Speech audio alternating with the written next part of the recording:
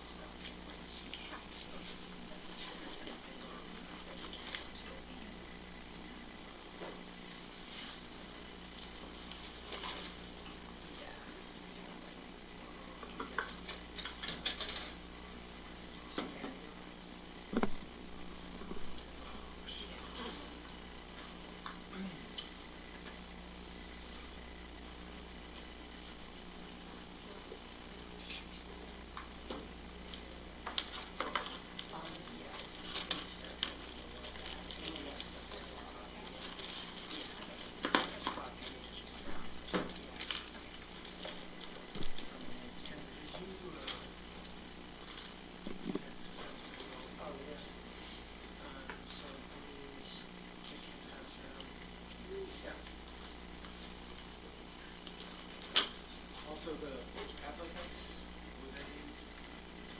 I emailed those. I can hurry to print them off if you'd like.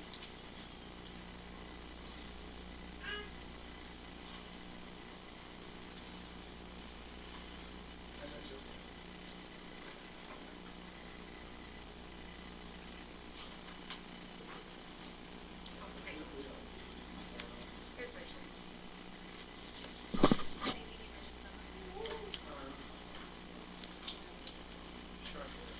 Yeah, 2200024.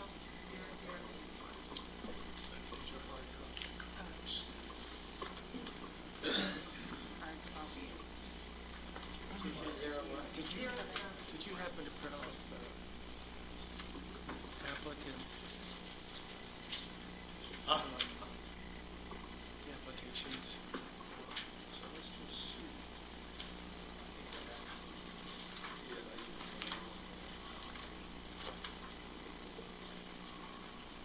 Rachel, it's me. I was just calling you.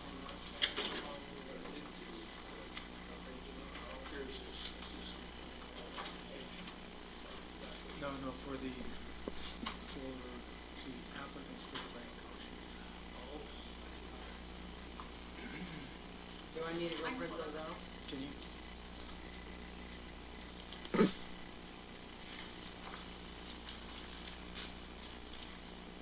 Do you want a copy, Garish, or you just want to look at them real quick? I wanted a copy, but I think I just put it up on my phone. I meant to print it off.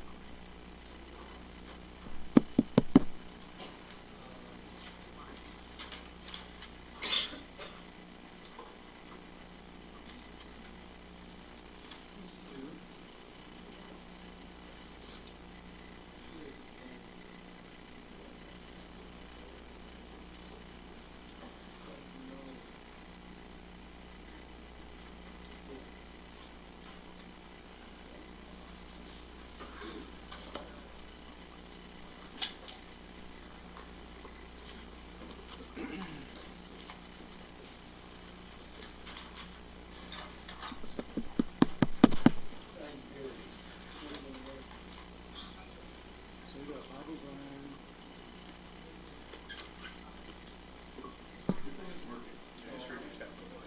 Oh, okay. Thank you. It's got a 10-second delay. Oh, okay. But listen to the terrible sound behind it. It's not really.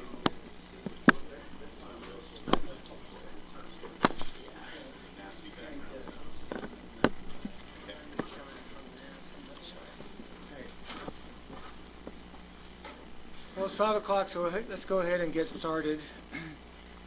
This is the December 10th, 2019 meeting of the Grand County Planning Commission. Kenny, do we have any minutes to go over tonight? I didn't see any in the packet. No, there weren't any. Okay. So for those of you that may want to speak with us or have a discussion with us, because we're being televised, if you're going to speak, I need you to come up and identify yourself. Can you hear me, Mark? Yeah. Okay. Identify yourself and sit down either at the table where you're close to one of those microphones or stand at the podium there so that people back home can hear you. Nothing coming through? You may have just ducked out for a minute. I don't think your mic's I don't think so either. Well, it's not coming through up here.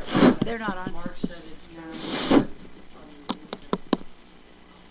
You know, it is coming through on YouTube right now, but not clearly audible. There's a bad background noise. I hear everybody tapping on their mics. There's a 10-second delay, is the thing. Oh.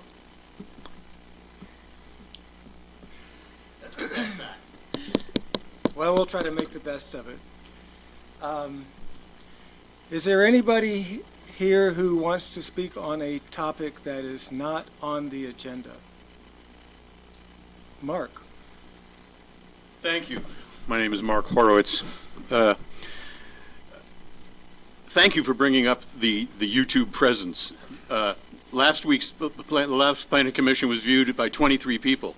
Although 6 people watched the last county council meeting, in fact, something like 90 watched it by the following morning. So I personally think that the YouTube thing is very important, and so I'm encouraging you all to learn to use a microphone for that reason. So thank you for mentioning that, Willis. Garish. That's not what I came to talk about this evening. I'll have to touch on that.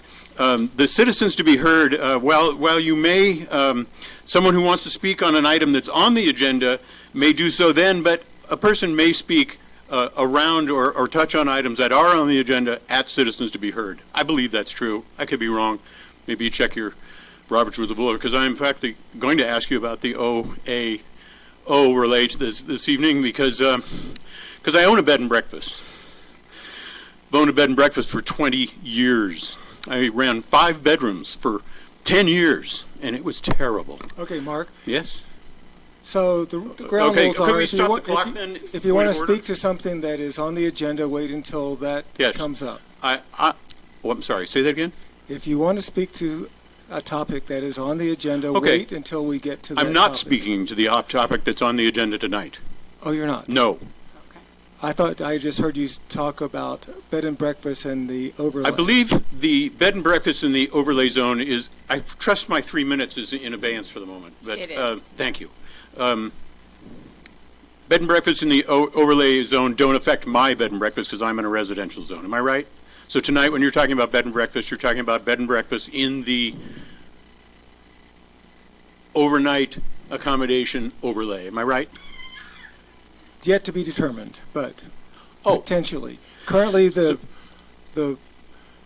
ordinance reads that new overnight accommodations, including bed and breakfast, are not allowed in residential zones. Right.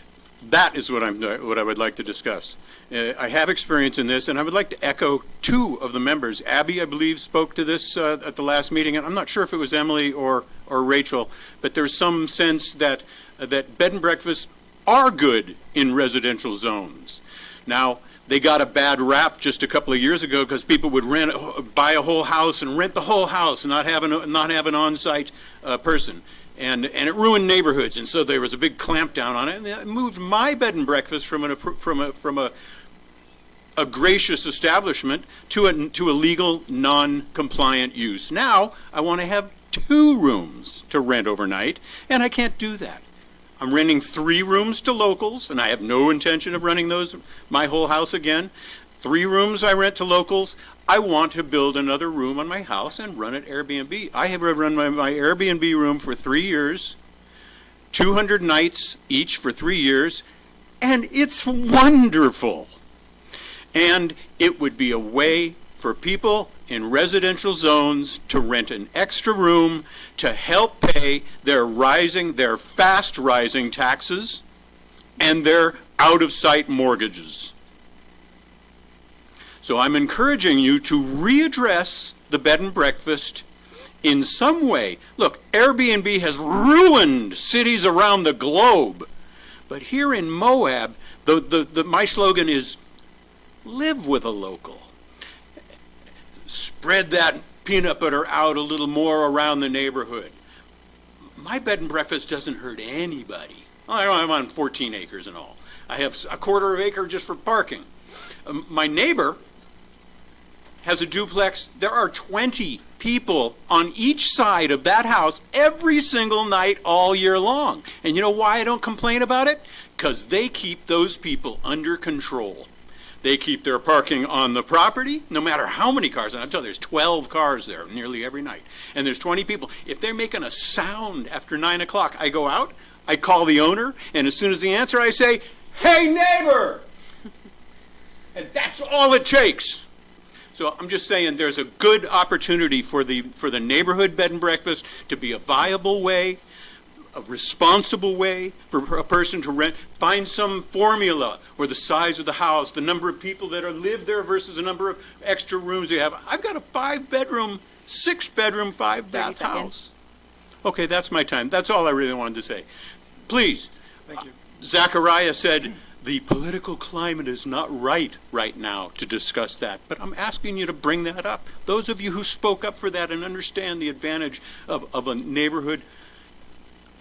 Thank you, Garish. Thank you, Mark. Thank you. Thank you. Anybody else that has something that they would like to speak on that is not on the agenda? So I will just make a notice that there was going to be a public hearing tonight on the Rancho Nuevo PUD overlaid and preliminary plat. That is going to be postponed until a future meeting. Are we still planning to discuss it as a workshop this evening or no discussion? Potentially, if there's a need to, if the proponent shows up and wants to talk to us. This was on your agenda, would we talking now as an off-agenda topic, and you've got something to say? Because you did put it on there, and I did change my plans significantly to be here at the end. And I think a few of us would probably like to be heard since it was on there. Well, you can wait until later in the meeting. We will potentially have a discussion about it. Yeah, I think if it's not a public hearing later in the meeting, I think it would be appropriate for yeah. people to make comment now. To comment now? And that would still go into the official record and, yes, yeah, and would be part of all the comments that would be considered when it is part of the public hearing. So, my name's right. Jennifer Wenzel. I live on Old City Park Road. Microphone by your. Sorry. Okay. I'm not good public speaking, That's so. okay. Really uncomfortable being up here. I'm concerned though. That is our neighborhood. That's a lot of houses going in, potentially tall houses. I'm concerned about light pollution, people, fires. I have a lot of concerns about it, and I do have family coming from Boston that I have to pick up in Albuquerque, and I don't know that when you readdress it, I will necessarily be in town. So thank you for giving me a minute just to come up here and say, you know, there's a lot of big lots in that neighborhood. We've got 1.8 acres, and a lot of my neighbors have big lots, and there's one house on them. So to hear, like, our neighborhood's going to have this major change, if I wanted that many people nearby me, I would live in town. I wouldn't be driving 10 minutes to get to town to see all these people. So I'm concerned about the feel in the neighborhood. I'm concerned about light pollution, traffic. I've got a lot of concerns about it. So I will definitely try to attend the next meeting, but I wanted everyone to know that in the neighborhood I am concerned. Thank you. Thank you. Thank you. And you can also submit comment via email or writing it to the county or to the Planning Commission, and that will also could include in part of the public record without you having to rearrange your schedule and show up again. Well, I think it's important to be here. It's important to me. I mean, I've invested pretty much my life into building my my life there. Well, and we agree, but it's also good to put it on paper Yeah, to no, go I into. definitely will. I'll definitely put it on paper too, but I wanted to look you all in the eye and this Yeah, is my thank you. kid, this is my neighborhood, this is what I'm concerned about, this is my future, right? So Thank you. thank you. Thank you. Thank you. Anyone else? Yes, Come on sir. up. Either place by microphone. Thank you. My name is Matt. I'm Jennifer's husband. We live in the same house. And, you know, my concern with the neighborhood coming in is the rural aspect of our neighborhood. I grew up in Moab, born and raised, and we bought our home in our neighborhood to have that feel, to have a chicken coop, to have horses across the street, to have, you know, the accessibility to the city, but a country feel. And we want to continue to maintain and establish that. And the rural credibility and the rural aspect of our home is why we purchased there. And with this new development going in, I understand 13 units with the AUD, I mean, that can double. That's 26 units going in right down the street from where we live. And the traffic that's going to involve, the light pollution that's going to involve with that, and the amount of, you know, just the amount of more necessities that are going to require to allow those people to live there in that capacity is going to increase indubitably. It's going to increase way more than having that same part of land go to 2 or 3 homes to continue and maintain that rural feel that we have in our neighborhood. And, you know, it's like you drive down the street, you don't want to drive down a big 3-plex complex with 13 homes that are 3 stories tall, and to be like, well, what is this? Is this a big motel? Or is this a bunch of people living there?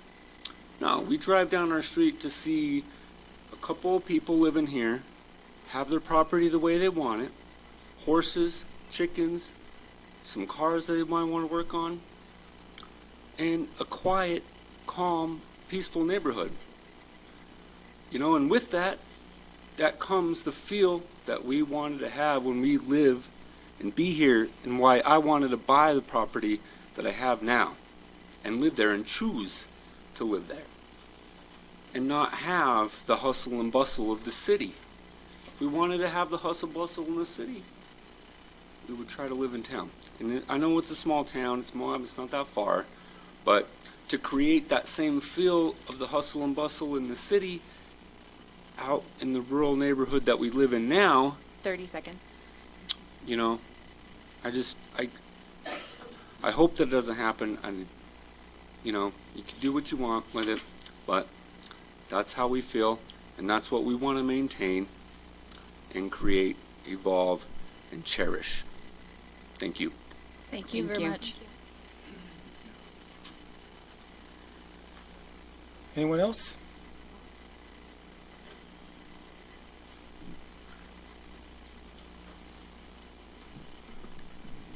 Years ago when downtown got too I'm sorry, busy. could you say your name? Oh, I'm sorry, Start. Catherine Jackson.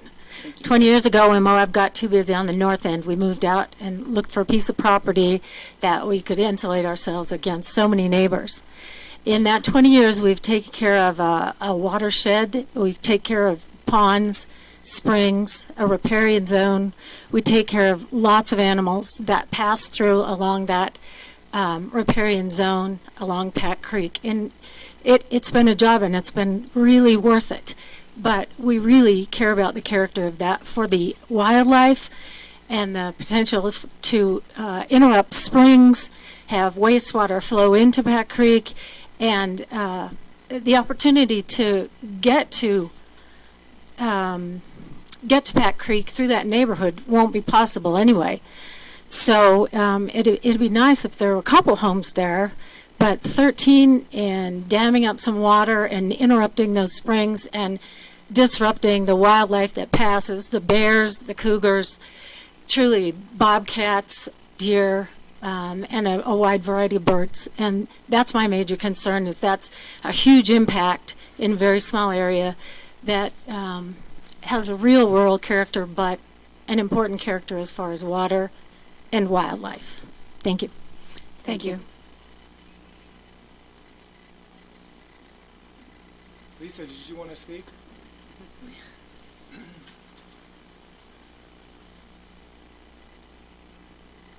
Probably won't speak into this because of my ears, but hopefully you can hear me. My concern, can you hear me? My concern is partly in precedent setting. The developers put forth in their plan that they would have open space trading off access to Pack Creek. I don't know if anybody's spoken to that before I came, but there actually is no access to Pack Creek from this property unless you cross other private property, which they don't have access to, the developers. I know a little bit about this land because there's a nest on there that I surveyed for the Utah RINS, Raptor Inventory Nest Survey.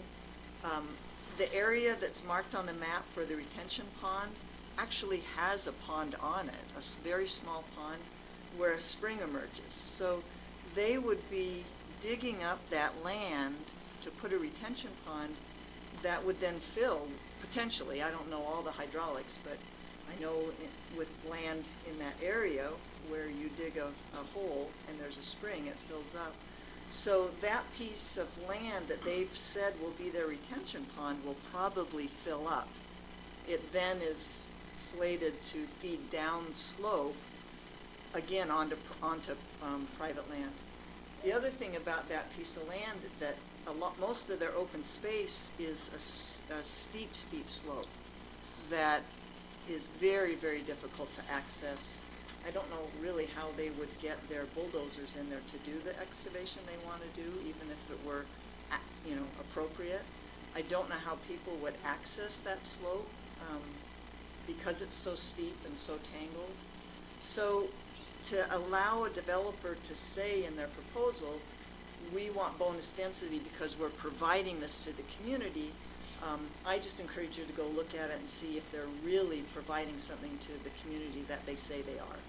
Because the way I've looked at it, in the times that I've been over to visit this nest, it's impossible to provide what they're saying they would. And so I encourage you all to go take a visit to this piece of land and any other piece of land that might be questionable, because it's a whole different thing to look at their map than it is to go and actually be on the land and look down the slope.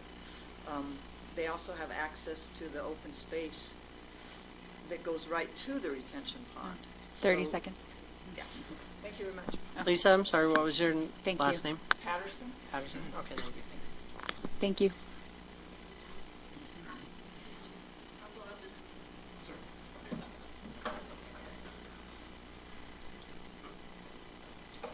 My name is Sue Belagamba, and I live at 2780 Nuevo Court since 1987. This afternoon, I took a look at the county's website, and I Googled planned unit development so I could better understand what the requirement of a planned unit development was. And there's 7 standards, of which 1 or more need to be accomplished before we can put in a planned unit development. And if you go through these 7 standards, I cannot see how this planned development meets any of them. I feel like I'm preaching to the choir because you guys probably already know this, but number 1 is to preserve and take advantage of the site's unique natural resource or scenic qualities and avoid mitigating or hazardous areas.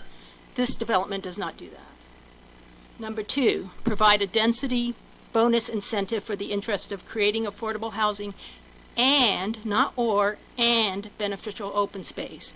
We heard Lisa say why this is not beneficial open space, and I don't think it's creating affordable housing either. Number 3, encourage more efficient use of land and public streets, utilities, and government services. I don't see how this development is doing that. In fact, it's creating traffic and a hazard for those of us that live on Nuevo Court.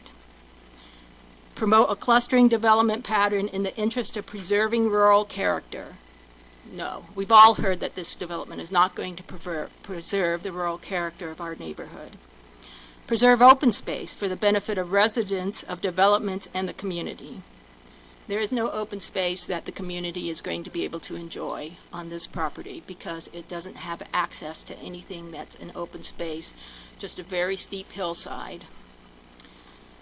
Achieve a compatible land use relationship with the surrounding areas. This is not compatible with our homes and our neighborhood.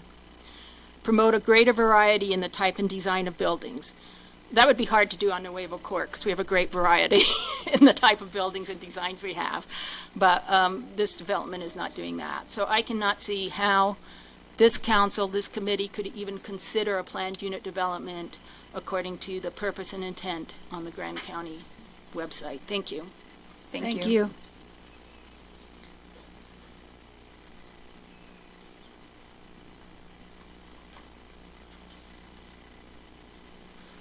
Good evening. Sherry Griffith, and I live at 2740 Old City Park. But did everyone get a chance to see the letter that I sent? Okay. So basically, the retention pond and the spillway would spill onto my property. And that my property and this joining property is a very steep, super saturated, full of springs hillside. It is so super saturated right now that the old growth cottonwood trees are being suffocated and are falling. I think I've included a picture so you could see it's really quite drastic, to the point that Cara from the Moab Valley Fire has come and done a site visit and determined that it's a critical area for fire fuels mitigation because there are so much dying vegetation and the falling cottonwood trees, and because of the supersaturation. I did invite everyone to do a field trip out there. I think that it's imperative before you make this decision because it's not like anything else in Moab. It's quite different. You'd be surprised. For me, over an acre of my land right now, I have to walk the water, or not quite an acre. The water is over my ankles. I have to use mud boots from the springs gushing off the hillside. About 10 years ago, Mrs. Tibbetts moved some dirt around, and it blew one spring down onto my property that I spent quite a bit of money mitigating and hiring drainage people to come in and put in a drain and drain it down to Pat Creek. It's come out again, and now there's 3 more, and that whole hillside is completely supersaturated. But there is no easement, nor will there be an easement across my property to manage this water, and any additional water at all could cause a mudslide. You'll see when you come. It's quite dramatic. So I think that's important. Also, the water quality. If they think that they can drain something down into a natural spring riparian area, I think is being a little short-sighted. You would have to have a discharge permit. I think I put that in my paperwork to be looked at.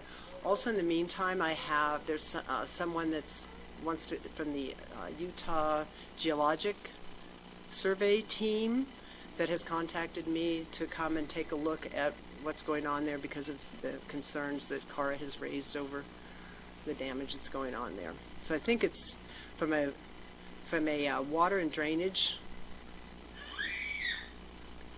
point of view, it's just 30 seconds. Yeah, thank you. It's just not going to be feasible. And I'll stay for the workshop, and I'm only speaking because you said potential workshop, that there might not be one. So I want to go on the record and invite everyone to come take a look. Unfortunately, I'll be leaving soon, but I will make sure there's someone that can walk you through that property to take a look. And if there's any questions, I can answer it now, or I can wait for the workshop. Nothing, right? Okay, thank you. Thank you, ma'am. Thank you.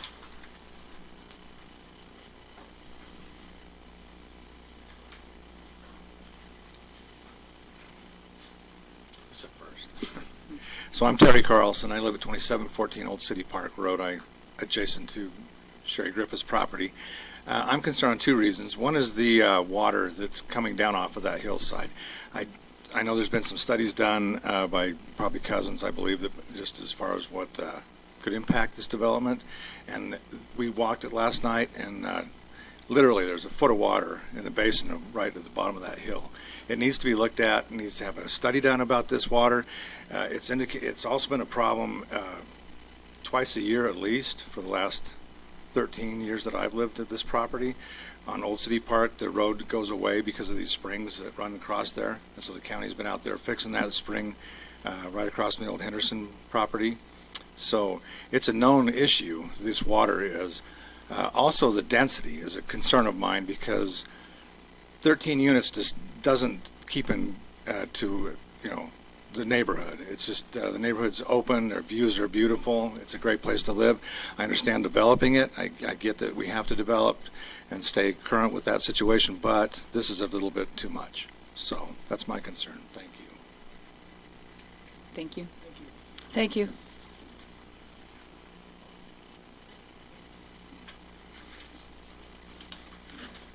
Hi, my name is Jamie Edwards, and I live on the corner of Old City Park and Nuevo.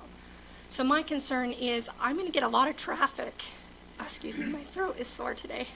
I'm going to get a lot of traffic around my corner, and I have 2 kids. I also think that 13 houses is too many. I can see, 5 houses going on it. There is 5 acres. I can see that, but 13 is just too much. I worry about fire hazards. How are they going to get down by the creek if it's above the creek from Sherry Griffith's house and Tiger Keogh's house? How are they going to get to that if there's so many houses? How are they going to fight the fire if there is a fire in the creek? That's my concern. I'm concerned about mostly the traffic because I've lived there for like 43 years and it's just too much already for where I live. So I just wanted to let you guys know, and excuse me, thank you for listening. Thank you. Thank you. Jamie, I'm sorry, I didn't catch your last name. Edwards. Edwards, okay.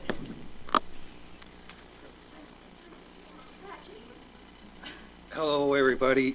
Len Jackson.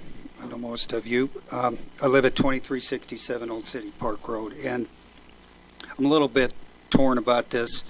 I'm a big believer in private property rights, and this individual has done whatever he's done to buy the property, work out a development agreement, and he has some rights, and typically they have the rights that go that the zoning has established when they buy it. I think he's generally, I hope Mr. Lent is genuinely interested in working with the residents out there. He came to my house about 3 months ago, introduced himself, told me he was going to put 8 houses back there. I kind of flinched a little bit because I assumed, I know when we bought the property that was all large lot residential, 1 house per acre. And in the interim period, I apparently wasn't paying attention. It's down to 2 houses per acre. I understand that. The thing that concerns me is the watershed, and certainly you're going to have to figure out a way how to handle that runoff going down onto Sherry's property. I live just kind of right above Sherry. There's an entire bank of springs that runs all the way from George White's property all the way down there. That's what feeds the pond on our property. We certainly need to take care of that. My wife had mentioned the amount of wildlife in that area, and it is substantial. There's usually a herd of deer that actually stay on this 5-acre property and go down and eat our garden all summer long and other gardens in the area. So it's a difficult decision. I recognize this gentleman and his property rights. But this is kind of a rural character area. If you get on Google Map and look at all the properties along the Wareville, most of the other properties, they're at least an acre in size. I think there's a couple right there where some Tibbetts and Libby lives there that may be a half acre.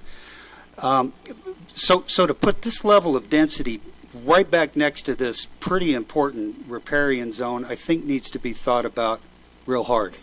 Like I say, when we bought the property, and certainly when Betty passed away, I remember telling Catherine, I said, well, somebody's going to come in and buy this. Land is developable. Land is scarce in Grand County. It's a good spot, but I guess I was under the assumption we might see 5 or 6 houses there, 30 which seconds. which I think would sort of stay within the character of that general neighborhood going down to Weyerville Courts. So, again, I'm a little bit torn, and I believe this gentleman's property rights certainly have to be honored, but I think you need to take a really close look, and I think 13 is going to really have some significant impacts on that particular piece. Thank you. Thank you.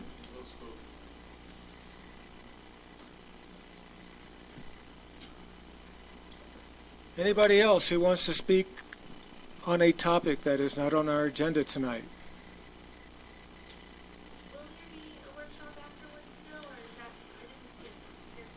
It's unclear. So. Point of order. Miss- Yeah, One way or another. I think Miss- we should make a decision. Well, Mr. Lynn said that he wanted to come and just get a sense of what the planning commission is feeling. I think he would have gotten a good sense of what some of the public feels if he were here now. But if he shows up, I think we need to at least hear him out. Is the applicant, so the applicant's not here right now? No. I'd like to make a motion that, we, sure. I'm sorry. I shouldn't have said that. My name is Sue Batchelder, and I'm just curious. I was clerk of court, and I was in court a few years back when Betty Tibbetts testified, because I think there was Social Security was trying to get money, that she had deeded her property to the Catholic Church. So I'm a little curious how it ended up, whether the Catholic Church just held it for her to evade her, avoid her getting taken, and then they gave it back. Does anybody know? According to the title report, it's clean title. It So what? according to the title report, it's a clear title. Meaning, I don't know what Betty did, because Betty did a lot of things, but it's been fixed. It's been fixed. I'm just curious, because the Catholic Church owned it the last time. I move we postpone the workshop till our next planning commission meeting, since the applicant isn't here during the time when most people have spoken, and I think it creates an uncertainty. So what Zachariah and I talked about was, if he does show up, at the end of this meeting, if he wants to have a conversation with us, we'll have a conversation with him. I think there's members of the public who showed up who are now uncertain about what's happening, and I think, I Well, personally. I'm uncertain about what's going to happen too. Well, So, but I agree with Emily. I agree with him. So I second her motion. Okay.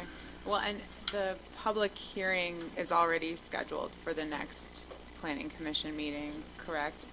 It's not scheduled because Or- we don't have a meeting scheduled yet. Is intended to be scheduled Yes. for the next planning commission meeting, That's so. true.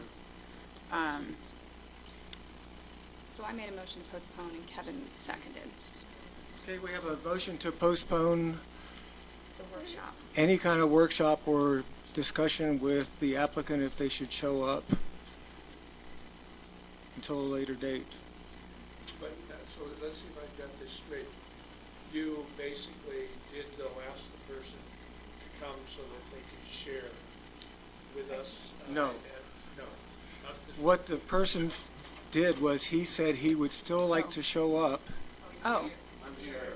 Okay. I'm sorry. All right. They told me I was last on the agenda. We're not, this is turning into kind of a fiasco. I'll tell you what, the reason that we wanted to, we were going to postpone, and then we've got some other business scheduled, some of it that's very time critical. So if there's a way that we could get a hold of one of our applicants and let him know that it's going to be, he had said before 6 o'clock or after 7:30, right? Yeah, the noticing was kind of tight on when we had made that change though. So that's, I believe that's the reason. So what I propose to do so that we can interview Brian, because he's traveling and he only has a small window, is we could go ahead and have the discussion with the proponent of this project, but let's do the interviews first. That's what I would propose.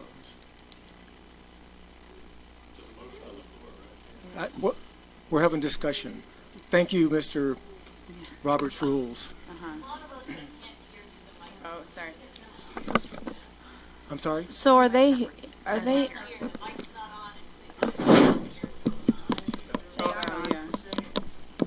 This is being recorded. It's just for whatever reason I don't know why it's not coming through the audio in the room. So, is Brian here? No. Brian was But- going to call in at what time? before 6 o'clock. Well, we were going to call him before. I don't think this is going to take more than 20 minutes, do you? Well, we've I- got some. we could discuss this with a 20-minute cap because we really do have time-sensitive Okay. things to discuss further. Yes. If that, Okay, I'd be good for that. next 20 minutes. yeah, so no one seconded that motion, so we can, did. oh, I I'm did sorry. second Never mind. So we have a motion on the floor to postpone this discussion. Do you want to go through an amendment, or what do you want to do? Well, we could either vote on it, or does somebody want to amend Emily's motion? I'll amend my motion to say that we put a 20-minute cap. I move to put a 20-minute cap on this conversation, and any conversation after that postponed to a future meeting. Second. Okay, all in favor of With Emily's the amended motion? amended motion? Thank you. It's unanimous. Okay. All right. So, Okay, we Working are on the going to have fly. a little discussion with the proponent of Rancho Nuevo PUD. So, And actually, could I Yeah. just say something very brief? Because I think Lynn Jackson said something important that I think maybe not everybody knows, which is that the underlying zoning for this property would allow 11 lots. yes. And then what they're asking for is a 20% bonus over that with the PUD, which would be 13. But, but 11 is still a large number compared to what's there. And I just wanted to make sure people know that the way the zoning is set up, it'll be very difficult, it's a heavy lift for this to be less than 11. And we have discretion about whether it's 11 or 13. That's the main decision we're making. Does that sound right to you? yes. Mm-hmm. Okay. Yeah. 'Cause Do you want to come sit at the table and we'll just have a conversation and All right. I apologize. I'm glad, it looks like at least I made it. I could have been earlier, and I should have been earlier. I thought I was on the last on the agenda. well, that's what I Yes. thought too, but Okay, this is how it is, so let's just get on with it. great. And Thank you for having me. I'm not sure what you want to hear, or did you want me to talk about the project, or? I think we heard a lot of, I would encourage you to read or watch the YouTube Okay. broadcast of You've this so already you had can. public hearing on it? Well, We have not. We've had some because comment. Yeah, because it wasn't a public hearing, the people who wanted to comment were commenting during the open commenting period, the people who came here tonight. Okay. So I would encourage you to watch the YouTube, Okay. it doesn't have to be watched live, and so you can really get everyone's full comments. Okay. Um, And I'm open as well after, if Yeah. anybody, I- would like to chat. I think one large concern was about drainage, especially onto neighboring properties, Okay. and how to, so maybe you could speak to that first. And I'd say also the size of the development, how many houses, how dense it is. Although Kevin's right, without a bonus, you could have 11 units. That's still a concern of neighbors. Okay. And my understanding is you wanted to kind of sense us out as to how warm and fuzzy we were feeling about your proposal Yeah. in total. Yeah, So- so we had a little snafu on our noticing. Otherwise, it would have been a public hearing, and I apologize to those who wanted to speak and maybe didn't get the chance.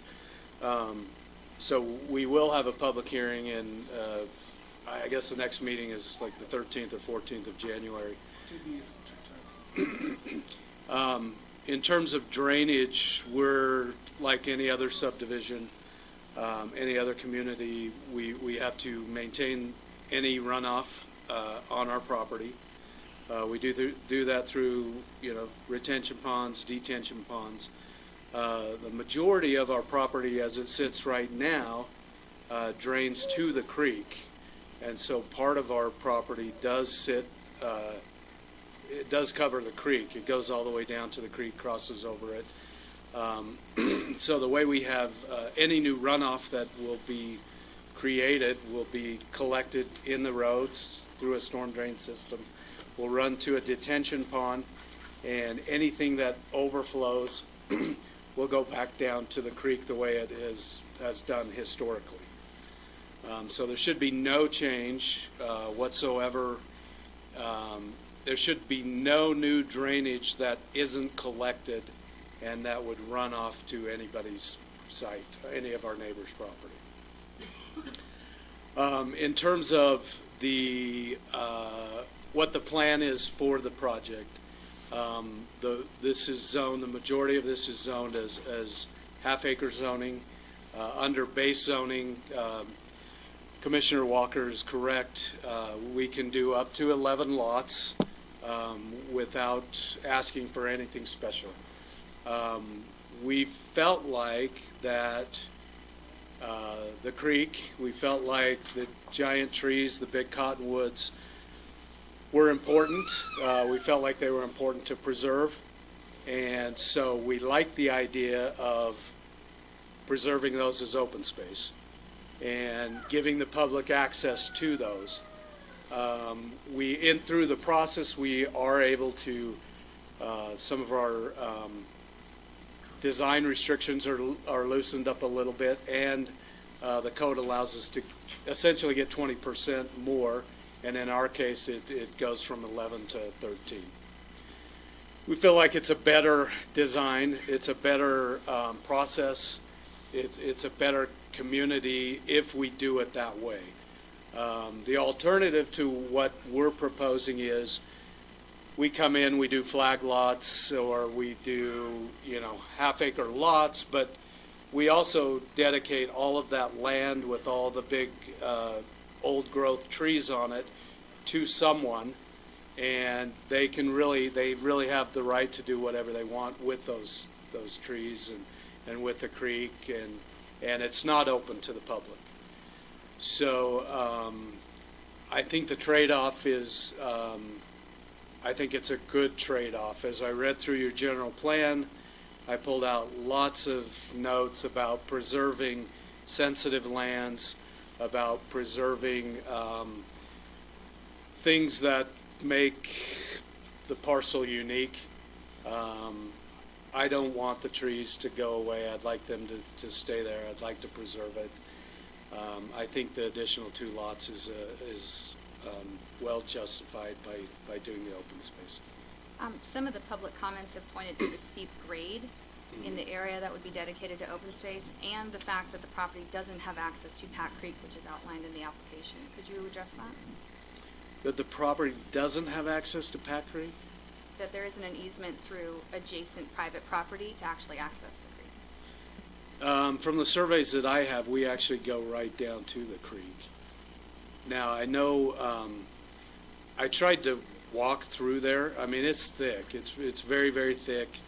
I know our parcel hits the floodplain. If it doesn't, I can't say for sure that it actually does hit the creek. My understanding was it does. What was your other concern? The grade of the open space, whether that It drops off quality of that, significantly. this precipitous drop might not make it conducive to public use as open space. So my observation is that if it does become public open space, the public would like to get down to Pat Creek. I'm assuming that's kind of maybe where the conversation is going. And sometimes people say, well, this isn't good land. You shouldn't get credit for doing it. The way the general plan reads, and these are I would argue that these are the exact types of property that we want to preserve. I understand There may be some seeps coming out of the hillside with water. I haven't witnessed that. These are the pieces that would be better for the public to own and manage than allow a property owner to do what they want with it. I mean, technically, a property owner could come in and could cut down trees. They could block people from accessing the parcel.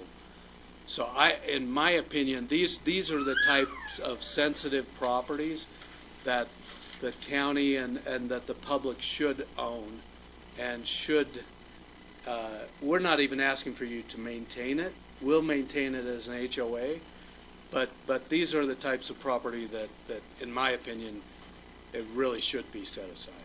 Because what it does is it prevents the headaches that sometimes come along with all of a sudden someone says, well, I don't want to build here on the flat piece. I want to build as close as I can to the creek. And the next thing you know, you've got, it can lend itself to a complicated situation when someone wants to build on those sensitive lands, or they want to build a shed on the sensitive lands. Then it makes the public process a little bit more challenging. Okay, so we didn't do the ex parte, but I walked that this morning. I was already doing some stuff with Sherry Griffith for her water, because that's what my business is, and about her springs. Well, they're not seeps, they're full-blown float. And her whole bottom, her property is, I would almost say, a swamp. I had to borrow a pair of boots, but my feet got stuck in the mud several times. And then the one lady has said that the place where you want to put the retention pond is already a pond. So if you go to digging it out, you could open up that spring and maybe cause more water. I just think that really needs to be looked at by engineers and everything, because once that you guys start digging in there, that water appears to be pretty dang close to the surface. And then you could be flooding, and I'm 100% private property rights, and anybody in here will tell you. But I'm very concerned about what could happen downstream. And then I also know from working on water, is you just can't allow your water to flow into a creek. So your overflow off of parking lots and such can't just be turned into the creek, because there's the water quality. So I think that there's more that needs looked at before it goes too much farther, because of the possibility of what could happen. That's the exact reason why I would argue that needs to be open space. So our detention pond is not where there is a potential spring. Our detention pond right now is not where the trees are. It's actually on the flat ground. In terms of stormwater discharge, we collect any additional stormwater runoff that we create in our detention pond. And then anything that is like our historical flows, if we catch everything and there's still an overflow, the only thing we can discharge overflow is what has already been done historically. So anything that I mean, it's happening right now is anything that would happen in the future, if that makes sense. So I would argue, Commissioner Green, that's the exact reason why we want that as open space. And if our detention pond is too close to those springs, we'll pull it back, because I don't want to mess with that. We have already had a geotechnical study done on the property. We did not hit any groundwater whatsoever. We did do one of our test pits in that location. We were only able to go down 6 feet, but we did not hit any groundwater at all.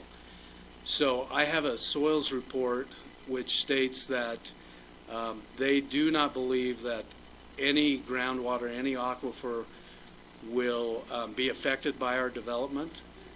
Currently, we're not planning on doing basements, which if we were doing basements, there is if we went deeper than 6 feet, there's always a chance that we might hit groundwater.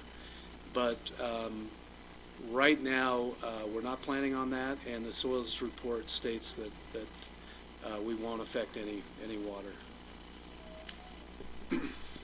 So my understanding was that you wanted to kind of get a sense for us, you know, What- how we're feeling about your project. And I'll just say, I haven't been convinced that there is a public benefit to giving you a bonus of any kind. Okay. But that's my personal opinion. I haven't made up my mind yet, but my inclination now is to say, it's undevelopable land. You're trying to get a bonus for not developing some undevelopable land, and it's like, where's the public benefit in that? So, just my personal opinion. Okay. So I guess I have three concerns. Probably the biggest one is about the water and the drainage. It seemed like the soils and drainage report that you had was kind of a vanilla report, which didn't take into account the unique characteristics of the site, in particular, all the springs and the seeps below, which a lot of the commenters brought up. And I think the county engineer's letter also brought up this lack. So I certainly don't think we should do anything before having, a more detailed hydrological report for this area. The second concern is pretty similar to what Garish just said, that, in terms of the sort of open space gains, I understand the case you made, and you made a better case than I was expecting, so I'm not quite as, but still, I think this is, for the most part, land that's not really developable. It doesn't, by itself, create publicly beneficial open space. I suppose it might in the far future if other parcels along Pack Creek, contributed something. And then my final concern, which was brought up in one letter, is the cul-de-sac issue. I guess the county has a standard that, cul-de-sacs should only be 1,000 feet long and only 20 houses. Nueva Court is already 1,000 feet long, and this is sort of adding additional cul-de-sac on the end. And and right now I think Nueva Court has 13, excluding your property, maybe 13 lots, and this will be another 13, which would put it over that. Now, just as everybody on the Planning Commission knows that Cricket's a private property rights person, they also know that I'm not a stickler for rules, and I don't want to get hung up on 20 versus 26. But, so by itself, I don't think that decides it, but I think it's just one of many indicators that make us think that, this isn't an appropriate place to grant a density bonus. I guess the final one is I just think that the base zoning is inappropriate. It is large lot residential. We're not going to go back in time and change that, but I bet some of us wish we could.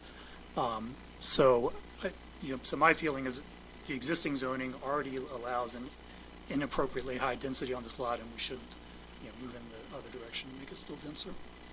Okay. I mean, quite honestly, we could go back to 11 lots. When we started this process, we submitted basically, I think 3 lots on the front and 5 lots on the flag lots on the back, and it's not much of a community. I'll put it that way. We got some pushback from staff, about all the flag lots, and but we can go back to those. We can go back to lots that include the slopes that go down to the creek, and we'll sell those for premiums. We thought this was a better route because we put everything up on the flatter property, and we gained 2 lots. So it just made more sense to me.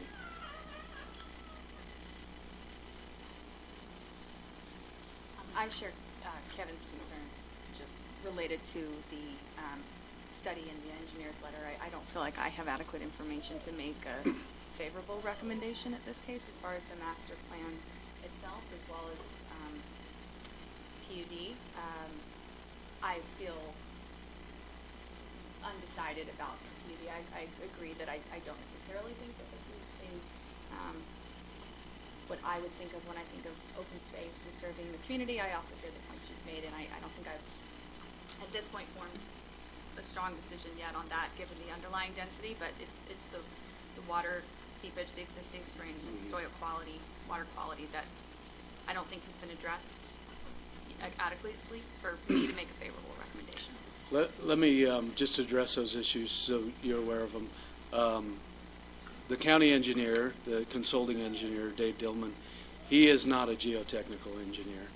And that's actually what he stated in his letter was, I know there's, well, he said, I understand there are seeps on the hillside. This is not my specialty.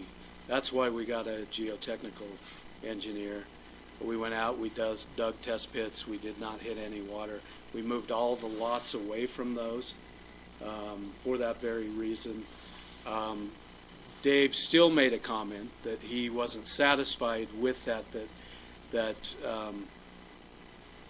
we would not affect the aquifer underneath. We went back to the geotechnical engineers. They did an amendment to the soils report, which stated we do not see this affecting it by any way.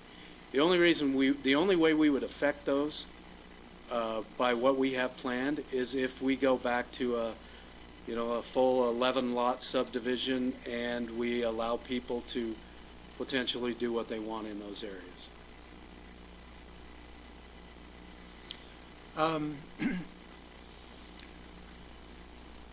So I can just tell you that my inclination is that the PUD itself is not bad, but the bonus is what is stuck in my craw. But I think the general layout that you're talking about looks like a pretty good plan. And so that you could use the acreage and the undevelopable portion of your property as credit to more lots that are developable, so that you spread out the density. I think makes sense. So I don't have an objection to you using the PUD route. I just don't know that the bonus is appropriate in this situation. Understood. I mean, you come in with flag lots all over the place if you want, and if it meets the code, that's what you'll get approved for. Right. But maybe it's more economical to do flag lots than what you have proposed. I don't know. Yeah, I mean, we wouldn't have to do the cul-de-sac. We just hook onto the front of the lots. We wouldn't have to really, we'd have to do very little road improvements on Nuevo Court. Mm-hmm. Okay, well, it's about 6 o'clock. Does anybody have any other comments or questions? And are you Mr. Lent? Yes. Okay, thank you. Thank you for coming out today. Appreciate it. Thank you very much. We'll see you soon at the public hearing.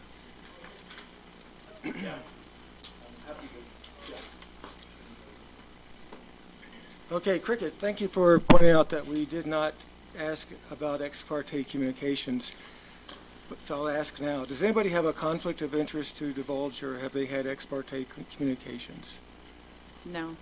Certainly when we vote on new members' recommendation to the council, I will recuse myself from voting for them. But do you know somebody who might be a conflict? I think I do. I have had numerous communications with members of the public, most who live in the neighborhood of Rancho Nuevo PUD proposal. And I've been really careful to say, listen, you put it in writing, send it to all of us.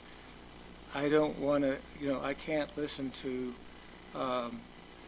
your rationales or reasonings for anything. But if you send it to all of us, it's common knowledge. So though I have had some conversations in the last week with some people that are interested in that one project, I don't feel like I have actually been involved in any ex parte communications. Well, the only reason I was already there for the water, because she had already called me. And then I didn't even realize, because I've been in Vegas, so I hadn't even taken the time to read everything. And I found myself there, and I'm like, oh, okay. So it wasn't intentional. Can we talk about this at the end of the meeting, but it was discussed to do a site visit potentially, and if we want to organize that, can we just get that conversation started today? Good. Okay, we have to deal with some planning commission business now. We've got 3 applicants for two vacancies on our planning commission, so we're going to hold interviews with our 3 applicants. And you're welcome to stick around for that, if you like. So, Question, Garish, we submitted questions. I apologize. It's important to us as our I apologize. I would say, if you can call the county administrator and complain to her, it might make a difference, because us talking about it doesn't do any good. We can't hear you. Tell us to call the administrator. Yeah. Well, I should have stayed home and watched it on YouTube, then I'd know what was going on. But then you can't speak. That's not right. Can I ask one question? I've lived here all of my life. And I've lived out there on Old City Park since '70. And then you don't listen to what people want. I come down here and listen to this. And how come this was even let go into our community out there? You know, we got our little, it's quiet. We don't want it to change. And how come I had to have one house on 2 acres, but then I couldn't get 2 acres, so I got a house on 1 acre. But then it wouldn't come, you could put 2 houses on 1 acre. But now how come somebody can come in here from out of town and buy up this property because they got a lot of money, the locals don't. And how come they can come in and just take over? Thank you. Yeah. Can I have an answer? As I understand it, the zoning there allows for 2 houses per acre, and that would give him 11 units that he could put that densely. He's asking for a bonus, which would be an exception to that of 13 units, and I don't think that's been decided that he could get 13 units. So I think it's really a question at this point of how it's zoned. It's zoned 2 houses to 1 acre. But he owns more than 1 acre. That's the I deal. know, but his is all up down on the hillside there. And you go start messing with that, you just drive down Old City Park Road, and they can't keep the road in there because the springs pop out under it. So I think you guys ought to take a serious think about it seriously before you let him, if they come in and sell, put a house on half an acre, that's fine. We can deal with that. What they want to do is put 15 deals in there, the traffic and all that down that street. Yeah, I have a problem. Thank you. I think we Thanks for we your got the comment. picture. Okay, so we're going to go in alphabetical order here. We have 3 applicants: Bob O'Brien, Brian Walston, and Evan Mosier. Are you Evan? Ian. Ian Mosier. Ian. Thank you. So we're going to interview Bob O'Brien first, and then we're going to interview you, and then we'll try to get Brian on the phone. Is he on the phone now? He is not, but I told him I'd be notifying him when we get close. Okay. Does he want to listen to the other interviews? I don't think so. He didn't express concern for that, but. Go sit in the hot seat there, Bob. Now, did you collate the questions that we submitted to you, Ken? I have. I believe they were compiled and sent to the planning commission. I don't recall now. I don't think. Did they not make it around? Okay. No. Does everybody have at least one question? I have the initial question. I was. And then Zachariah sent out some suggested questions that we could look at too. So you got an email from Zachariah yesterday? I don't think I got that. Maybe it's in my spam. Yeah, I saw that email. Yeah. Exactly. Okay, Bob O'Brien. Sociologist, and I thought you were an economist. I do a lot of stats and quantitative methods in sociology. I got you, okay. Well, I'll go first with my question, if that's okay with everybody, while you guys are collecting your thoughts. So, Bob, there is a inherent tension between private property rights and public property rights. And that tension sometimes creates problems. Was that private property and public property? Yes. So when issues come forward to a body like the Planning Commission where there is that tension between someone's private property rights and and the public's property rights, how would you sort through that to make a decision as to where the public's rights are infringing too much or the private rights are infringing too much? Could that create a conflict for you? I mean, I think much of the private property rights are defined, and they end up being defined through zoning, and all the kinds of rules that the Planning Commission, the county has. So oftentimes, some things will infringe, and if I'm guessing what you're saying by public property, are we talking about what the public would like to see in their land, like the thing that we just had here? I'm assuming that's what you're saying. Then we basically have to kind of follow what is in legislation. Sometimes, what are in the rules. So sometimes we get the nice chance of saying, well, we'll make the decision on whether 2 more units go here. That's not a private property right because it's not defined as a private property right. That's my kind of stance on it. And usually, those definitions help us through. Thank you. Cricket? Emily? Go for it, Cricket. From personal experience, I know I'm talking to you, but I know you already, anyway. I have to ask you the same question I asked everybody else, but do you feel like you have enough time to not only download the packet, study the packet, attend the meeting, but also all the workshops? That's what threw me out of this job, is I just don't have that time.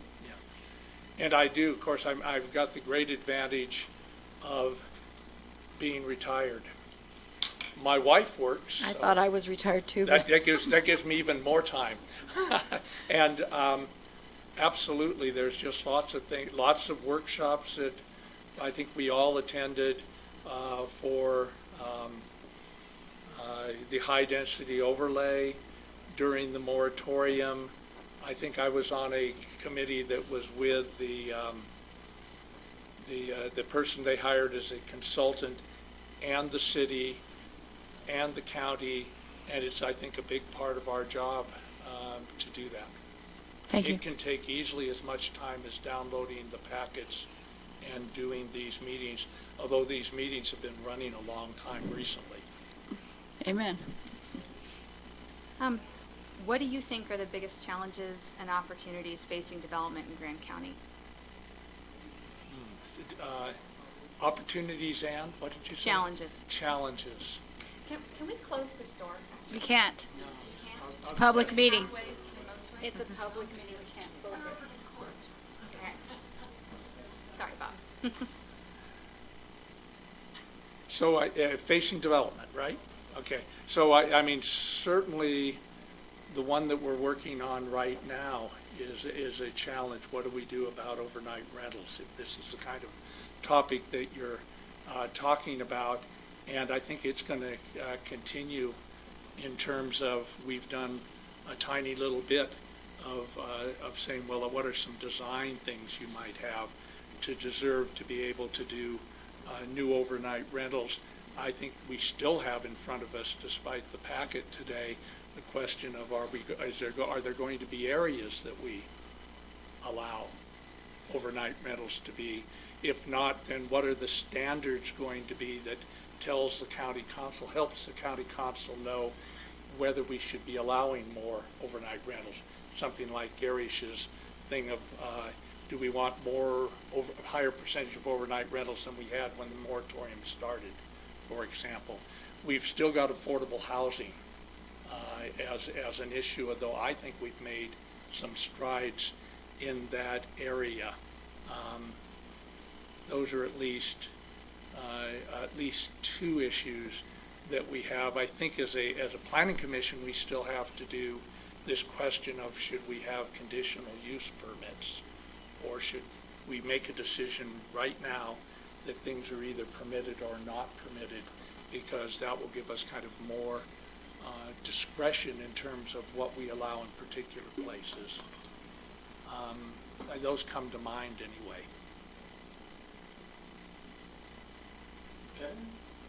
Emily took my question, so. I'm sorry, Kevin. So I've been struggling. So, I mean, this might be too similar to what Emily just asked in it, because I went out in the call, I didn't hear your full answer, but what are some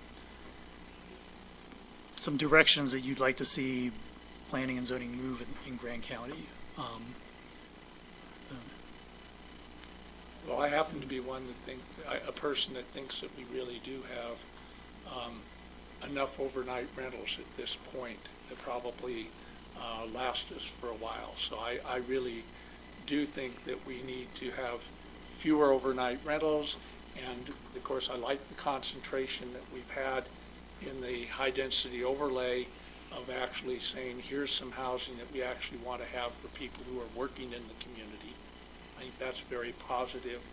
And what we've tried to do in terms of affordable housing, probably is very similar to that question. I do think we've in Castle Valley, where I'm on the town council, have gotten in problems because of conditional use permits, and then find ourselves in a position where we can't let, in our case, somebody double the number of animals that they have on agricultural land because it's a conditional use. And it's almost impossible to stop that. So I think that's a really important task that we haven't done. And of course, we've also talked about these kinds of Southern 191 and Northern 191 and what we want to do about them in terms of zoning and development, and we haven't had time to get to it.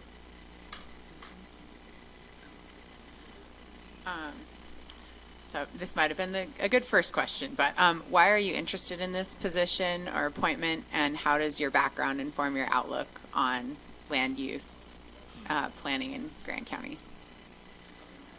Well, probably because I think you can make a difference.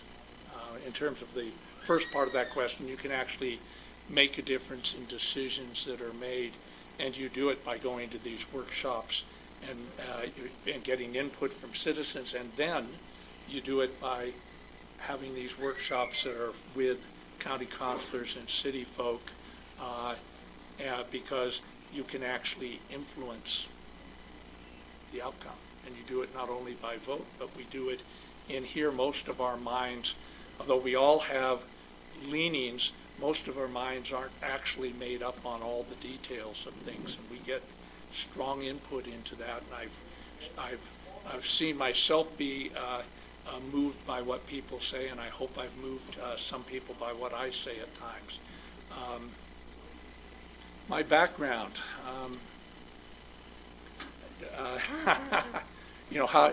how do you do that? I guess I have a background of being a sociologist. I have studied a bit of urban stuff in sociology. So that background, of course, actually influences me. I served one time on the Willackenzie planning team, which was for about 20,000 person piece of Eugene, Oregon. And of course, then you end up with fellow citizens, and in that case, working with people on staff from the planning staff there, and you end up sharing ideas and figuring out what's valuable to other people, and how do you move that process along. That has actually influenced me a great deal in, if I got the gist of your question, and how I think about planning. And I served on a couple of other committees there. They tried to get environmentalists, that was me, together with people who were favoring development in Eugene, and that was a 2-year process where, some folks thought we couldn't get together and make progress and actually learn from one another, and I think we could.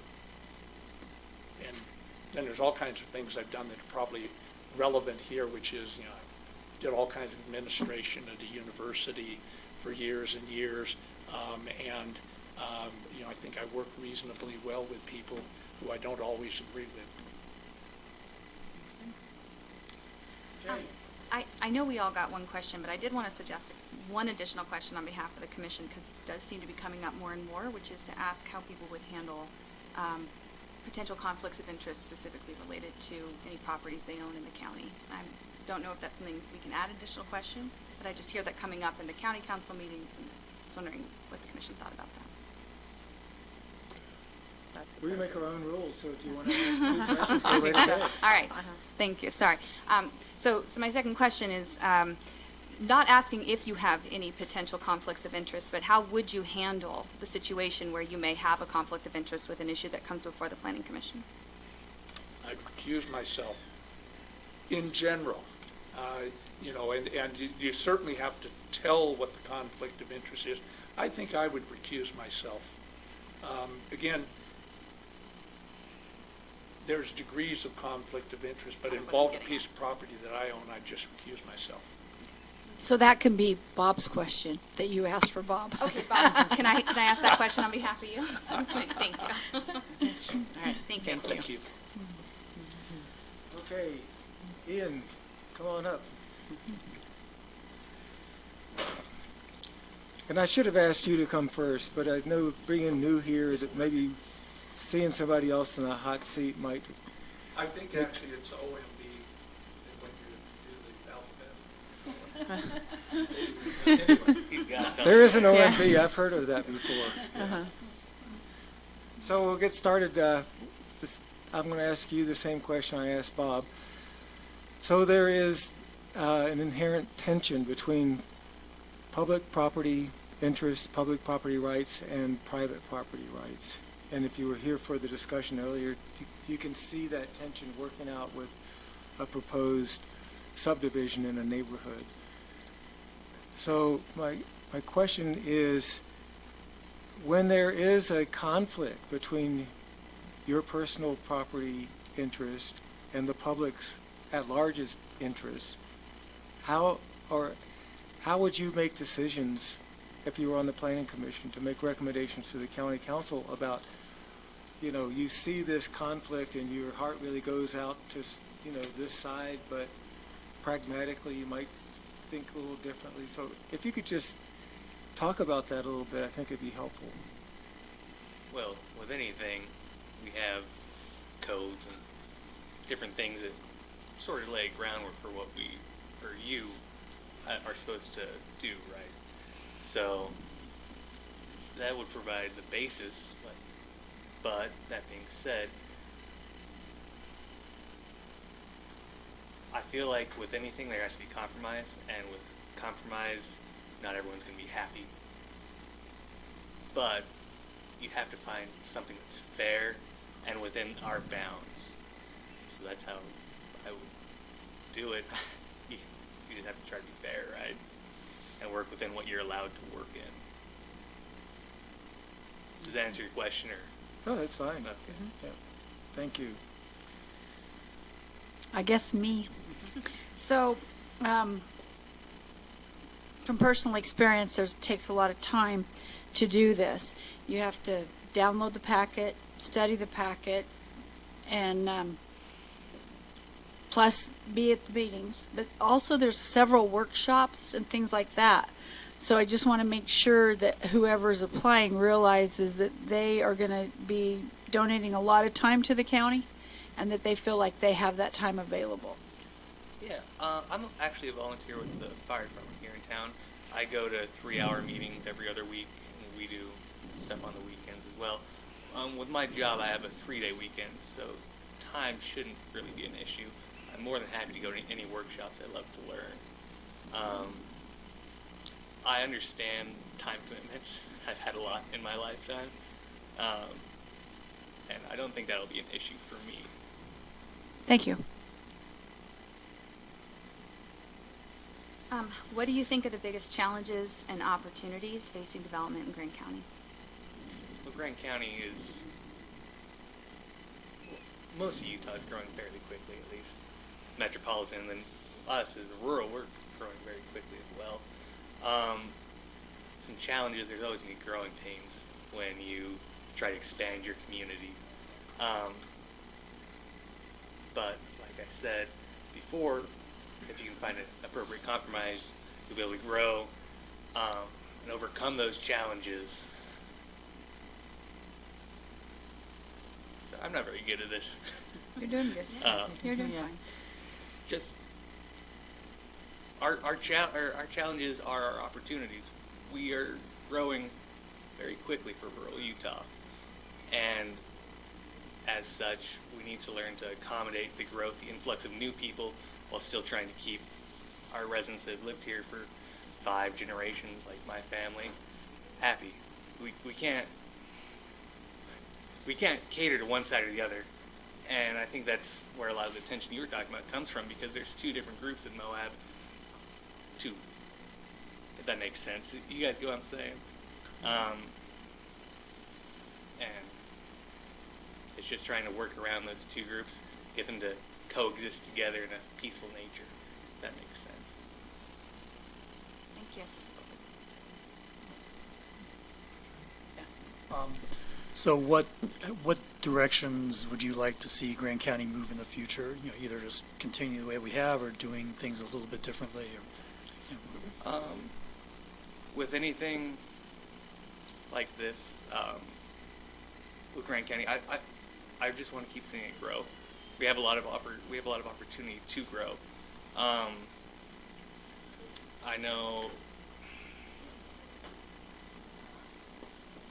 I'm sorry. I want to see it grow in such a way that we retain our nature as a community. As long as I've been alive, we've been a tourist community. We have a lot of people coming in, and I feel like that's our way to grow, but we can't neglect private property owners like all these people either. So I feel like if we can meet some sort of balance where we increase or we keep growing, but keep our citizens happy. That's what I want to see happen. I don't know what your guys' plan for the future is. I don't have any insider knowledge really, so I don't know if that's your plan. But that's what I would like to see: just continued growth and more or less tension. I guess I'd say that. Thank you. So why are you interested in this position, and how does your background and experience inform your outlook? I've volunteered for the community since I was 16. That's why I joined the fire department as a junior firefighter. I'm a certified fire inspector. I know that doesn't give me a lot of experience with this sort of thing, but it does give me a little base. I really like to serve my community. Like I said, I've had a huge time commitment through the fire department, hundreds of hours of classes. When I turned 19, I volunteered with EMS. I was with them for 3.5 years, I think. I really just want to use this to help my community to the best of my abilities. Thank you. I'm not asking if you have any conflicts of interest, but I'm curious if there was a perception of a conflict of interest, how you would handle that during the discussion and your voting. I think the most important thing is to inform people that you think you might have a conflict of interest. That needs to be discussed further, whether or not you do. That can happen, but like Mr. O'Brien was saying, it'd probably just be best to recuse yourself for that part of it. Thank you. Okay. Yeah, thank you. Ian, thank you very much. So, can we get Brian on the phone? Yep. Or is he going to be on the screen, or how are we contacting him? He'll call in to this.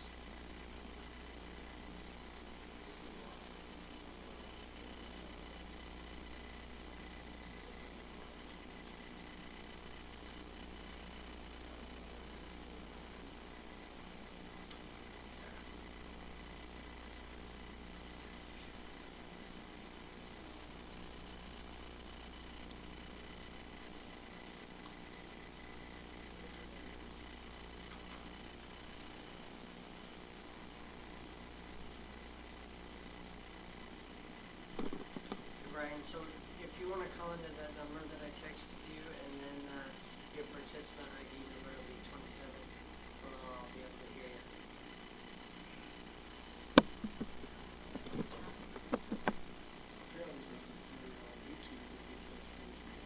I just heard myself echoing for a moment. Maybe that's Okay. I think it must be that Okay, thanks. like the speakers within this room are not. But they're not working in the hallway either, right? Oh, I don't know. I would. So he said he's driving right now, but he could call in a couple of minutes as soon as he stops. Okay. So, Okay, well, we I don't could know if you wanna- discuss the meeting schedule while we're waiting, if that's. Well, I was going to say Oh, that. sorry. So in the past, what we have done is, depend on the number of applicants or the number of positions that need to be filled, we would write down 2 names on a slip of paper, so vote for 2 out of the 3, and we'll hand the paper over to Olivia. You want to be our pollster tonight? Maybe you could introduce yourself. Oh, I'm also. sorry. Just. I'm Olivia Holmes. I'm the AmeriCorps Vista in the Community Economic Development Office. I'm taking notes for right now. She's helping. Yeah, I'm sorry. Nice to meet you. She was introduced a couple meetings ago. Oh, I think briefly. I think it was a meeting I was absent from, so Yeah. I apologize Sorry. for the rest of you guys. So if that's agreeable to everybody, once we're done with Brian's interview, then we'll vote. Olivia will tally up the scores and tell us who the lucky people are.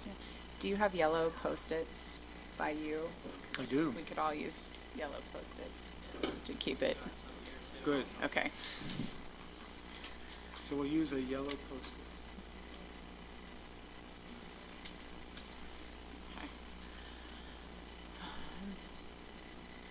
Do you think it's appropriate to start talking about schedule for 2020 in the interim, or? Yep. Okay. So my feeling is that Tuesday nights are not a good night. I mean, there are other things that go on Tuesday nights, like that there are a lot of people that would normally be here at this meeting, but they're at a city council meeting. I really like the idea of going to Monday nights. It doesn't matter to me which week it is, if it's the Monday night the same week as the county council meets, or if it's the alternate week, but I like the idea of going to Monday nights instead of Tuesday nights. I also really like Monday nights. That would work better for me. I mean, Tuesdays are also good. Monday or Thursday would be the best for me. Wednesday would be really difficult. So. Yeah, I agree. Mondays, once you get later into the week, it makes it harder to schedule any kind of work travel or family travel around weekends as well. Yeah, I also like Mondays for that reason. Is there, Kenny, from staff's perspective, are there reasons that Monday would be difficult for staff, or? I believe that the Zechariah I had talked a little bit about this, and I think Monday would work. He didn't have a concern about that.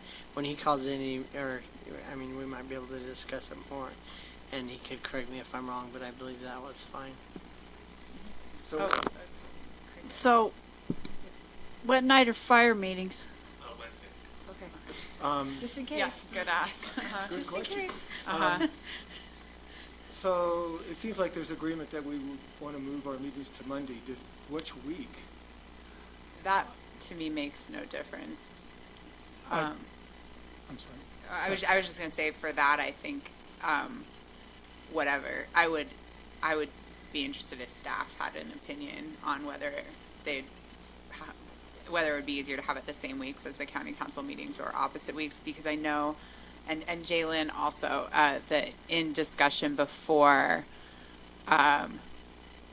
there was some concern about if our meetings are Mondays and their meetings are Thursdays in the same week, there might not be enough time in between for proper noticing, or, you know, that it's easier from county councils and to have the week before, to have the planning commission things happen the week before that meeting, but. That's not necessarily what I said. Oh, okay, I'm sorry. Well, I'm glad you're here to accurately. We heard that somewhere. I think Say, I think maybe it was, okay, I'm sorry, maybe that was coming from Zachariah, but would you, from county council, have a, I will say from my perspective, and I'll preface it by saying I take my responsibility seriously to read the agenda packets for all meetings I attend. So if you were to hold it on the same month, the same week as county council meeting, before county council meeting, that would be really problematic to get through an often 300 to 400 page packet for county council, and then, you know, a 200-page packet for this, and I'm sure this isn't your shortest one, it was 180 pages. So that would be problematic from that perspective, but other than that, I have no problem. I prefer it the same week, but I guess I would prefer it 2 days after the council meeting, but I'm only one person, and I may not be the one, so. I also raised, though, that when this also came up at the meeting, that if something is brought up at county council meeting on Tuesday and our meetings are on Monday, that means it's 2 weeks for us to respond. And looking at some of the things we've been dealing with this year, you know, major code changes, overlays, citizen comments, and so on, I think having it offset, I think we both travel for work, so being able to be in town 1 week to go to the county council meeting and obviously attend ours, that's important to me, but I think it's more critical to the pacing of policy. So. I guess I wanted to say a couple of things in favor of having them the same week. One is just the permitting. I think there has to be, you know, if we have a public hearing, there has to be 10 days, I think, before it comes up at the county council. So that would be roughly 2 weeks if we were just before them. It would be at their next meeting, and it would be closer to 3 if we did it the other way. Emily just said this, but I do, you know, some people, including staff, you know, have to be at county council meetings and this, and it's really nice to have some weeks where you don't have a regular meeting so that you can travel somewhere else. And I think if I were on the county council, that would weigh more heavily with me than having, you know, 2 packets to read at the same time, because it depends on how much you're planning on traveling. Yeah, and I will say the person who fills this position, the liaison to the planning commission, actually, it might decrease their council reading packets somewhat because they've already been through it, some items with planning commission, so Yeah. there is that. I will be fair and have that. Okay, are we at a point where we want to make a decision, or are we going to just let it sit there for a minute and stew on it? Do you feel like we should speak directly to Zachariah and get feedback from him before making a decision, or? I think whatever you guys decide. I don't think you've discussed anything that that wouldn't work for staff. Okay. So I guess I'll make a motion to move planning commission meeting days in 2020 to Monday. Oh, I was sorry, I was going to do that separately. Oh, okay. I'm sorry, I'd like to retract that. I don't have a strong opinion on the week, so I'll let someone else make that Okay, motion. I'll just, for discussion, I'll move that we have our planning commission meetings on the Monday before county council meetings. I mean, yes. Also same week. Okay, we have a motion and seconded. Any discussion? Should I vote? Yeah.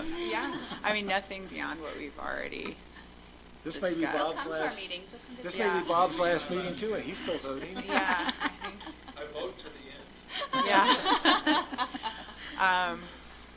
Yeah, I mean, I guess I really, I can see real strong advantages to either one. I don't have a strong opinion, so. I feel the same way. I don't have a strong opinion, but since there are some people here who do have strong opinions, I'm okay to vote along those lines. Good point. All right. Okay. If it works So- for those two, hey. Hey, My personal preference is the same week. My concern sounds like it was addressed, so that's mine. Okay, so should we vote then? So- all in favor? Okay. So that means that our next meeting will be,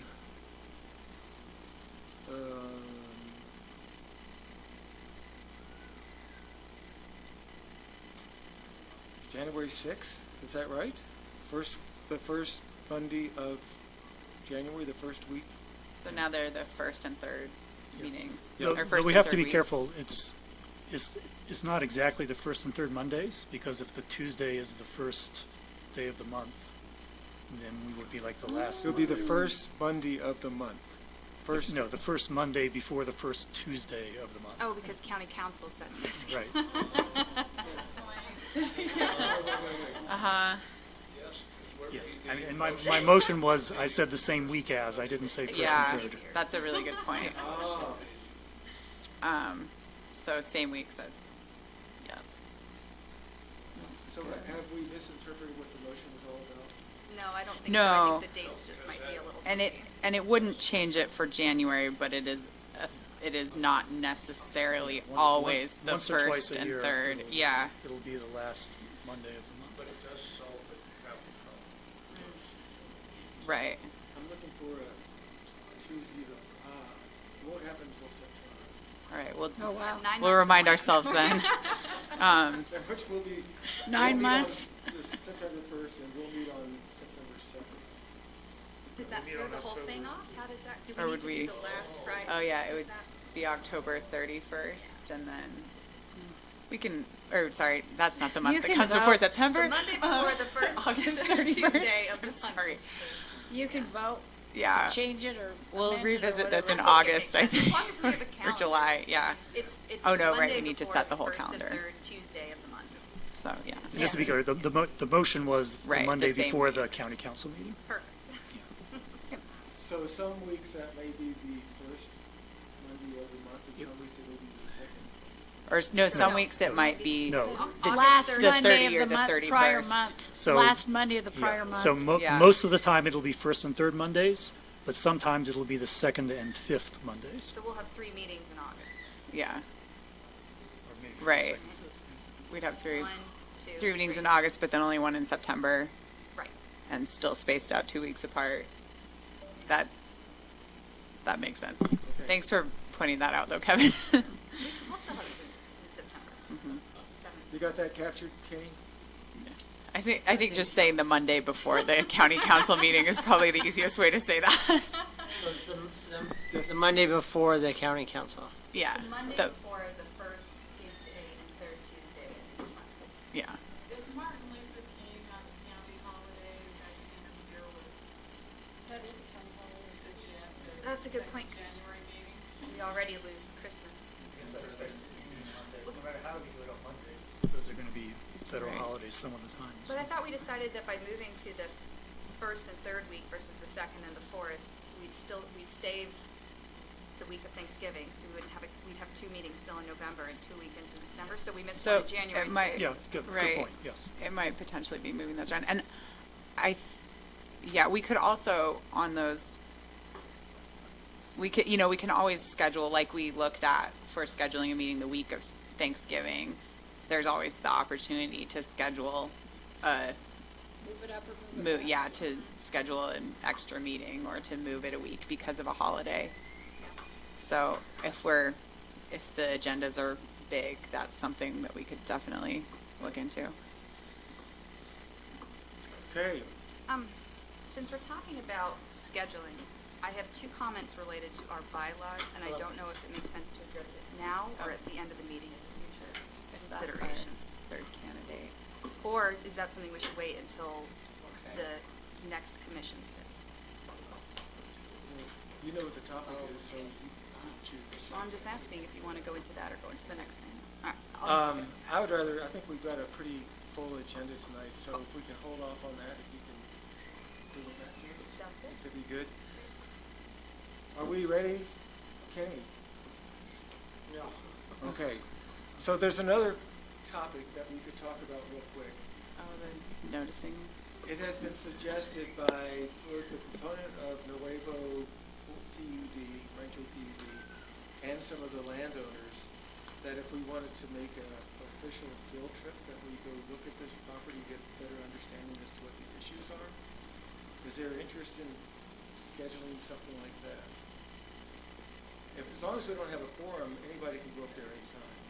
But I was thinking if we did it as a formal meeting, a field trip, we go, Meet there at 4:30 before the next meeting. yeah, 4 o'clock probably. 'Cause it takes a while to get out there, Yeah. how much dirt kicking we're gonna do, and then to get back. Yeah, you're right. 4:30 is getting close.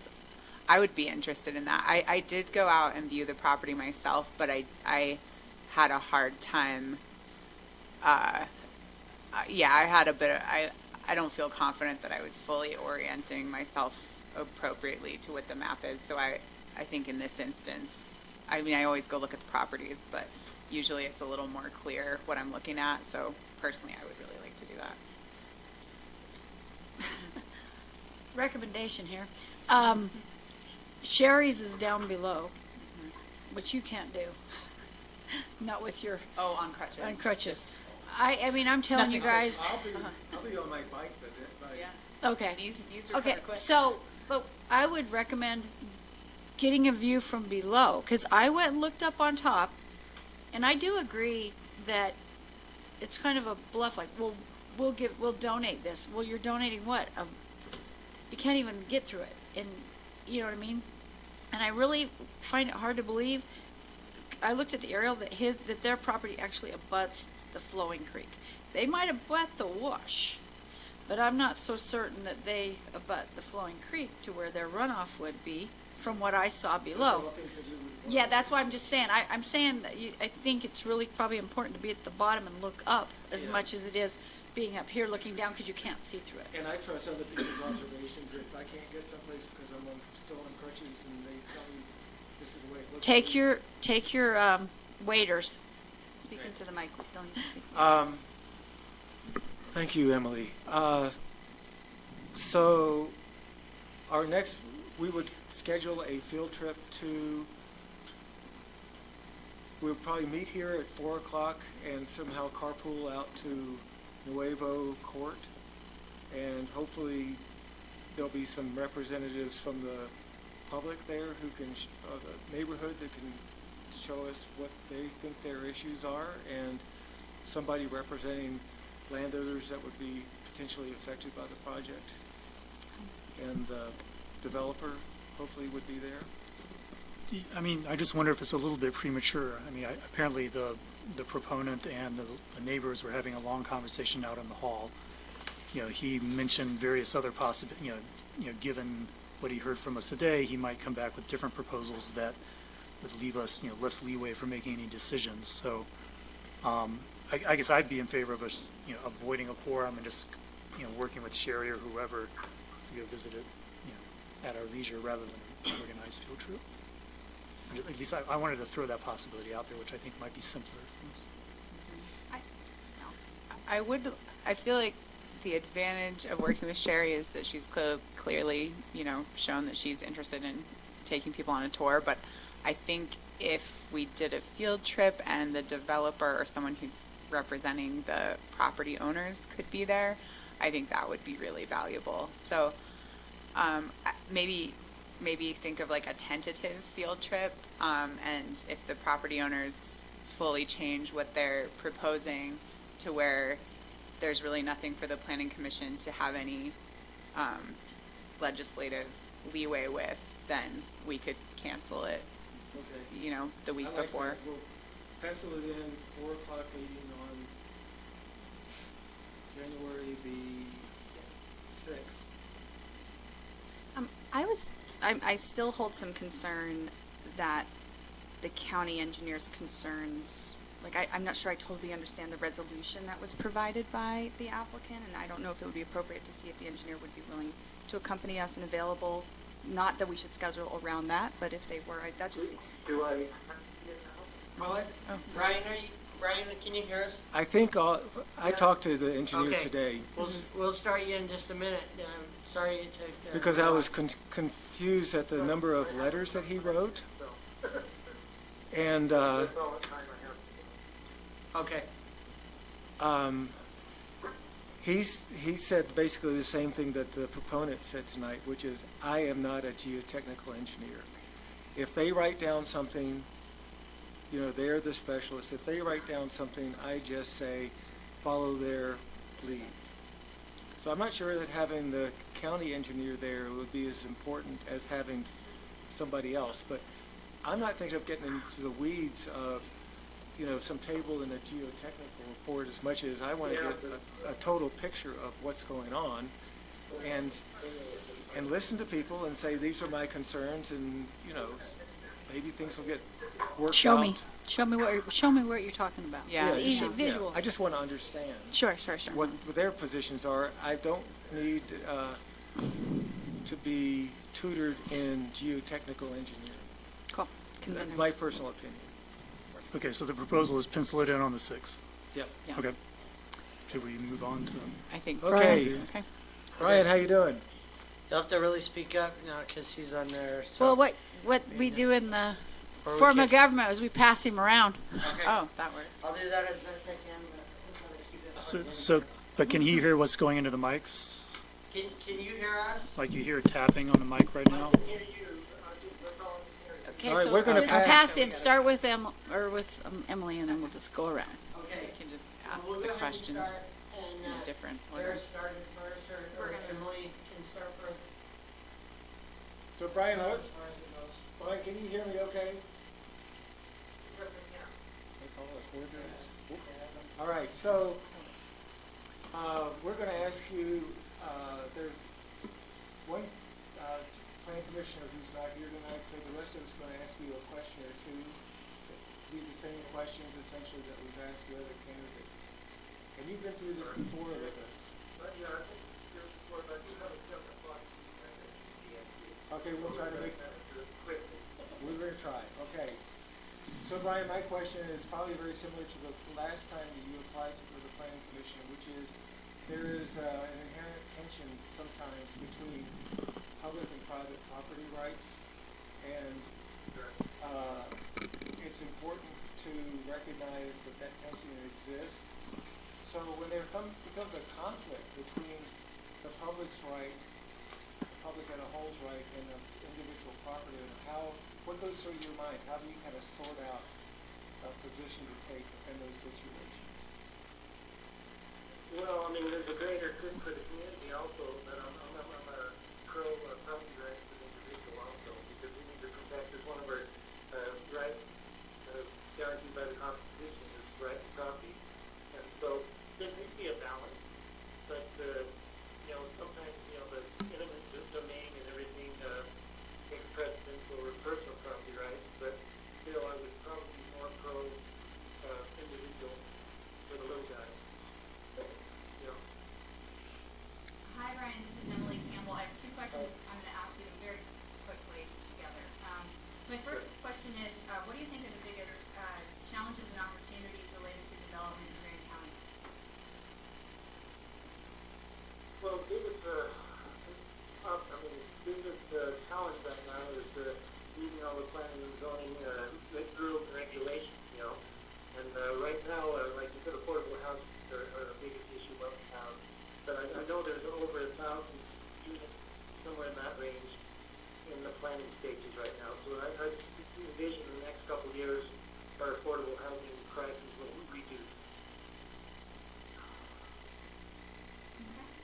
and I'm not gonna ask if you have any conflicts of interest, but I'm curious if there was a perception of a conflict of interest around an issue we were discussing, how would you handle that? Basically, any conflict of interest, you recluse yourself or leave the room or, or disclose, and have a discussion about what type of conflict and if it's a big or it's just a small one, but you have to disclose everything. Hi, Brian, it's Cricket. Hey, Hi. from personal experience, there's a lot of time required for this between downloading packages, studying them. The meetings tend to go a little long, but also there's a lot of workshops, and I just want to make sure that you feel like that you could handle all the extra time that we need. Sure, I'm semi-retired, I'm retired, full-time for UPS, and you may mind, but dabble in many things, so I do have time and the energy to do so. Thank you. Hi, Brian, this is Kevin Walker. My question is, the planning commission makes a lot of decisions that involve sort of the direction we want the county to go in terms of fast growth, slow growth, more tourism, less tourism, all those sorts of things. So what direction would you like to see the county move? In growth? No, just generally. Affordable housing, big growth in that right now. But right now, I mean, like, there are 6 or 7 hotels right now, and the market is probably saturated with them right now. And they'll need more growth in restaurants and support, business parks and things like that. So we have a modified growth, I guess, my inspiration. Hi, Brian, this is Abby Scott. My question is, why are you interested in this position, appointment, and what in your background and experience informs your outlook on planning and zoning issues in Grant County? Well, first of all, the Grant County will have all my life. I'm a big people family for a long time over here. And I love my life. And so I want to be involved in the planning process. I want to be involved in the community. And this is one way I can serve. And I think part of it is just willingness to go above and beyond and serve, Thank you. I think I answered your question. Yeah. Thank you. So, then, I guess, do you want to make the decisions and then I can contact him later since he has to go? Well, he's got 6 minutes. Okay. Yeah. Okay. So we're gonna vote. Okay. Alright, so, yeah. Well, Brian, feel free, I think, to leave whenever you need to, and I'll be sure to inform you. Or text him. That would be great, Okay. And thanks for working with me. It's kind of tough getting through the phone system. Yeah. Sorry about that. Okay. Safe travels. Thank you, Brian. So Olivia, if you could tally these up and just hand me back a piece of paper that has the tallies, that would be great.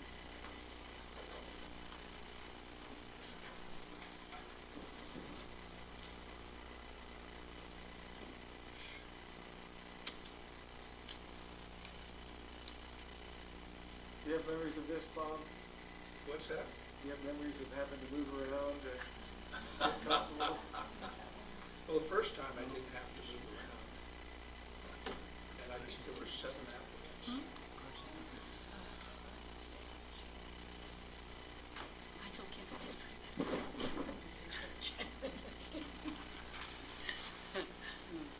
I told her, Kevin said, I'm going to pay you to stay on here. I said, you don't have enough money.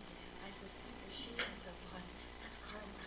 Because she'll make me look good. Well, she was. Yeah. Yeah. It was not the best.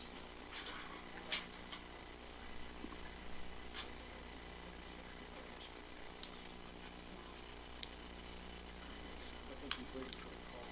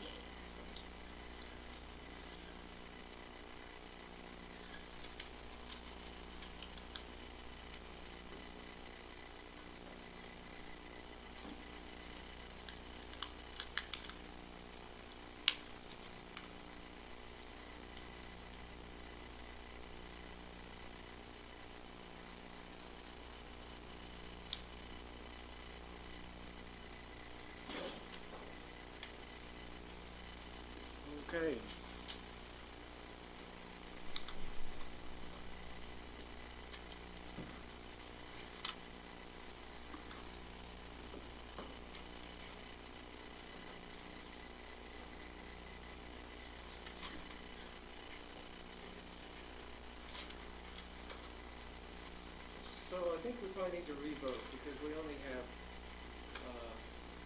10 votes here, and I have to wait to vote for 2. 5 times 2 is 10.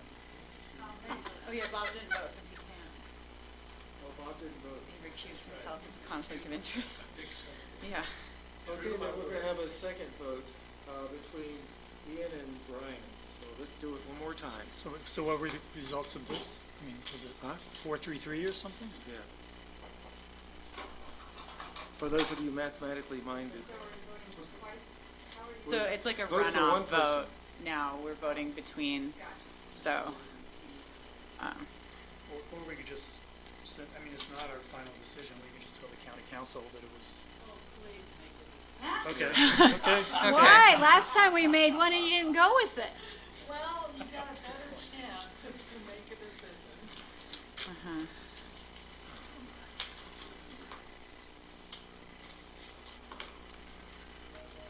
Evidently, Bob, or I'm sorry, Garish went to Grand County High School. He's really good at math. That's what I say every time No, I I make was, a mistake. no, I didn't realize that Bob was going to recuse himself from voting. Well, wouldn't you expect him to?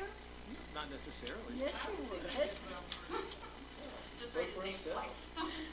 I'd vote for myself if I were him. No, but he did announce at the beginning of the meeting that he was going to recuse himself, so. If I was trying again, I'd recuse myself.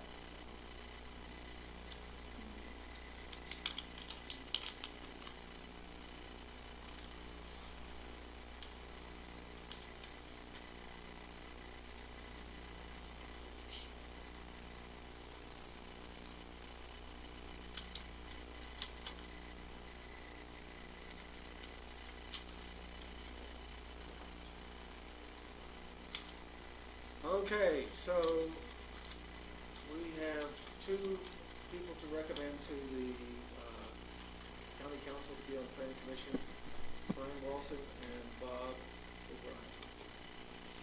Thank Sorry, you. but don't give up. Yeah. Don't give up. Thank you. Apply for a different commission. Yeah. Well, I and appreciate it. and Thank you the for coming in. I really the appreciate it. county council can, anyway, their final vote is what actually puts people in I place. assume they take your recommendation. Sometimes. Sometimes. Not always. Thank you. Thanks for your time. Thank you, Ian.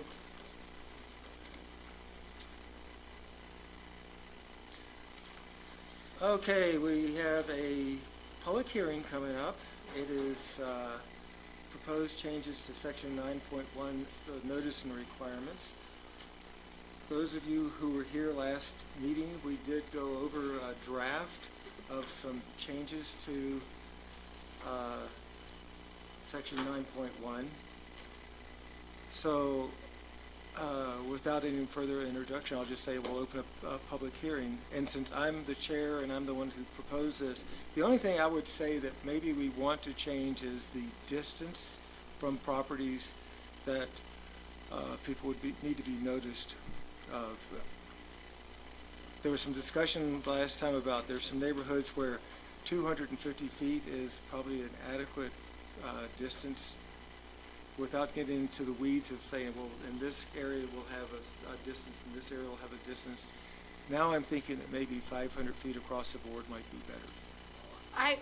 We kept getting interrupted, but my question would be, from every corner of the property, or just the street corner? Every corner.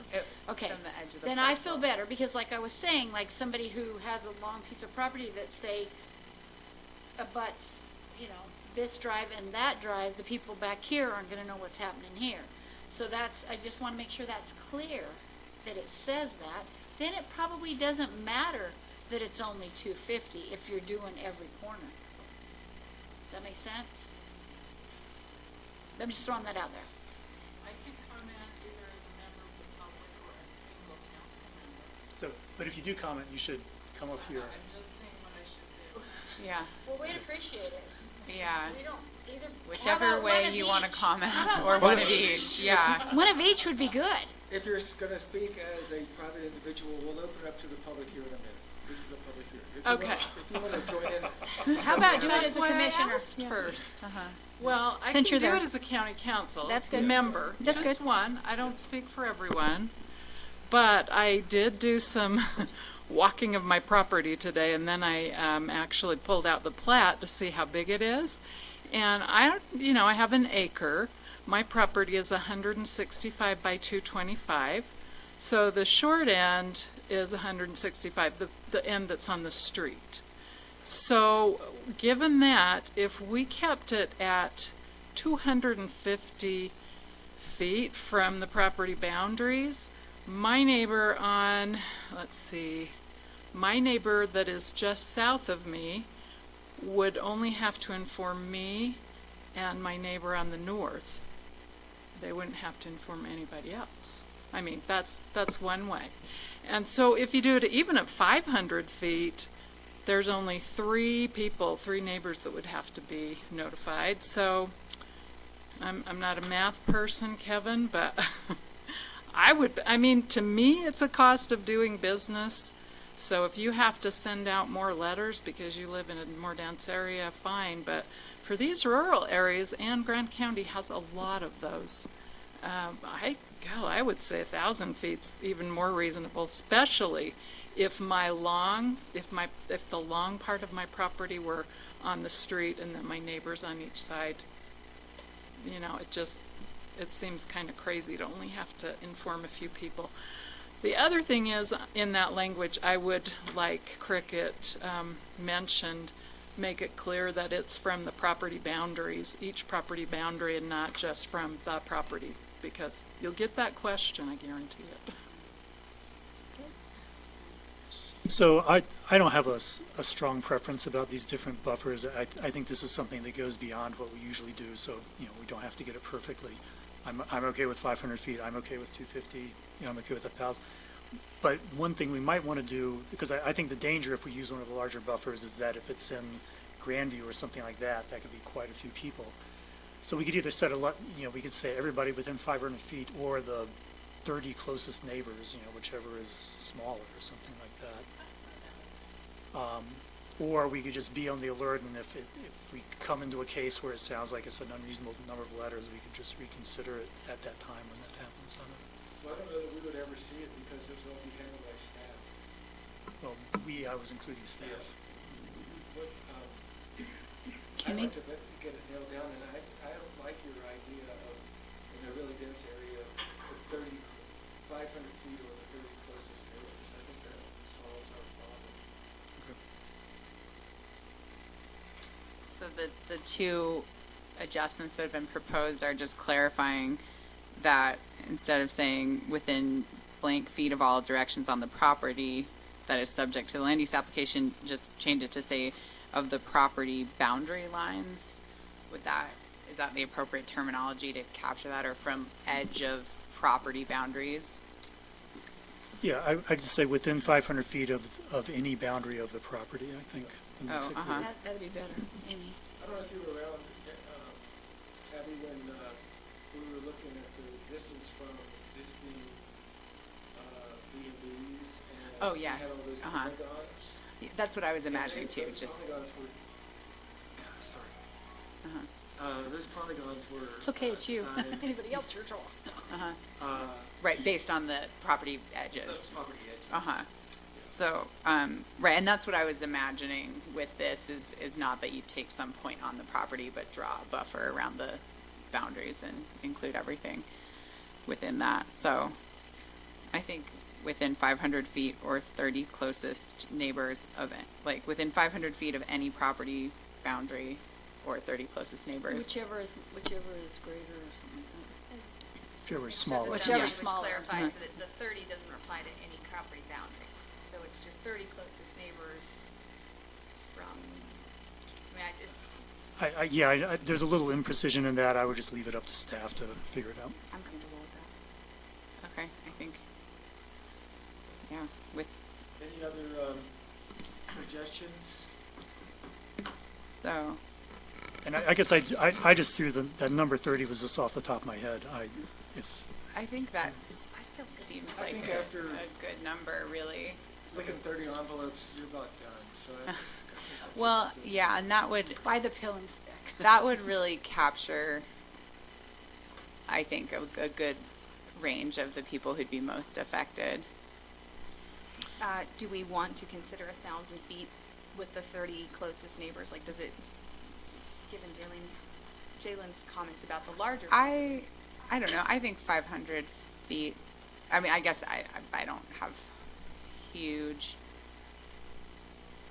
preferences, but if you are on huge pieces of property and you're noticing neighbors that are more than 500 feet away, seems like that's I don't know, that space alone would mitigate a lot of the impact, but. Okay, so I just thought of something I'd like to because. hear any other ideas. No, I just thought of something because of what you said. So, because I thought, well, 500 feet or 30, so we probably better be a little more, because I'm thinking 500 feet or 30, so if it's a big piece of property, I gotta find 30 neighbors to notify, so we need to kind of critique that.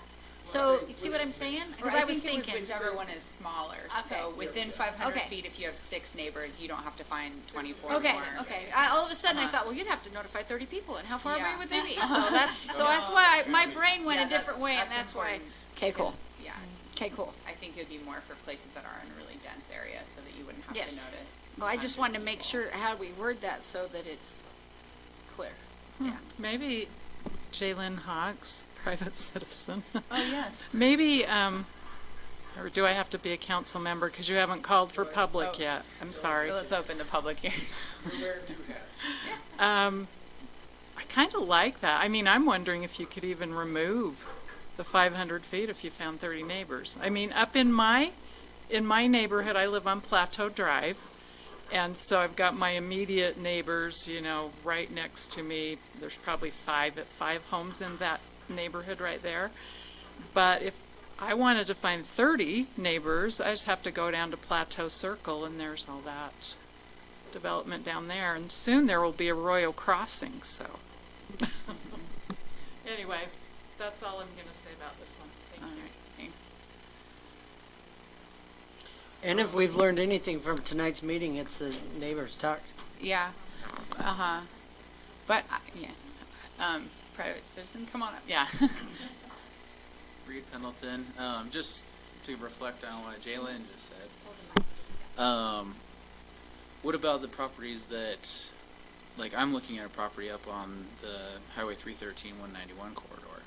I mean, 30 neighbors is like all the way down into the city. Yeah.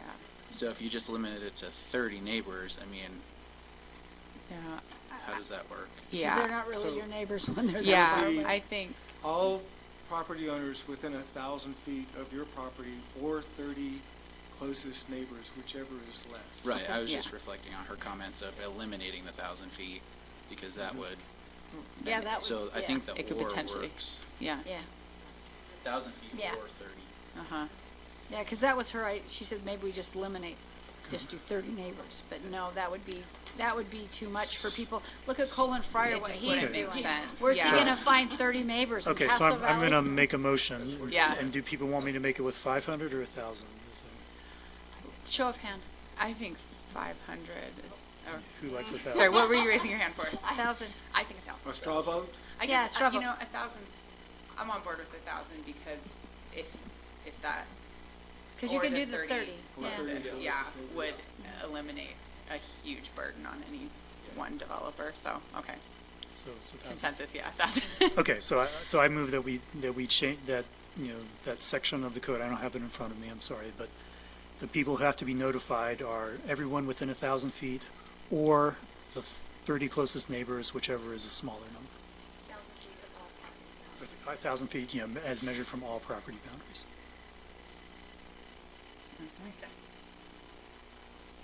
Did you guys get that? I don't know. Sorry, can you say it again? Okay, so this is, I'm not giving the exact language that can be plugged in, but this is the idea. The people that need to be notified via a letter are all property owners within 1,000 feet of any boundary of the property, or the 30 closest property owners, whichever is smaller. So you will never have to send more than 30 letters. Okay. Perfect. There's another, I'm really critiquing my writing here, but So the last sentence of that section under mailing says applicant shall submit an affidavit of mailing, including a mailing list with names, addresses, and property owners of all property owners within, it references the 250 feet, of subject property with a certificate of mailing.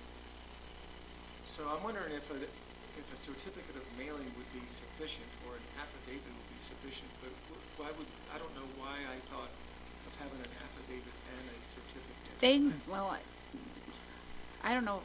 I would think an affidavit would be enough because you're swearing to what you did. I think an affidavit is probably more legal because who are you to certificate your mailing? Where you'd have to find somebody to do that for you. So I would say an affidavit. Okay. So a certificate would have to be sworn to. Well, but so would an affidavit. I mean, that's what you need. You need to have a notarized affidavit because they're swearing to the notary that they did what they're signing. Okay. So you would want to have a notarized affidavit because then they're swearing to they did what they said when they sign it. So we should maybe add notarized affidavit, and then we will strike the with a certificate of mailing. Do we, just to play devil's advocate, is it really necessary to have a notarized? I mean, that is kind of a, Yes. I think so. Yes. It's mean, official. You're There's the law in them. it's official. I mean, you want them to do something, and you get to rely that they gave you.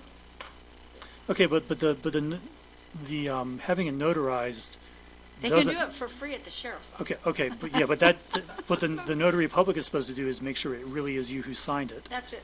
But what we're worried about is they might not be telling the truth, and I don't think the notarization helps that. That's probably true, but if they go through that one step, we can't force people to be completely honest. But we can force people to follow a procedure. Well, and there is a notary that you're swearing to. I know, maybe you should recuse yourself because you're a notary. Okay. Sorry. When you all the notary is, you're swearing that this is you. Right? You're not swearing to But anything you're that your testimonial to.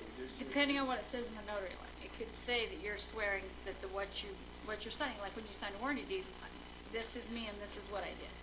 Well, I like that. So I'm recusing myself. No, you don't need to. Wait, I don't know that, like, I feel like the actual language of the notary line can be left up to staff. I don't think that needs to be. Yeah, I agree. I'm just putting that out there. So we have a second potential motion here, and that would be to. Or would you like? I think you need to unplug that, Kenny. Yeah. You can mute him on Is Zachariah eating his salad? Oh. What's going on? Hey, Zachariah, are you there? It's probably just wrestling. Hey, could you just mute your phone for a minute?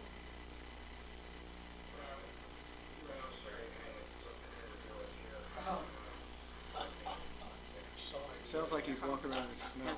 Yes, Jalen. Are we done with that last item? Because I just got a public comment from someone else. About noticing? Well, it's about the sign postage. The posting of the sign. Oh, okay. This person. Well, let's wait till we get to that section. Oh, I thought we were we already moving did. that subject altogether. We're dealing Next with public hearing.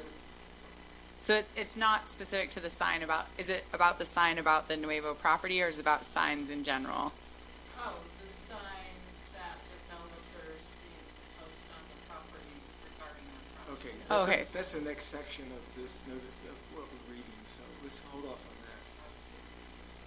So what I've got is applicant shall submit a notarized affidavit of mailing, including a mailing list with names, addresses, and property owned of all property owners within 250 feet or within 1,000 feet or the 30 closest neighbors of the subject property. Of any boundary of subject property? I mean, maybe instead of repeating all that stuff about 1,000 feet, couldn't you just refer to a previous section? You know, like the affidavit that they mailed everybody who was referred to in the previous. will make the internally conforming. And are they just normal letters or are they certified? Just normal letters. Just normal. You're just certifying that you address the letter, put the stamp on it, and stuff it in the mailbox. And what happens to it after that, that's your burden. That's probably another good reason not to have certified, that people don't read it, that it was certified.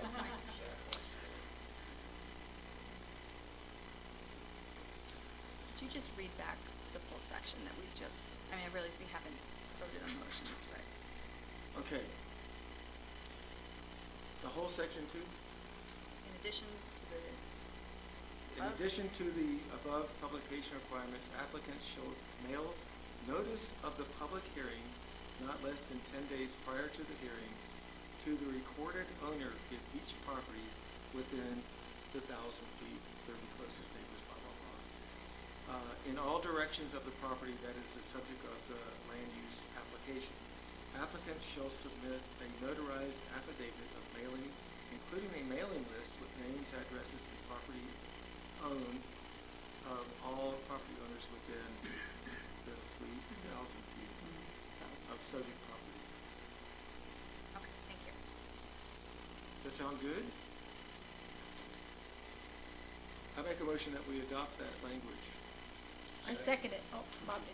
Unless I there's had a- to recuse myself. So is this an amendment to the motion that was made We didn't. initially? Okay.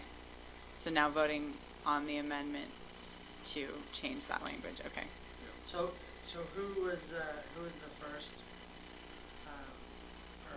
or who made the motion to change that? Garish. Uh, We have to abandon. Oh, I wait, was I'm gonna sorry. say, did I don't think Garish The can. initial motion? Right, as chair?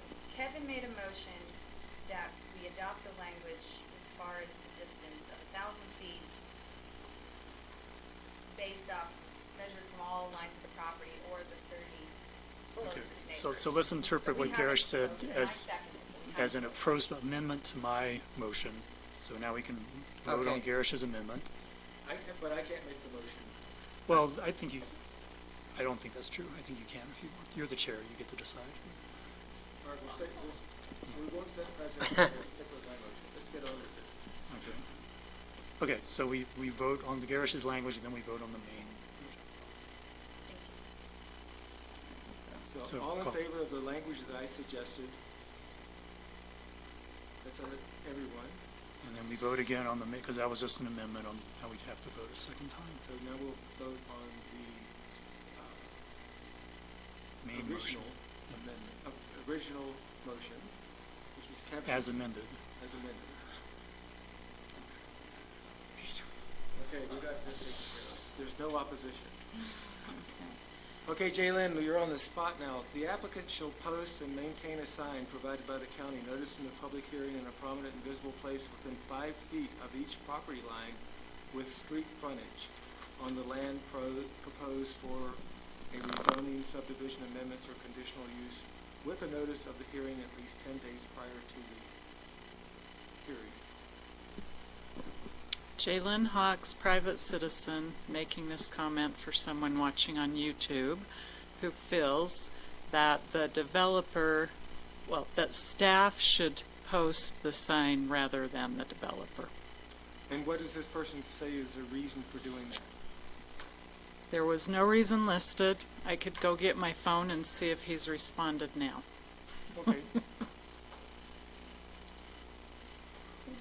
Technology is Do I great. need to, I mean, I'm sure he doesn't mind if I mention his name if you want me to. I think it would be appropriate. For public comment, yeah. Yeah, he hasn't responded to that, but it's Mark Horowitz, who we heard from earlier.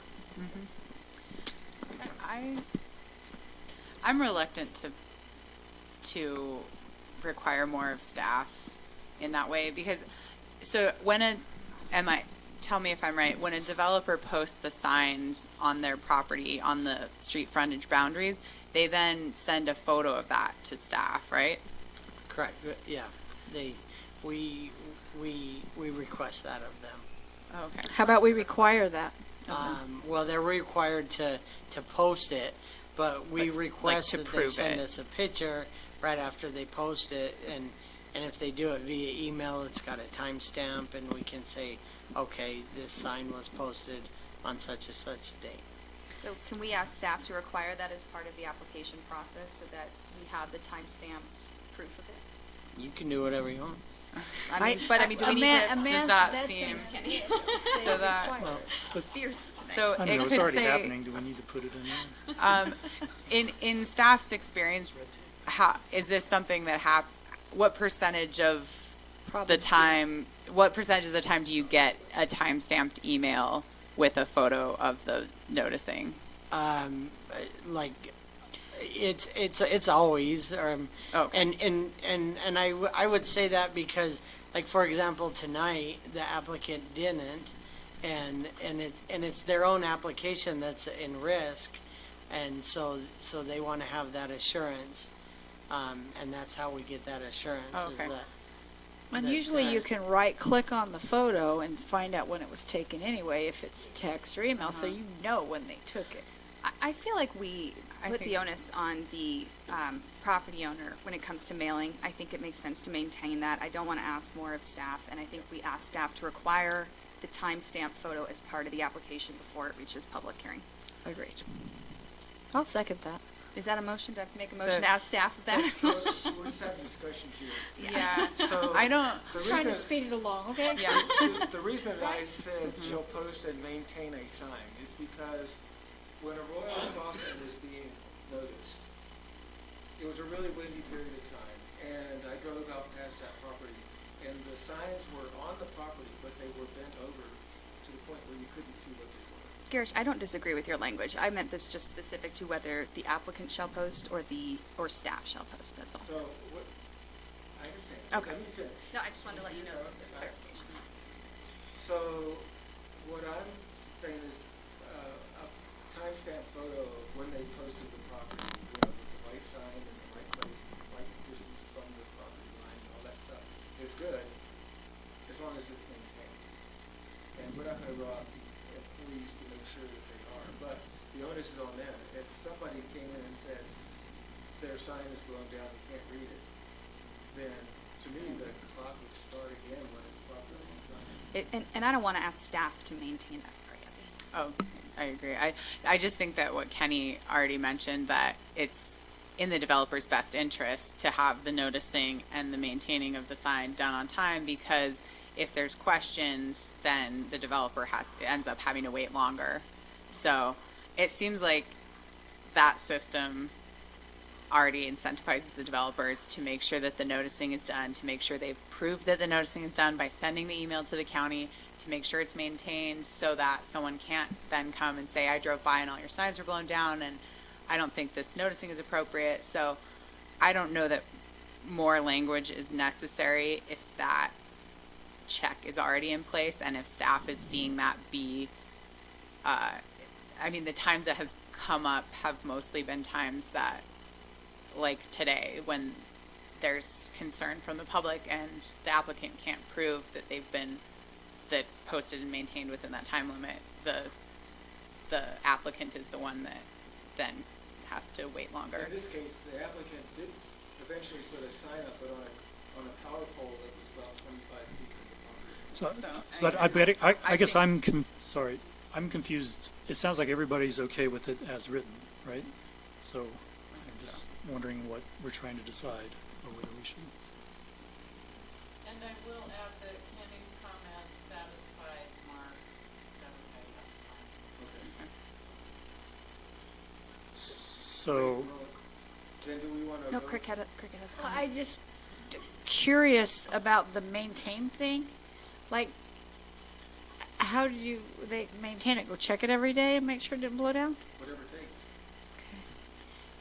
I So- do have some concern about this language. I think this is what you're getting at. Like, if something happens, I mean, worst case scenario, someone trespasses and removes the sign and then says the sign wasn't there, it wasn't maintained, do we have to cancel the hearing? Like, I feel like that just, it leads to quite a bit of uncertainty, and I don't know how we handle that, or ask staff to handle that. Especially when you're already mailing to 30 people who are the 30 closest neighbors, then I would expect staff to show some discretion in enforcement of any and all of this part of the code. I just feel like this is one that's come up quite a bit in the last couple of years since I've been on the commission, where people have raised issues about signage. So being incredibly clear of expectations serves the public, the applicants, the commission. Tonight, we had a bunch of people who showed up for a public hearing that didn't happen because this wasn't fully, because of the signage issue.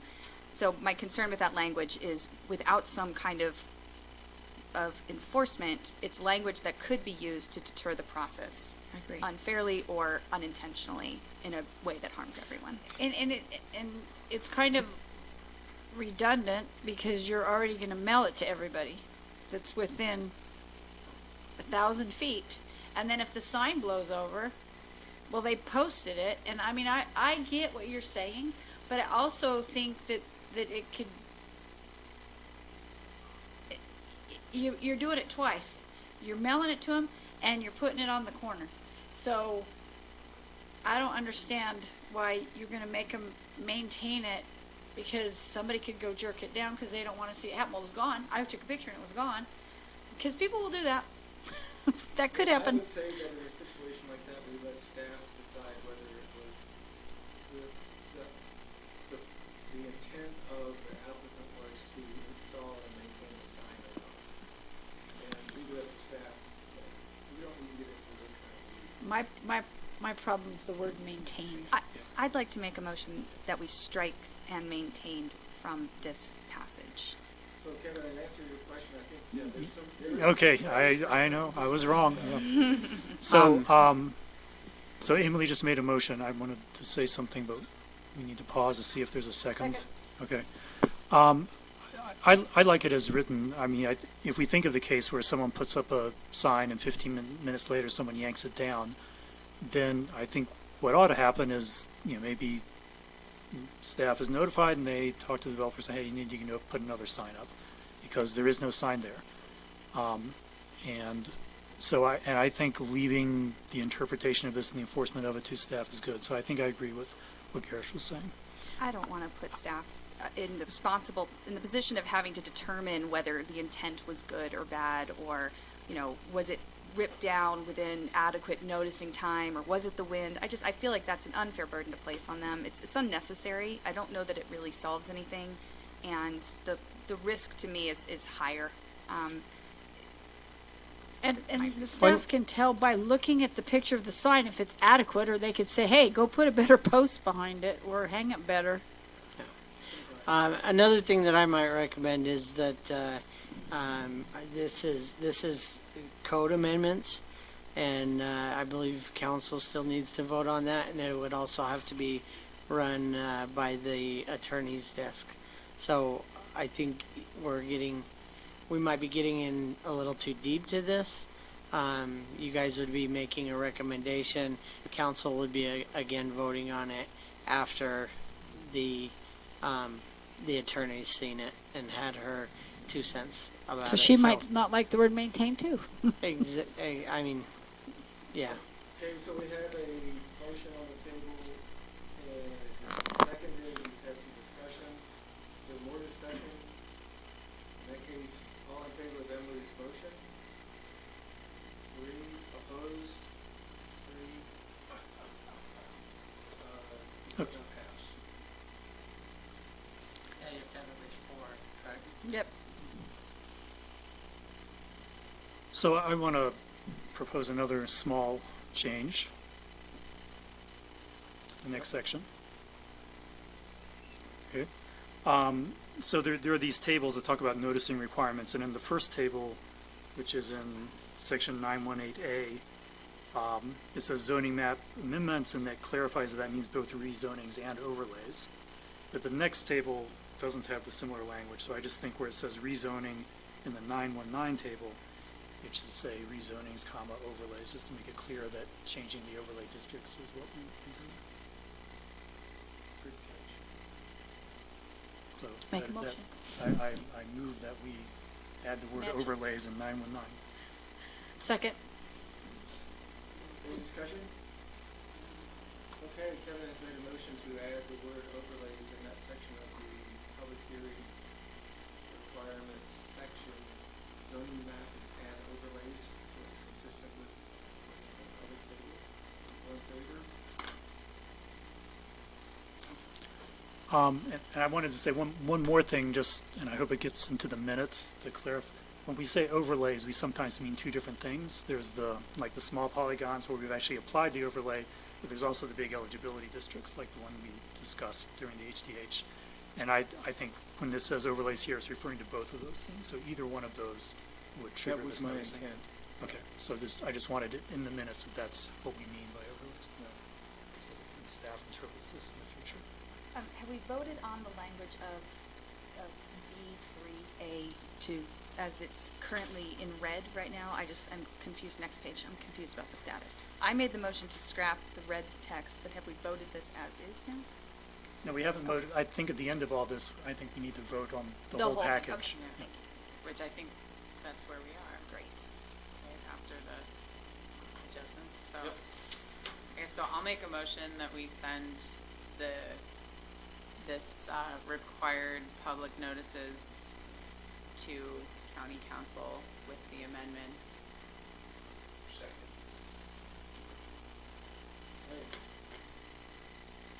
All in favor? Thank you.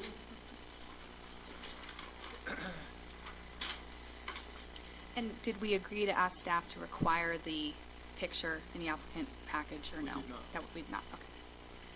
Which, the staff is going to tell them that would be in their best interest, but not require them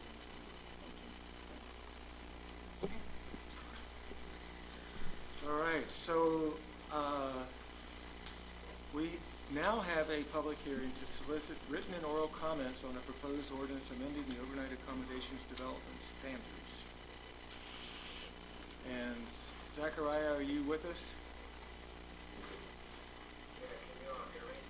Yes. Barely. Can we put him on the table so the mic can pick him up? Or does he automatically feed into the system? Zachary, can you still hear us? I can hear you. You can hear us all? Okay. So before we had you on the screen and we were listening to you on the TV speaker, what's different now?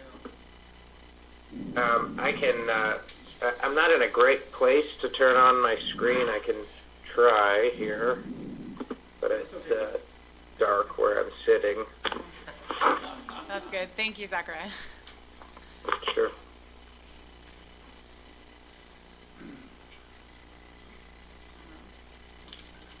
So,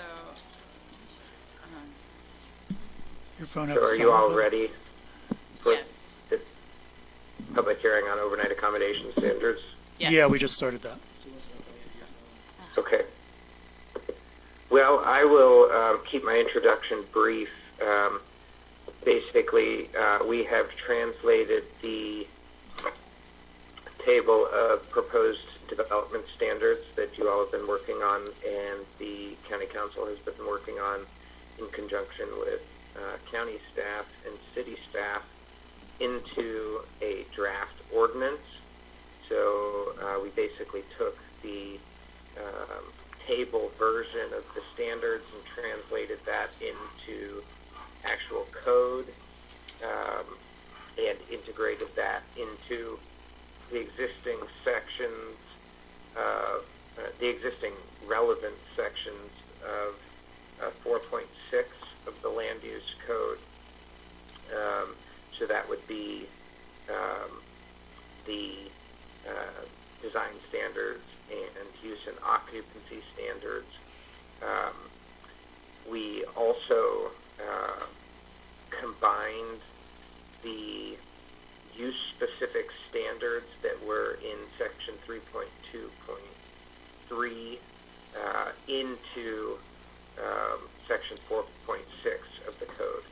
The reason why we did this is because the use standards associated with overnight accommodations in section 3.2.3 showed up in some form or fashion in section 4.6, but where they did not already exist or we did not already work on them, we felt that it was more appropriate that they exist in that section because that's where all of the lodging uses,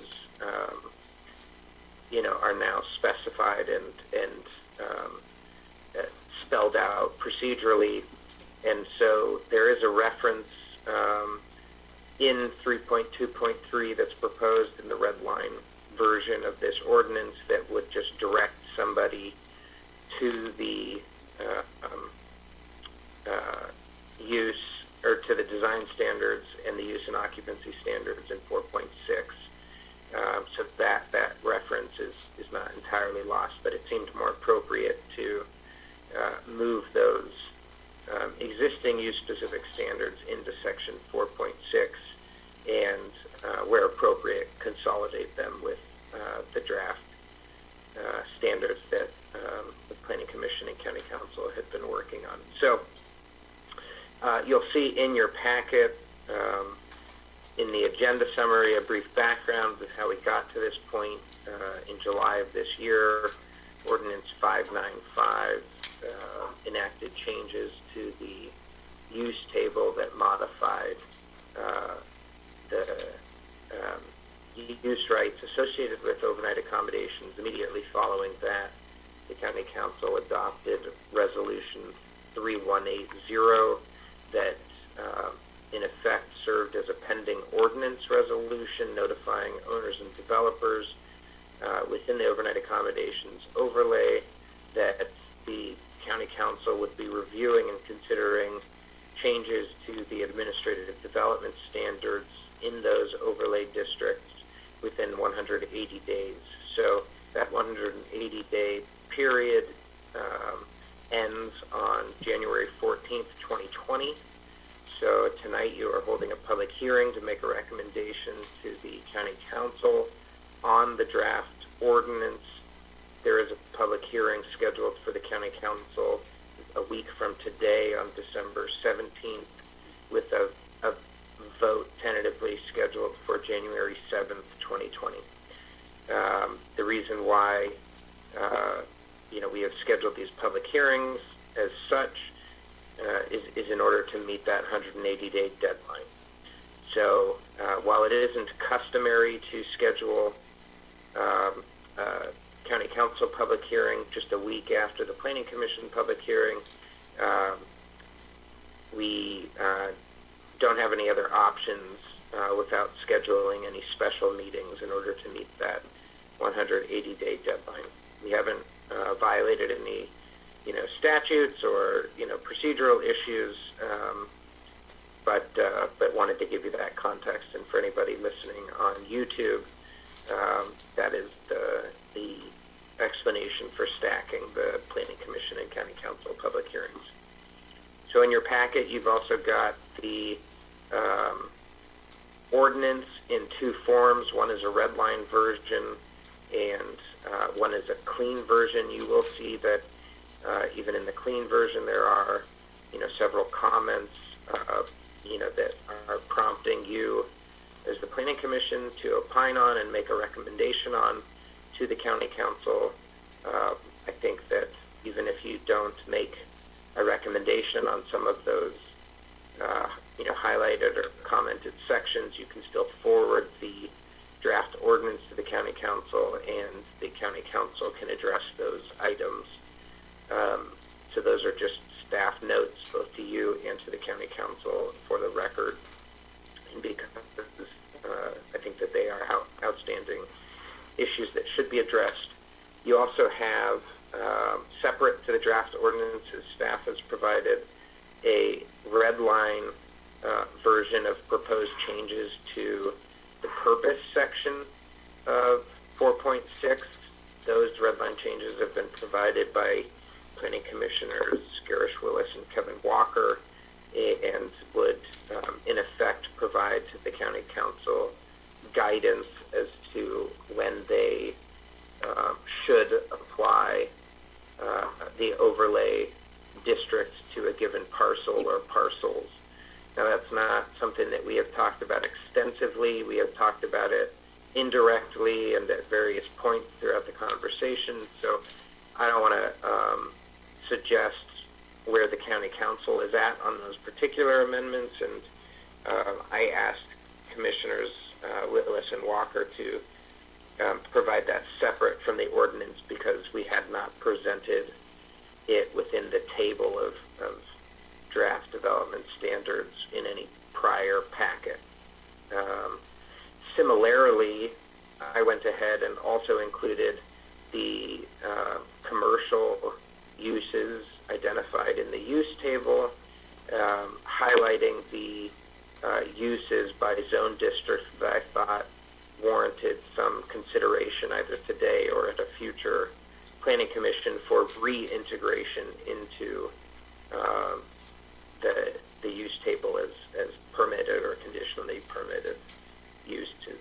So would be happy to go through the ordinance and answer questions as they come up, or let the Planning Commission deliberate, listen to public comment, and answer questions as needed. So Zachariah, before we get started, I'd just like some clarification.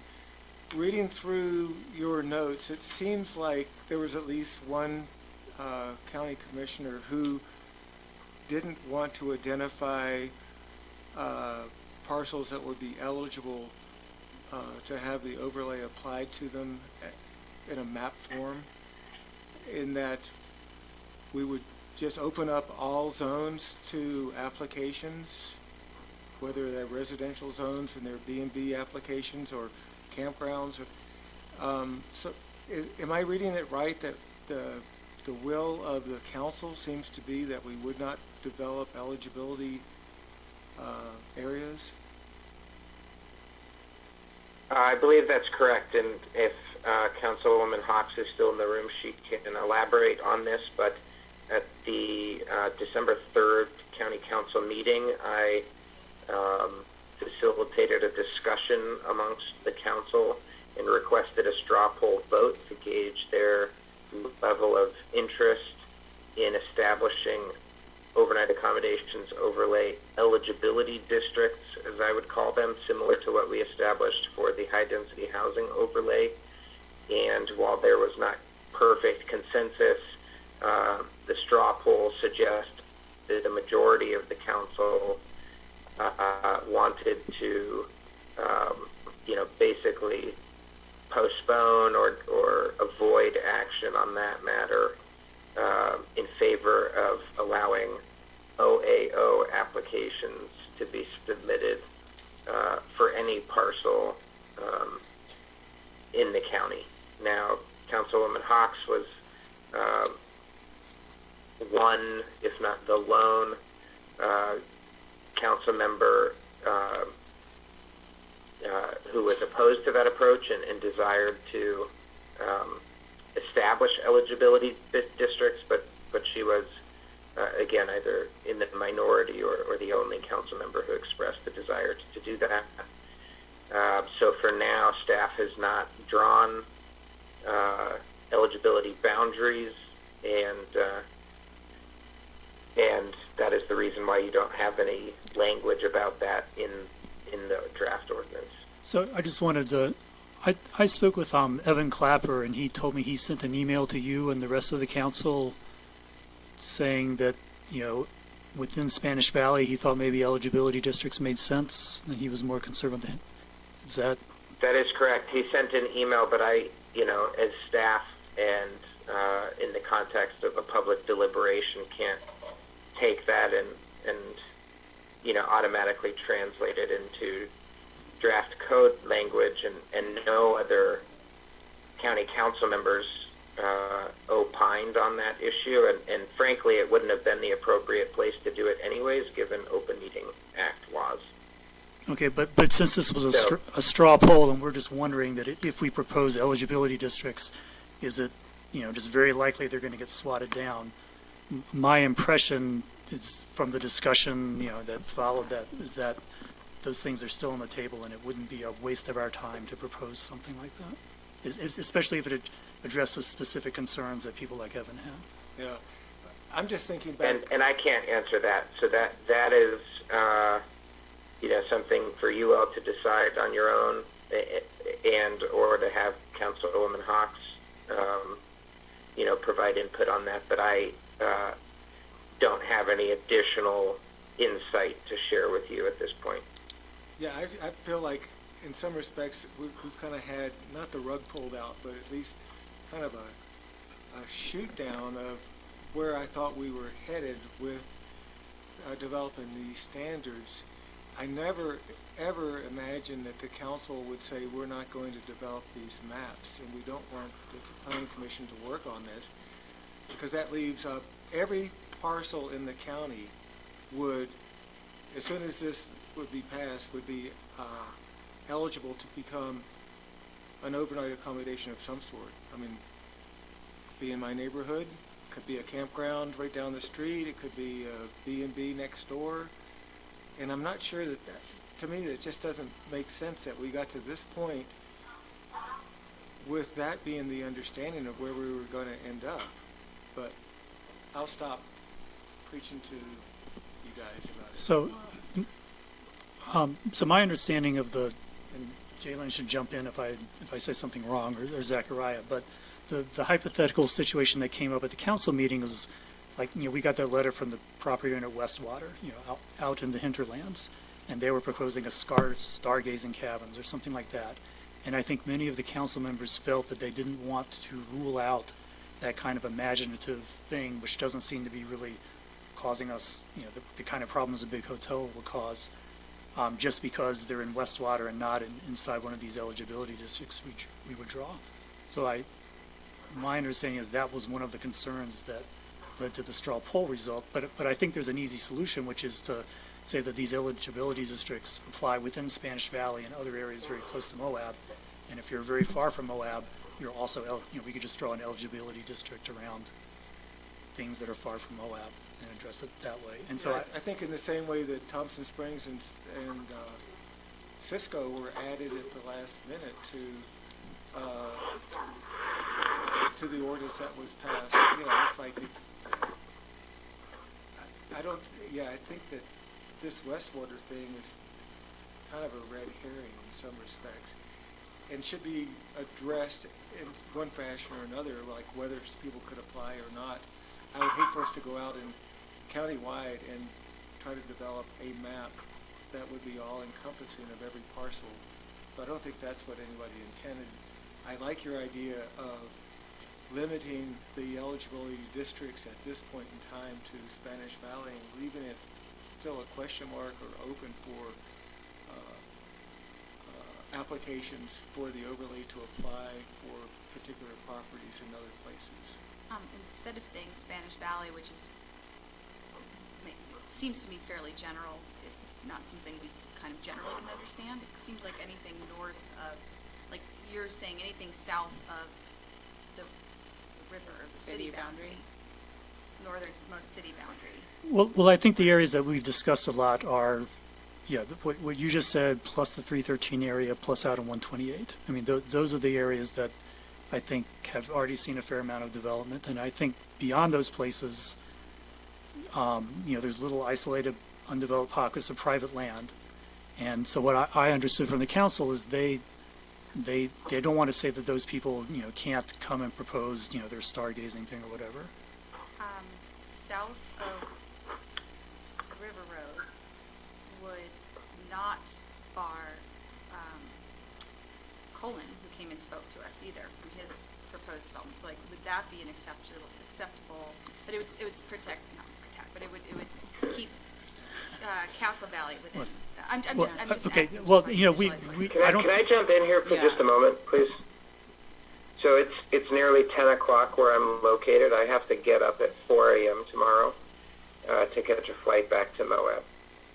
I'm reporting, in our staff report and here now, via telecommunication, what a, formal yet informal straw poll vote was from the county council on the matter of eligibility districts. This conversation has merit. I'm surprised where we are as well, but given the circumstances for tonight and the circumstances of what the council has expressed to date in open public meetings, can I just request that we move through the standards that are in front of you And when we move through those, if you still choose to deliberate on the matter of eligibility districts, you can do that, but I don't, that will at least give me an opportunity to get a few hours of sleep before I have to get to the airport. Yeah, I Okay. mean, that sounds great Yeah. to me. Discuss those things first. Thanks. So, how would you like to proceed? Do you want to go through the ordinance, and if you have any remaining questions, we can discuss those. You can focus on the comments. The vast majority, if not all, of the standards that are in the draft ordinance should be quite familiar to you at this point. There aren't any new standards that you haven't discussed in prior meetings. We spent a tremendous amount of time, getting to this point. So, I feel confident that we have, deliberated quite a bit on the administrative standards, but do want to provide the opportunity to add clarifications or discuss those comments that are in the text. I had a question towards the beginning in the energy section. In the comment related to the 80%, it said this figure could be reduced for campgrounds or included a requirement for purchasing renewable credits or using Rocky Mountains Power's Blue Sky program. Were you suggesting that only for campgrounds or for any development? I guess I would. So, the comment, that's a great question. So, the comment is in part a response to citizen comments and developer comments presented to the county council and then further discussed with staff outside of a public meeting, and the justification for that comment is or the potential either reduced standard or the additional option for meeting an energy goal is the significant uncertainty associated with electricity consumption at a campground because the units that visitors use are so wildly different from customer to customer. And while somebody who owns a hotel or a series of condos still has uncertainty in terms of how much individual guests from state to state will be using in terms of electricity, the variation could be greater within a campground because the physical units being stayed in on site really vary from visit to visit.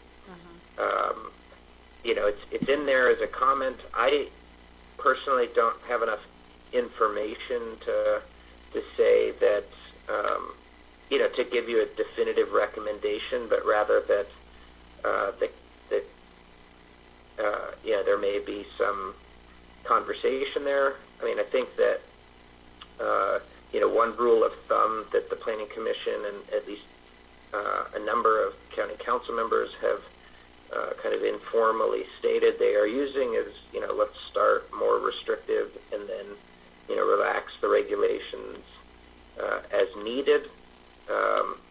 This might be yet another place to exercise that rule of thumb without having, any more information about a campground's ability or inability to meet that standard. So, it's raised as a prompt. If you think it's got merit, let's have some discussion about it. If at this stage you think, you need to see more bona fide evidence that the campgrounds couldn't meet that standard, that's okay too. I would say that either now or in the future, it does seem appropriate to me that, there could be,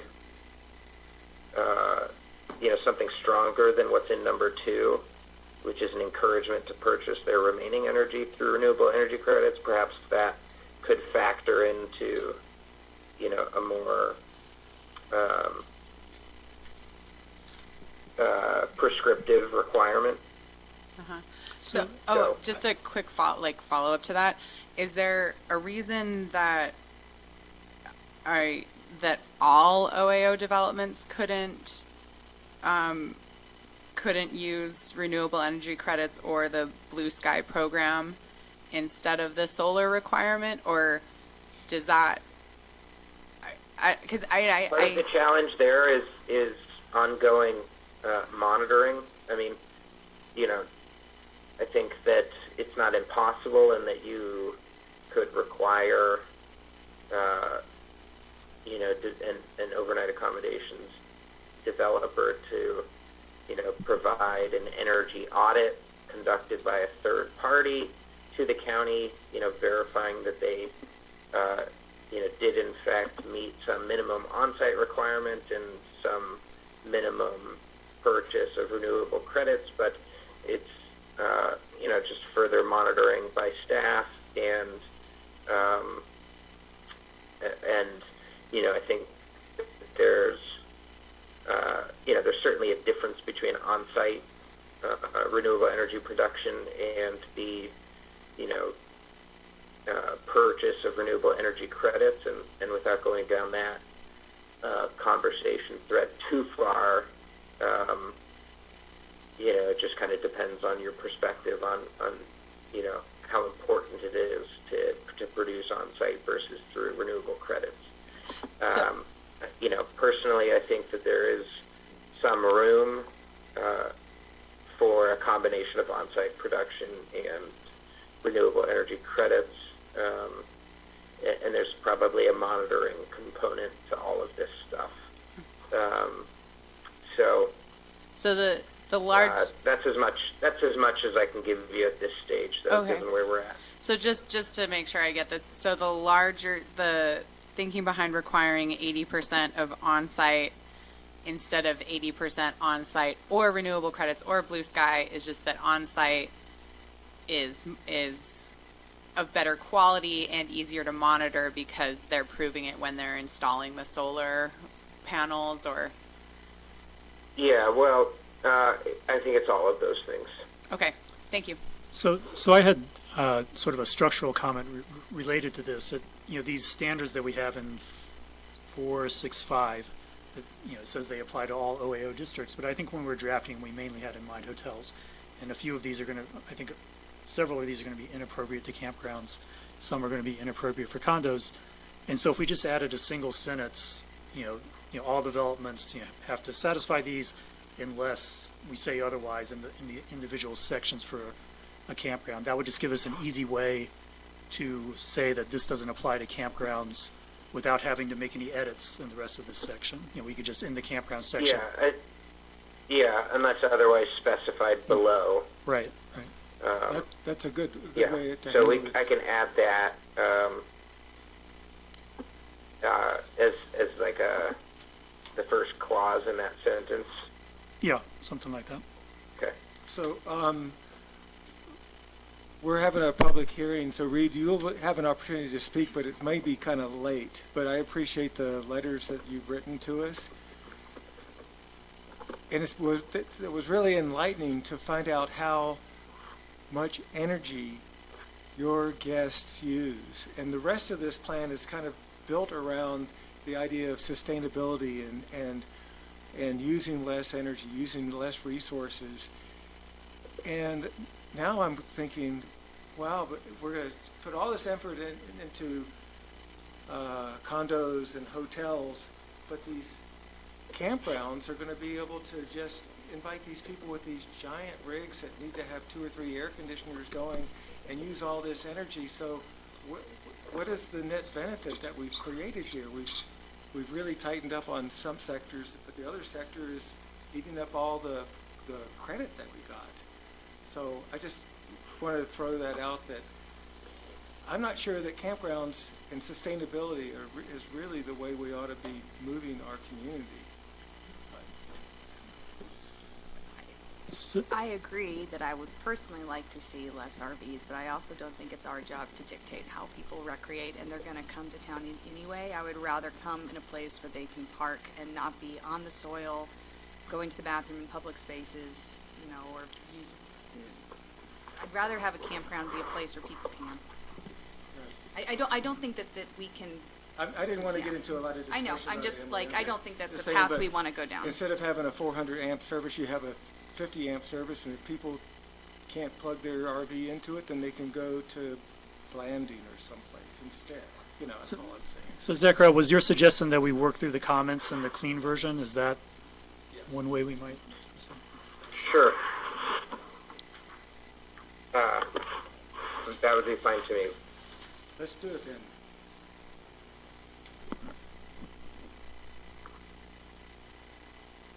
So I've added in a document that I'm following along on a clause at the beginning of section 4.6.5 that says, unless otherwise specified below, all developments in an LAO district, ... We've discussed the comment related to on-site energy production. There's a comment in the standard related to water.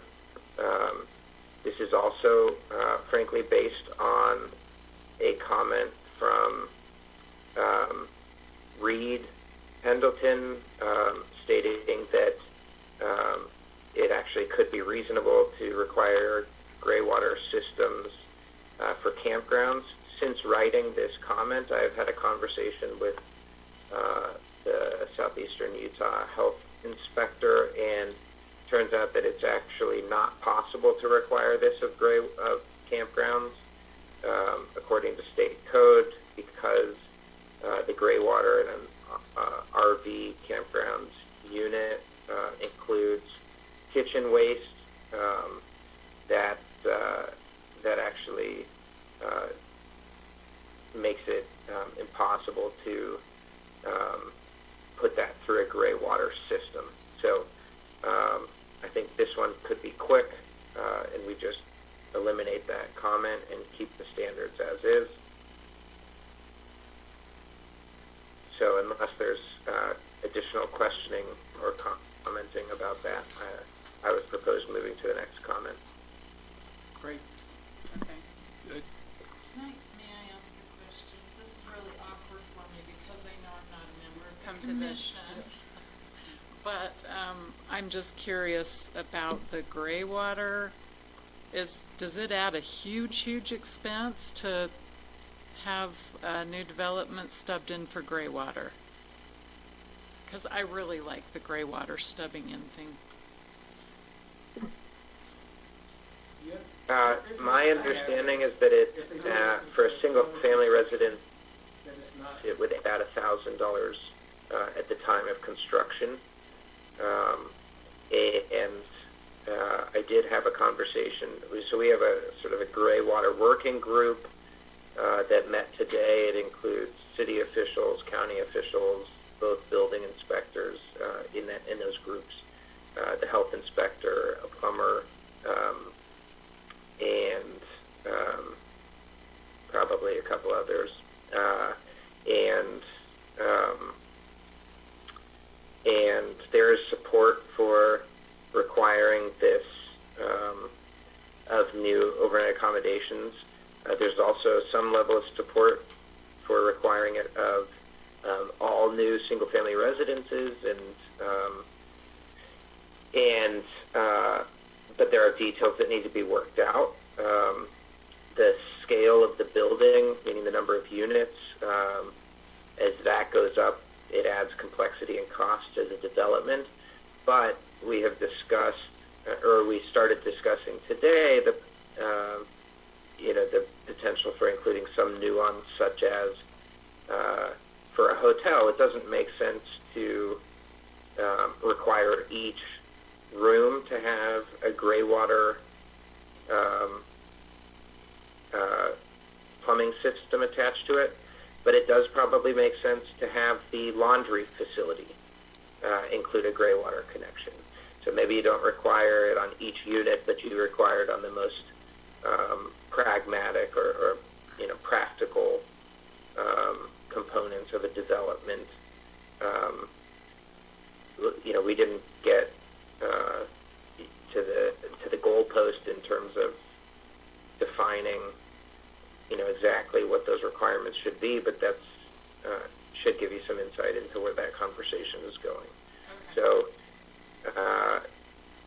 I think it's always possible to add that in afterwards. It's also possible to add in some draft language, at least for the purposes of sending this to the county council and see if we can get enough specificity between now and, let's say, January 7th. Okay, thank you.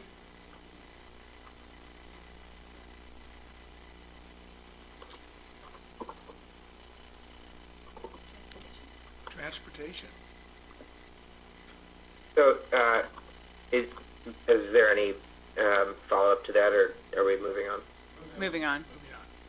Okay. So for transportation, one county council member suggested that we require overnight accommodations to include some number of electric vehicle charging stations. And so that comment is in there because I suspect that it will be brought up during the county council public hearing, and you can make a recommendation about that tonight and include it in your vote, or you can just punt that to the county council.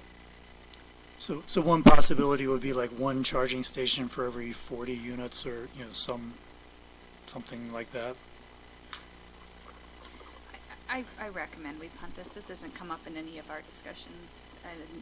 I don't think we've heard anything directly from citizens to this body, and it sounds like this is not necessarily something that is a proven or unproven consensus of county council. I don't know that there's a means for us to take it up. I mean, that's just my opinion, but it seems to me like it would only make sense for hotels, and even then,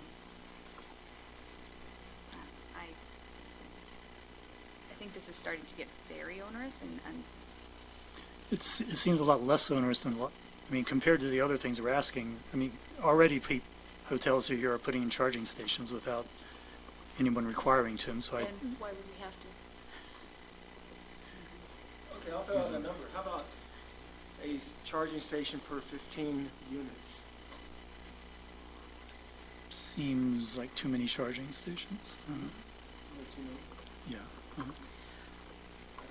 This is also looking at limiting to only 35 rooms in any, in any building in a development, and 60. I don't know how many are adequate.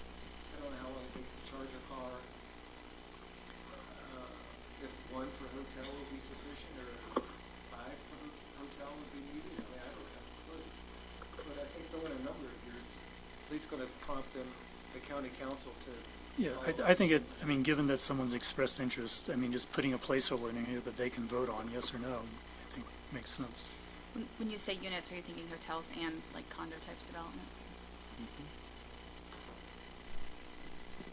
And for those electric cars that are being towed behind the Winnebagos in campgrounds. So what's our maximum development size? I know it's 35 units in a building, but how many?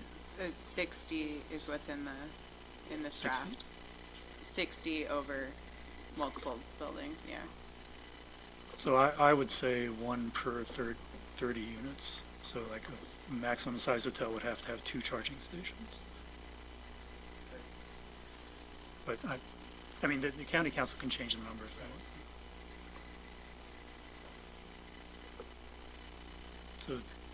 So am I hearing, I'm having a little trouble hearing the nuance of the discussion, but I think that I heard one proposal for requiring OA developments to include 2 charging stations.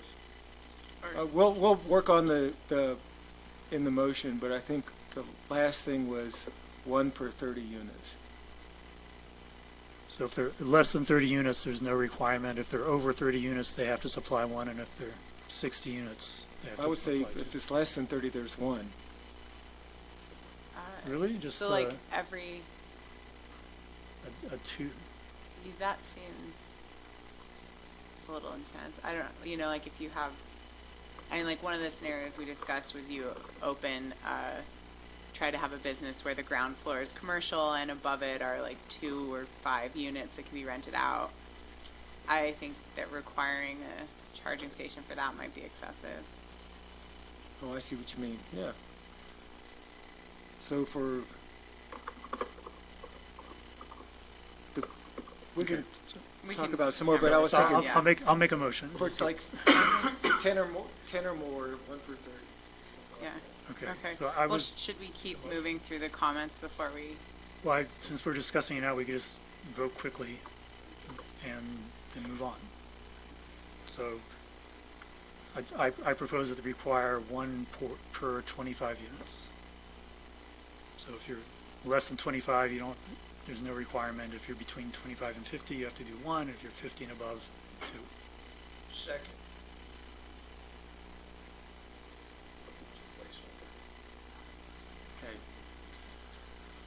Okay.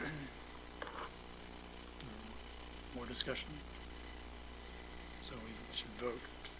Oh, you want to vote on that specifically? I thought we were going to vote at the end and bring all of it. Well, we're going to have to vote on the whole thing as amended, but I think on the individual issues, we usually vote. Okay, we have a... You also have a public hearing, so try not to get too far ahead of yourselves. Yeah. Oh, yeah. Okay. I was Okay. going to say wait till the end. Okay, sorry. Okay. So for now, though, I have just a placeholder in a red line version that I've got, tracking, and then I can send this to you all or share my screen. I can so that you can see these, but I've got a placeholder for in C1, letter D, electric vehicle charging stations at the rate of blank. So you can fill that in. Okay. If you get there. And again, I want to make sure that you don't get too far ahead of yourselves, given that you are holding a public hearing on this matter. So speaking of the public, could we just have the public comment now so that the public doesn't have to wait around for another? You don't care? Okay, never mind. He doesn't care. I really don't care. Nice guy, Kevin. Yeah. Okay. As for this item B under transportation 1, I agree with staff's comment that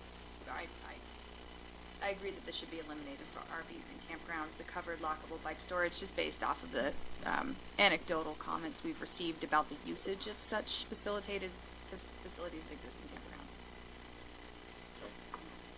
I agree. Yep.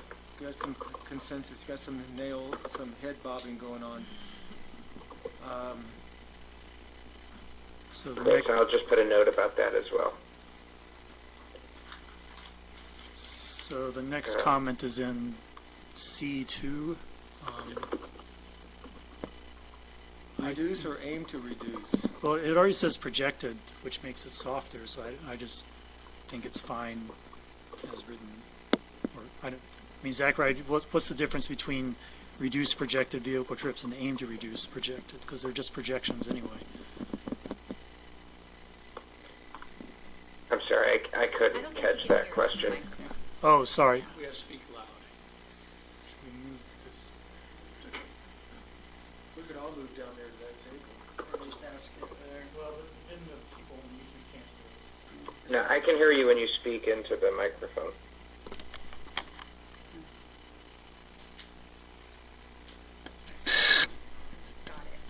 Can you repeat the question? He was asking what the difference is between saying reduce or aim to reduce projected vehicle trips below the ITE trip generation manual by 20% under transportation 2.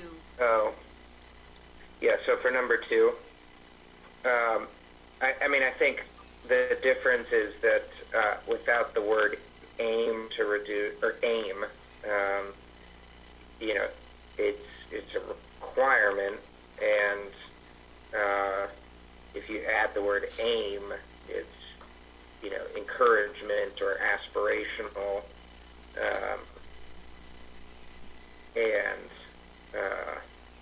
and so that's the nuanced yet really important distinction. And you know, I think that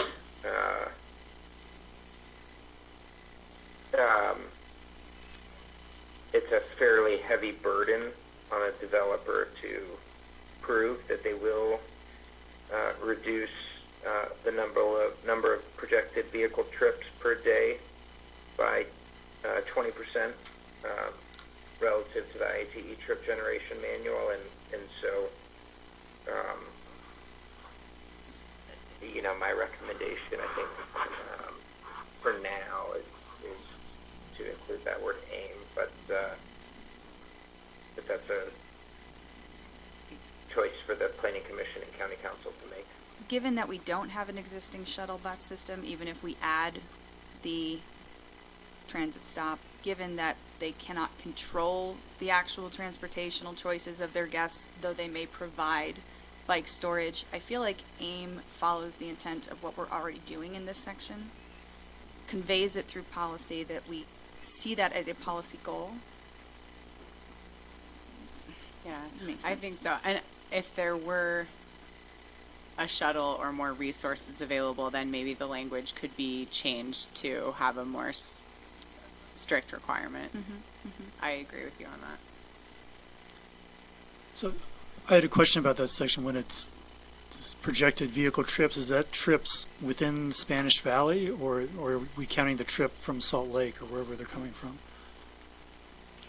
Because I would say that does not include the first trip to get to the lodging development.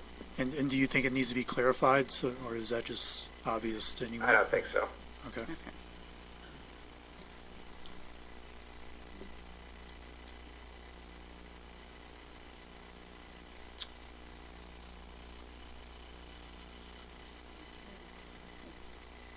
Are we ready to move? And there's always going to be one trip to get somebody from wherever they're traveling from to the location. So it will be included in the ITE trip generation manual, but it's not going to be a significant impact on this standard.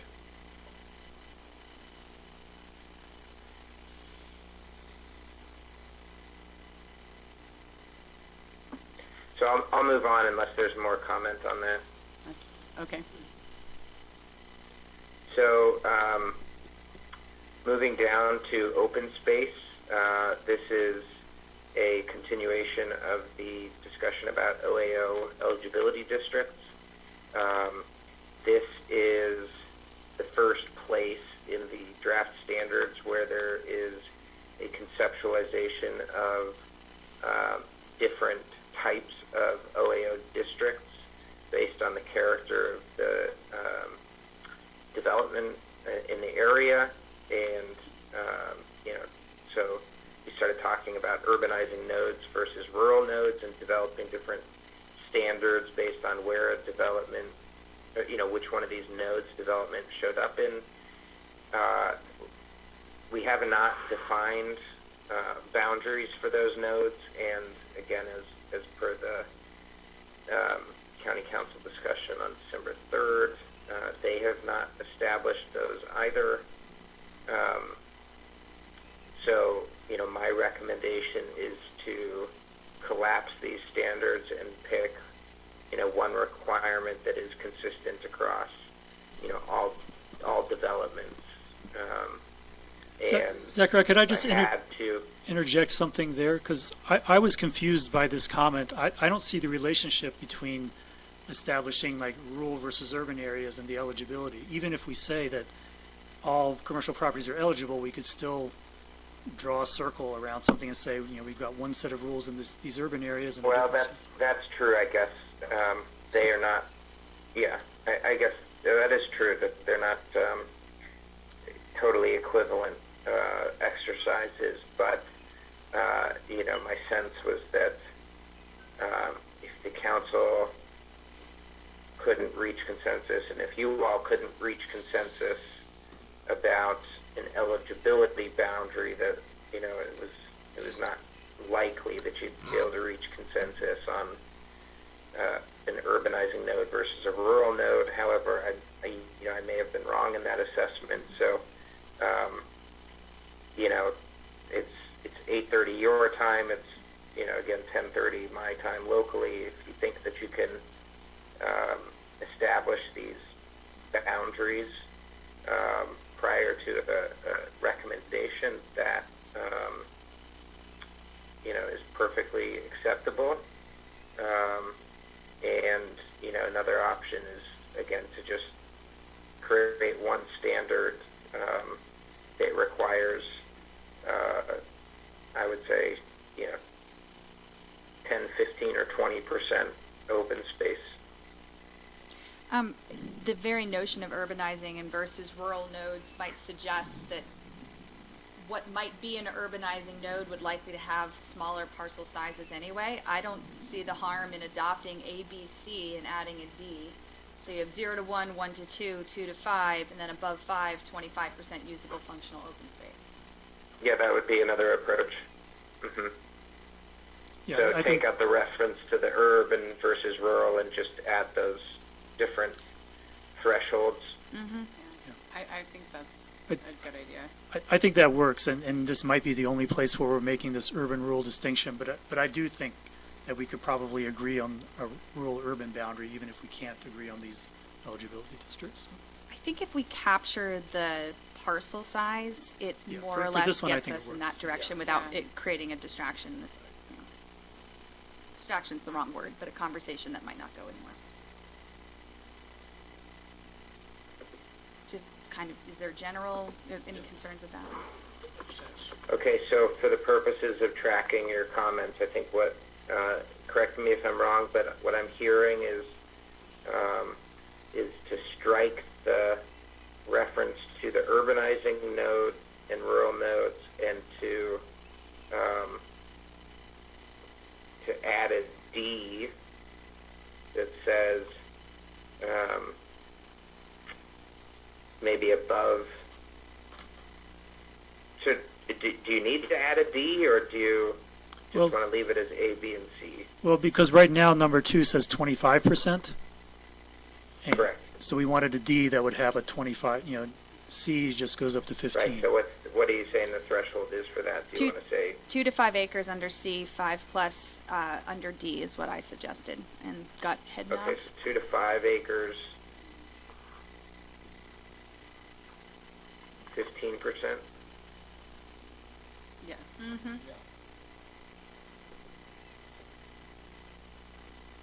Okay, and any minimum number of contiguous square feet? I think you keep C as is, but just make it 2 to 5 instead of 2 plus, and then add D, which says 5 plus shall include 25% usable functional open space. I think the 7,500 square feet contiguous for 5 plus as well, or a larger. Okay. Oh, I see what you're saying. Yeah. Yes, no, I agree with that. So I think that same. Okay.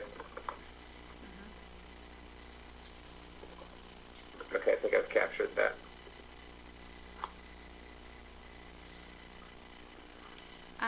There's no comment on, can I move on to height? There's no comment associated with the 35 feet in highlight. Is that still, I just didn't know what that reference was, if that's. I just highlighted that because I wasn't entirely certain I captured that properly from the last Planning Commission meeting.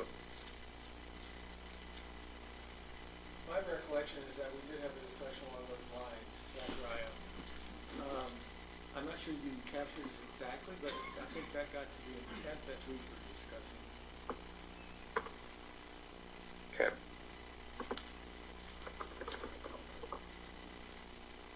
All right, so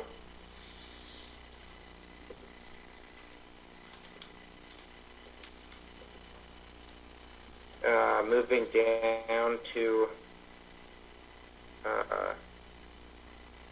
building design, number 3. That is the second reference to this urbanizing versus rural node, and it is discussing the transparency requirement on the ground floor as a design requirement. And I think my recommendation is just simply to eliminate the standard. The only suggestion I might make as far as keeping it, removing the reference to urbanizing node, but adding the language to any ground floor facing a primary fronting street of a major, I'm sorry, I'm blanking on the language that we use in the transportation study to denote roads like Spanish Valley Drive. But a Major primary, collector major, or something? thank you, yeah, major collector.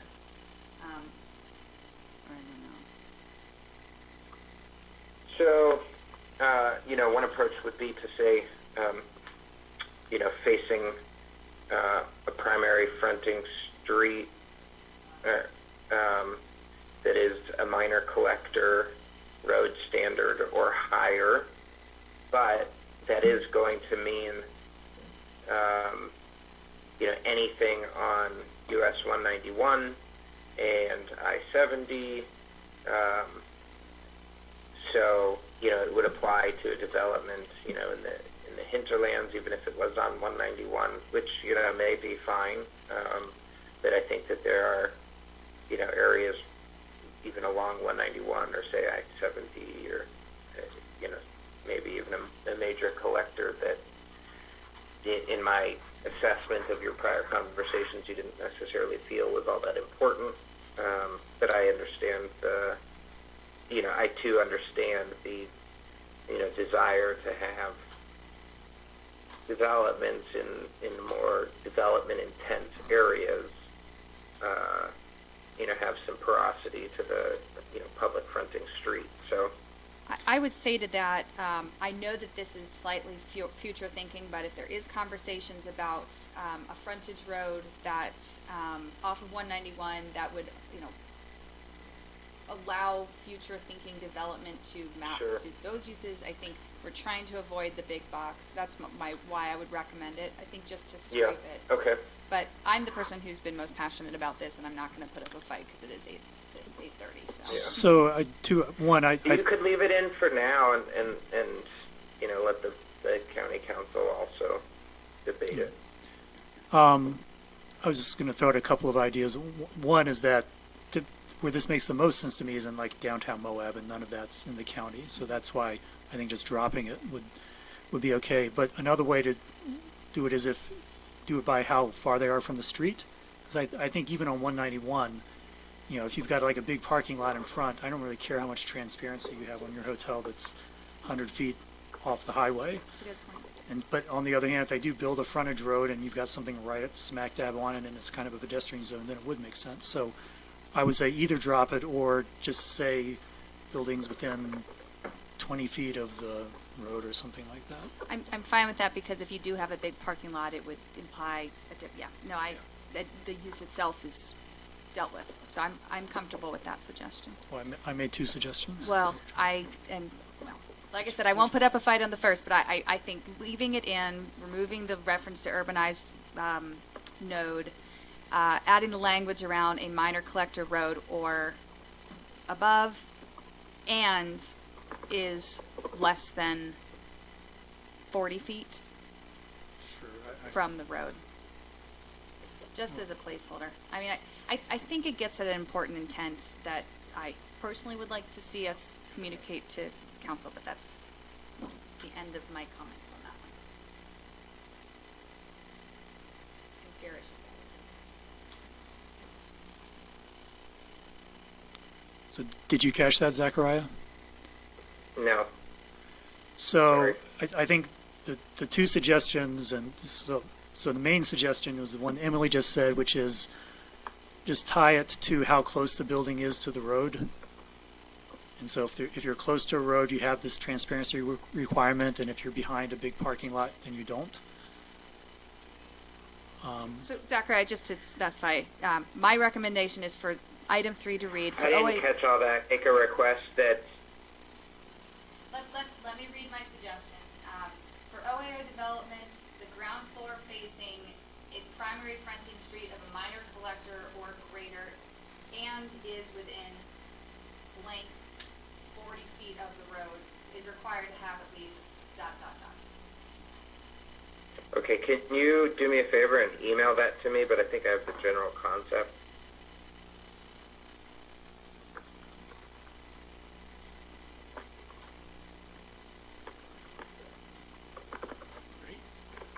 Does that work? Sorry, yes, I'll email that to you right now. Okay, thanks. So moving down the code, you'll see in 4.6.6 the integration of the use-specific standards that were previously in section 3.2.3. There's nothing new here.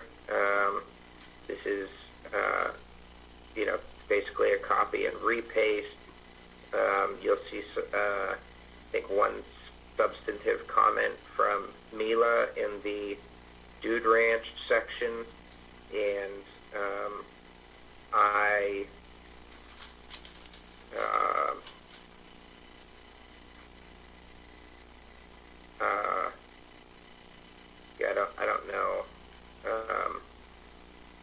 don't know if they're needed to be preserved, but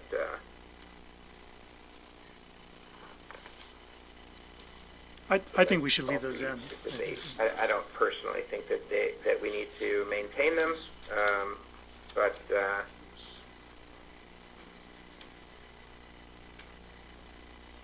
otherwise that's the ordinance. Oh, one quick question. So in Part C of recreational vehicle travel trailer park, is that also campgrounds? Yeah, we should. Like put the word campgrounds in there? We should add that to, yes, we should add that to C. So recreational vehicle, campgrounds, travel trailer park. Okay, thanks.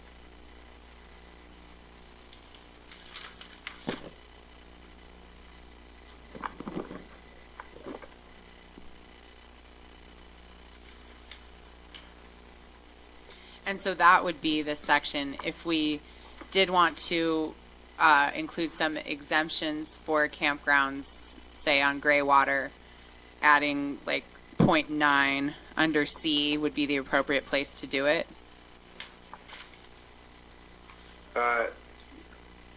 No, I mean, I think that if there are exceptions to the standards in the above section, you just call them out up there. Okay, call them out in the above section. Unless otherwise specified below. Okay. And then you can just leave the other standards that are down here as is. Okay. I do have one comment that I wish I had caught earlier. It's when the county council was approving the ACT or ACT campground, there were 7 or 10 campsites, tent sites that were made available, and I don't believe that any of those were as large as 800 square feet. 800 square feet seems like a pretty high amount of square footage just to plop a tent down on, and I'm thinking of like a BLM or Forest Service campground where you've got a little The tent spaces just need to be 800 square feet. Is that what you're questioning now? Yeah. It seems like that would be inefficient use of some valuable property if they were required to have 800 square feet per tent space. But just throwing that out. So that's a square about 35 feet on a side, something like that? Yeah, I don't know, but. Well, so I think you need space for a vehicle and a tent, essentially. So I 40 by 20, a standard parking spot Okay, is okay, I didn't realize it included parking. 9 by 20 feet. Maybe it's very reasonable And you then. probably have a table or something, so.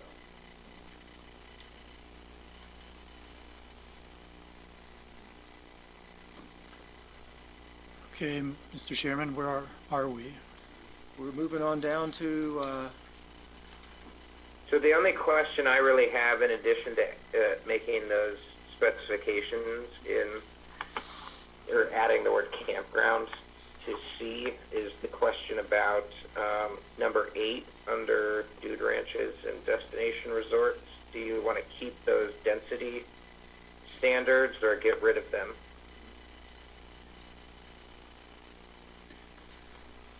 I think it's simple, I mean, if this is already in the land use code, I wouldn't want to get rid of it without thinking a little bit more about it, so I would Okay. be inclined just to leave it in. And other planning commissioners on that question? I agree with Kevin. Yeah. Yeah. Okay, so you'll have to obviously specify all this in your final motion, but for now, I'm not going to make any. I'm not going to put any flags on that.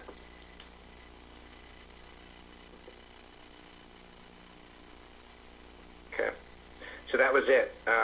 There are again the red line proposed changes provided by Commissioners Willis and Walker for the purpose section of 4.6.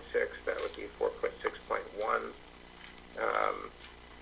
And then the recommendation from staff to reintegrate commercial uses into the land use code, into the base zoning districts where they are not currently allowed. I think, it's not appropriate to do that tonight, but I want to get that on your radar. So that was the reason for recommending it. In fact, you couldn't legally do that tonight because the public hearing wasn't notified appropriately for that.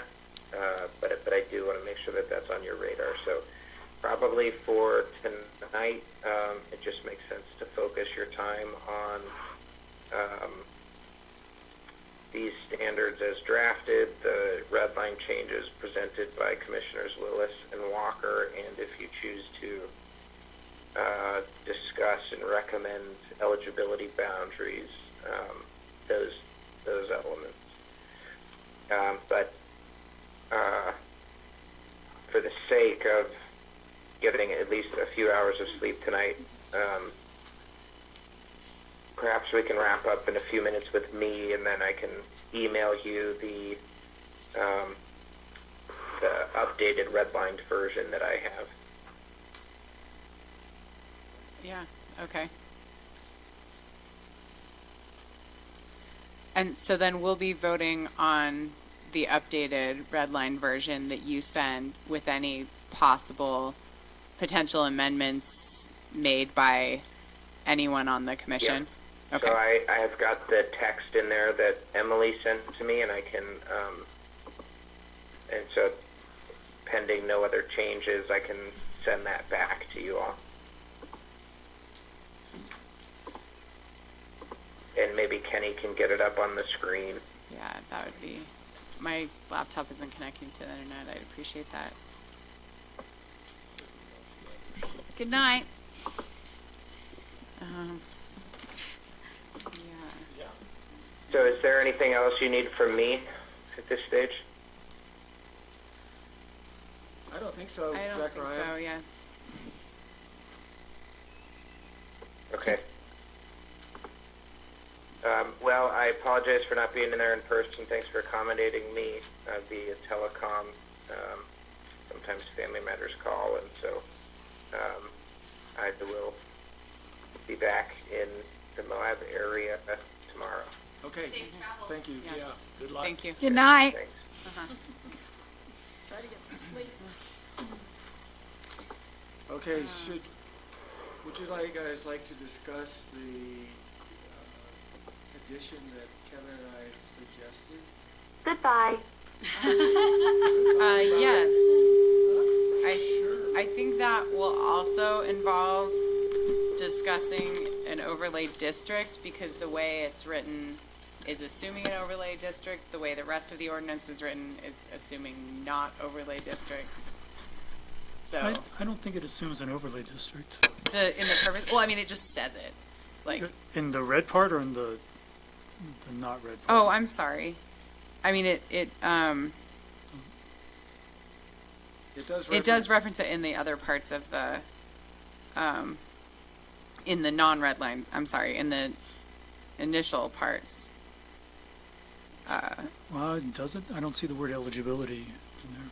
Or it just says overlay districts, so I guess this would just assume the overlay district is the entire unincorporated county? No, I think this is the, the confusion we always have, which is, I think district can mean two different things, but here what it means is, like someone applies and, okay, yes, you have this overlay applied to you. Oh, then I you're in see. the district. Okay, thank you. So, Versus the eligibility. yeah, you're right. I apologize for that mistake. It's not your fault, I Yeah. think. Okay, never mind. So yes, we can discuss it without that issue. So I can just, I mean, this is in the text, but that first sentence tracks something that's already in the ordinance, that. Right. And so it's just repeating the language here. And then these items that are listed A through H, those were just taken from the resolution, I think 595. So it's things that the council said are important. And then the final thing is that some people, think it's good to have a standard that's more objective rather than the subjective stuff above. And then so it says, well, we shouldn't let our ratio of units to things, get below where it was in 2019. And those numbers are also taken from ordinance 595. Yeah. So I support that. I think that makes sense. I think with all the challenges that we're facing with the current ratio, I think having that number to reference moving forward is meaningful. So, Abby, one thing that we talked about was in 2019, people were at the point where we said, we've had It's too much.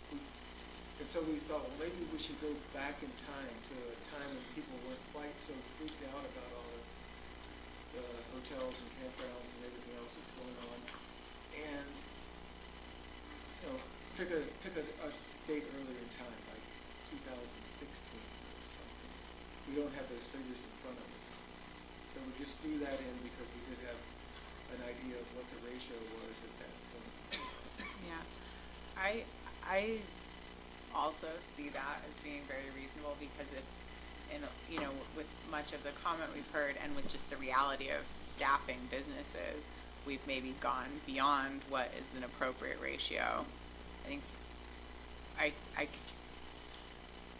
think scaling it back to a year that didn't seem so extreme would be appropriate, and then essentially hold off development until the population increases.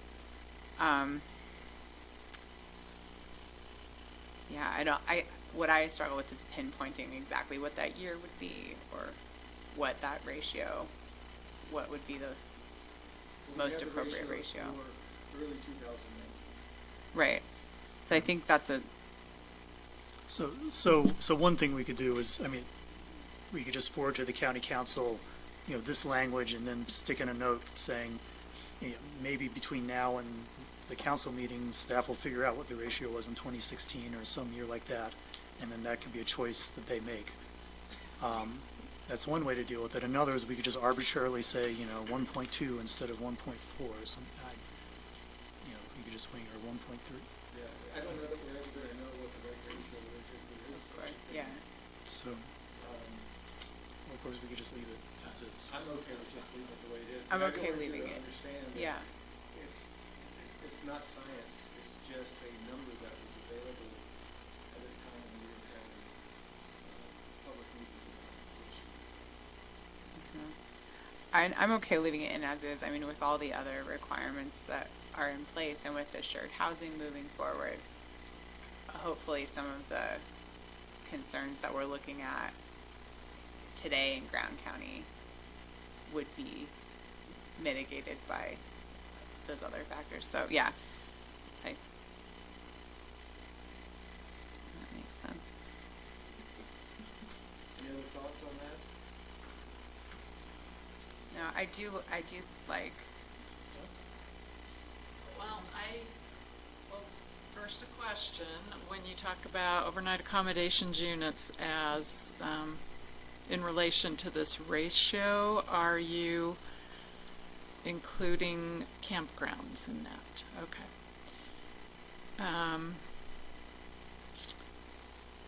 My preference personally would be to, yes, leave the 1.4 in, but it would be great to get from staff a note out to the side when it comes to council. Here's what it looked like in mid-2016, mid-2017, and 18. So there's at least, and I know it's not rocket science and it's just picking a number, but it would be nice to have a few more numbers. I think that's a good recommendation. Kenny, can you guys pull that off? I wasn't working on this that closely, so I would think that either Zachariah or Mila could pull it off. We could phrase it to, if possible, could you provide Yeah. this Yeah. in the packet for the town? Yeah, I think that can be provided. But the main thing is just make sure they know that at least there's a request for those other numbers, if it can be done. Okay, where do you want to go from here? Do you want to entertain a motion at this point in time? Just to, What about, there's a public hearing. Oh, yeah, we do have a public here, don't we? so, yeah, so Good we point. should definitely do that. Come on up. Give him his 3 minutes. All right, open up the public He's by hearing. himself, give him 6. Yeah, we've All all, right, he's probably in rush. we have all also gotten copies of your written comments and been able to read through those Right. in that link. So. Reed Pendleton. Yeah, so I'm just here kind of to reiterate a bunch of the comments that are already in there. You know, I've been here since February. I've been through this whole process, and I've been adamant since the beginning, campgrounds being lumped in as nightly rental accommodations because they're just completely different business type. And I have a million different thoughts. I'll just try to run through them as best I can. So, referring to energy, that was brought up by Councilman Willis. The reason that there's a lot of energy consumed is that RVs have a different building code. And so, and I made the notes in there that I lived in an RV for 3 years in this town, so I have hands-on experience of what you consume as far as energy. And as a business owner, I have no control over that. I can't control somebody, just like a hotel can't control somebody having their thermostat at 60 degrees. But in a hotel, you can double your insulation, and you can do this and this and this to mitigate your energy consumption. RVs, I can't do that. I can do that on my facilities to do that, but I can't do that for RVs in particular. Even tenters. I mean, tenters bring heaters and stuff like that and plug them in, and I have no control over that. So that's where the 80% I felt like was an astronomical amount for us to produce based on the cost and, you know, the amount of space required to install all that. And that's why I was talking with Zachariah about trying to find a balance between, you know, purchasing energy credits versus putting solar systems on, you know, my outbuildings, or even attaching them to the roofs of some cabins and trying to mitigate that energy consumption. On the water side of things, I specifically mentioned in my comments gray water usage for showers and laundry facilities, which is the comment that I was trying to integrate into this, because I feel like, just like he mentioned on hotels, you have a laundromat, you have all those drains coming out of one spot, it'd be really sensible that you can just run that drain to a collection and reuse that gray water. Those were the only 2 instances of gray water reuse that I was mentioning for a campground, because the development I'm trying to do would be using that. And so I think it's feasible for a campground, even on sewer, to do that. Since I only have 30 seconds, you know, there's been a net zero of 0 campgrounds built in this town over the last 6 years, and that's a fact. There's lots of regulations on campgrounds, and it's expensive to build campgrounds in relation to the income that you're going to be making. And so the more regulations that you are imposing on campgrounds in conjunction with everything else, you're basically squashing small business opportunities. You know, every campground but 2 commercial large campgrounds are owned by corporations now, and one of those is for sale. So after this, I'll be pretty much the only person that lives locally that runs the campground business here. And frankly, I'd like to build another campground to send my referrals to. You know, I send all my business once I'm full to everybody else, so I'm sending that money out of this county. So I just want it to be possible to realize a dream and to continue to grow in this town. Thanks. Thank you. Thank you.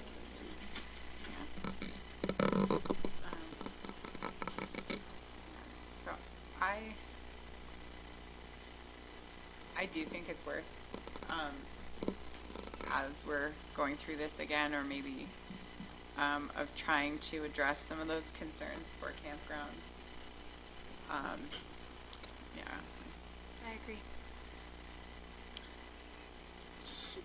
So I think Zachariah misunderstood the suggestion I was making for how, you know, let's assume that we want to, you know, scratch the energy requirement for campgrounds, just as a hypothetical example.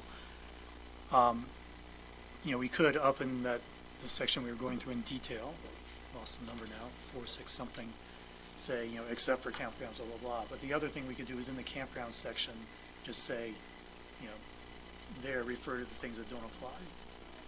And I think the latter is a little bit cleaner and easier. So I think, you know, if we are discussing things for campgrounds, I think we just zoom in on that section and just list all the exceptions we want to make there.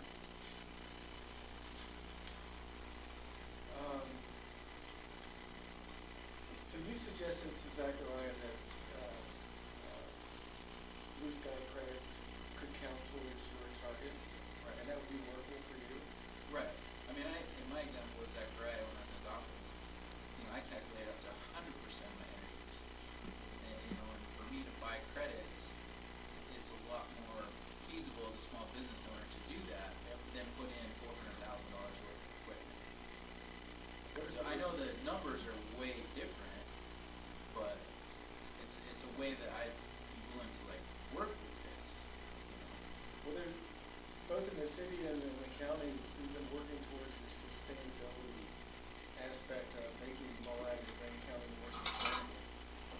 And so I'm still kind of struggling with, well, why are we going to be promoting this one use that is totally unsustainable because of the types of vehicles that people are limited to buying?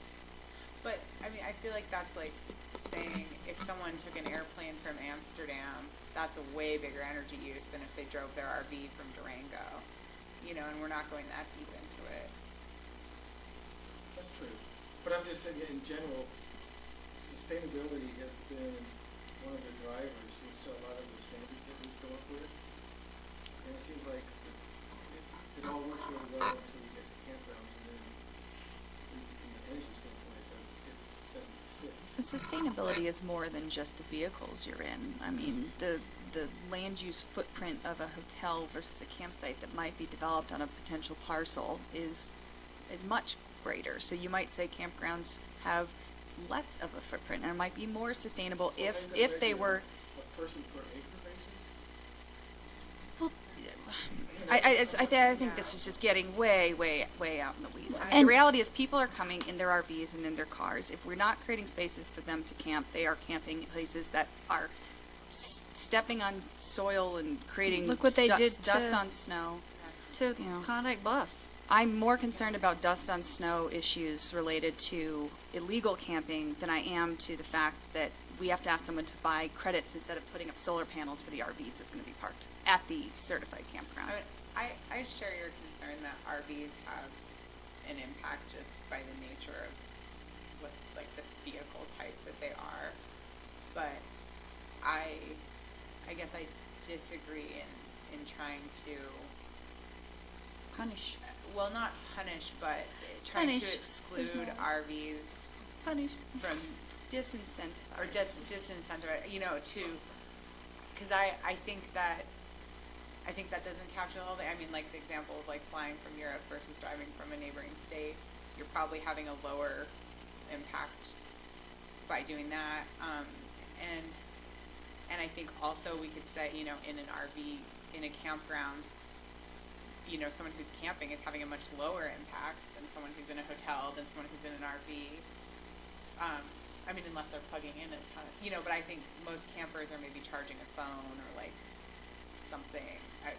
I don't know. I don't, if I had these actual numbers to look at, that might be, you know, that would be incredibly helpful. But just thinking, you know, if you look at an RV park and think that some people there are in huge RVs, some people are in small RVs, some people are in a Prius with a tent, you know, that I feel like if the entire potential for RVs and campgrounds is made too difficult, we're also cutting out those other uses that are a lower impact than a hotel room, and probably just pushing them into San Juan County, and then they're driving into Moab. That's the thing. It's a complex problem, and we're not going to solve the problem through the problem. So, The crowding issues that happen on public lands outside of town because people either are too cheap or they can't find a campground to rent. I understand that issue very well. What I was getting at is do we promote more campgrounds? I mean, I see a hotel as being a confined use of land. It's very compact, high density. I see that as a lot less impactful from a sustainability standpoint than a campground that is, by its nature, not very dense. But a campground is a lower impact, you know, if you have an I think if you have an abandoned hotel and you have an abandoned campground, the campground is pretty easy to turn back into like the land. The hotel is a huge, you know, building materials investment, a huge like human labor investment in a way that a campground is not. So I would just want to, we've got a lot of other, it's 9 o'clock and there's quite a lot of other things we have to vote on. So I propose that we just vote on what we're going to do campgrounds and not discuss it further. Okay. Because. I agree. So I think one proposal was that the energy requirement for campgrounds is that they use Blue Sky. Or do they have the option to use Blue Sky or purchase credits? Sure, you know, Yeah. something like that. And maybe they're encouraged to generate stuff on site to the extent practical. And I think one thing to keep in mind is all of these things are going to have to go to a council vote. So I think the arguments you just made, I think a good time to make them would be when someone comes before the county council and we're approving a campground and they might say, you know, campgrounds suck, you know, we'd rather have a hotel, and we could do that. I'm not saying that campgrounds suck. I'm Okay. just talking about one aspect of. Okay, I'm sorry, I didn't mean to characterize your views that way, but Um, but this sort of prioritization can happen when we're applying the overlay zone. It doesn't have to happen in these regulations. That's true. But I would say that I think campgrounds should be on the hook for at least some renewable energy developed on site. Not let them off the hook completely, that they can just go buy credits. And But it's hard to quantify, so that I was saying encourage them to do it on site, and maybe they're more likely to get approval if they well, do I mean, it on site. I don't know, 5%, 10% of their usage has to be generated on site. Yeah. You had a comment? But if you make comments, you should make them up here, because people can't hear on YouTube. The discussion I had with Zachariah was trying to figure out a balance maybe of both. like what you're saying, and I agree to that. But I think it's going to have to depend on the actual development itself. So if you have, a campground of dry camping tent sites with no real use for electricity, you could require 80% because all they have is maybe an outbuilding. If you've got, a bunch of RVs, then maybe it's 20% renewable on your facilities, which is feasible, and then the rest in energy credits. So I can't give you an exact number. I would dare to say that, it's probably in the 80-90% RV cabin usage versus 10% on facilities. But I can't give you that number. But I was suggesting we put a number in there, whether it's 5% or 10%, but just show that they have some renewables on site. Okay, so I move that for campgrounds it's 5% that they're required to do. And then the rest is the blue sky thing. Like, so 95% or the rest to get to No, that to get to 80%? So, just to clarify, so your proposal would be 5% on-site generation, 75% credits, or blue sky, and the remaining 20%? Whatever, the same rules as for hotels, except we Okay. change that 80 to 5. I don't think it's unreasonable to require 100% of your credits. It's pretty minimal cost compared to. Okay, therefore 95 and 5. Okay. That's my motion. For campground? Second. Okay. Vote? Yeah. Okay, any more discussion about campground? All in favor? Okay. Okay. Boy, we're Was moving that right everybody? along. Sorry. Yes. Uh-huh. So another thing we left dangling was the plugins for electric cars. Yes. So for purposes of this discussion, I say for every 25 rooms, you need one plug-in station. And that applies to all OAs across the board. Would you say that one more time? Sorry. So that this is a general requirement, and it's for every 25 units, Okay. you need one plug-in station. So 1 to 24, 0, 25 to 49, one plug-in, 50 and above, 50 to 74, two plug-ins. Okay.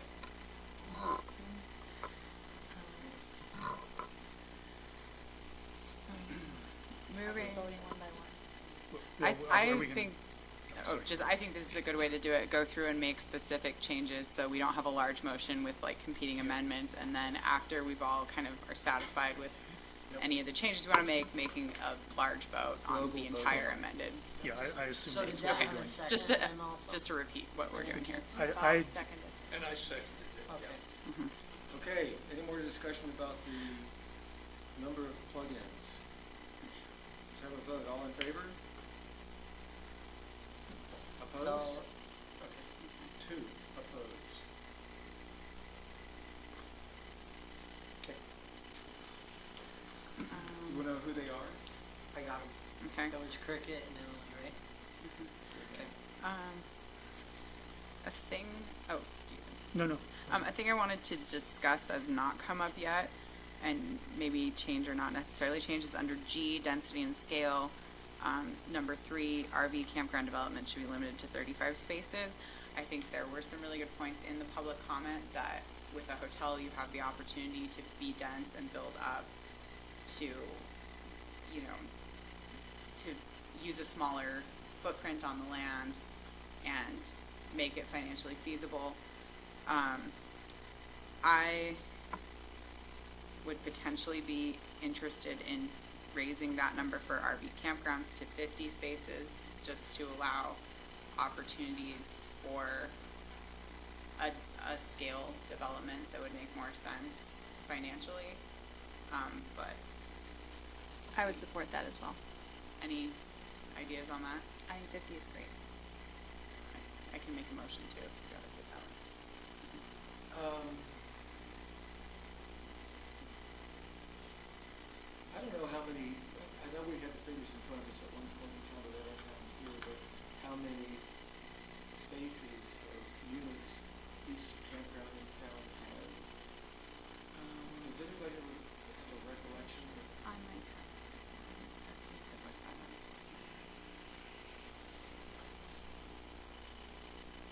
And while I do feel like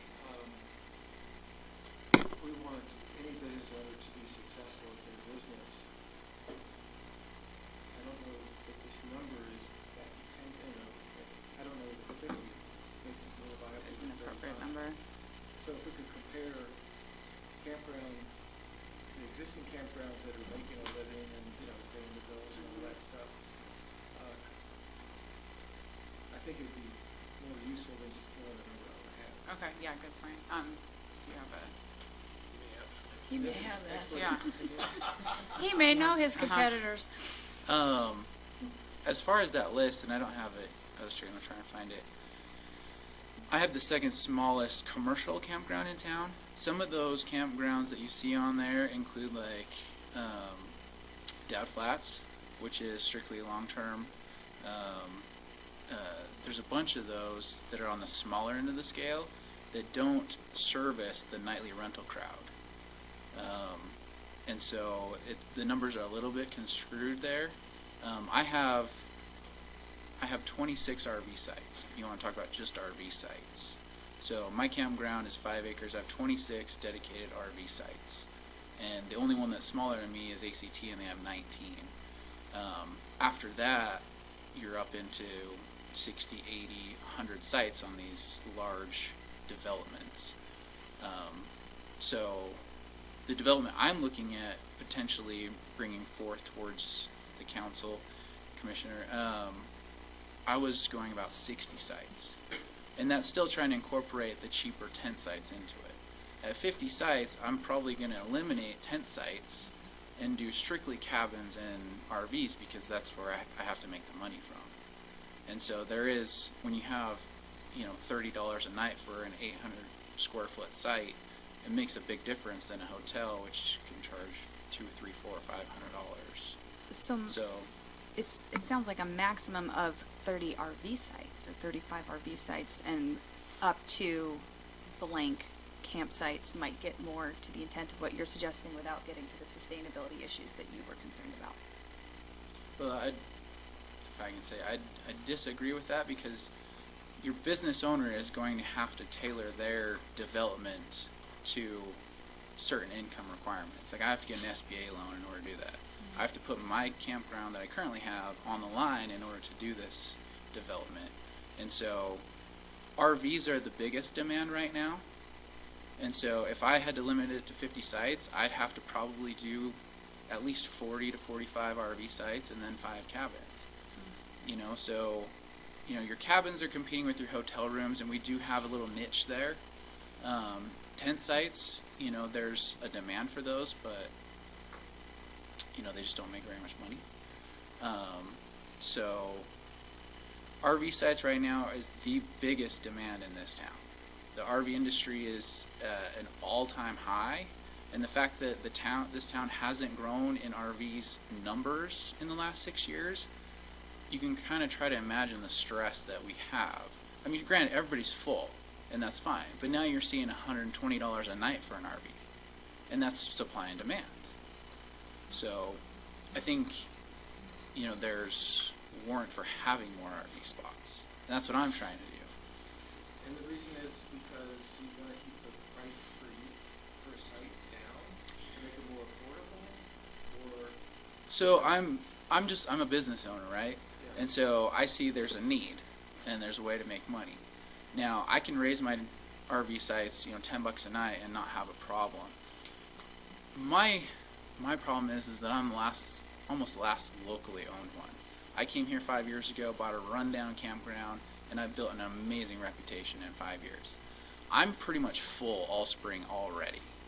And so for me to sit there and have my employees turn away people after people after people after people to the big corporate giants who are doubling their prices, it hurts me and it hurts the people that want to stay with me. And because that's what they're forced to do. I want to build another campground that's affordable, and so that I can take the business, put it in the other place, and keep that money here. Like, I'm the small business owner trying to make it here. And so you know, there's a corporation now that owns over 50% of the RVs in town. If somebody calls them, they just bounce 4 times before it even gets kicked over to me. And with only 26 RV sites and thousands of people coming every week, there's an opportunity for me to grow my business.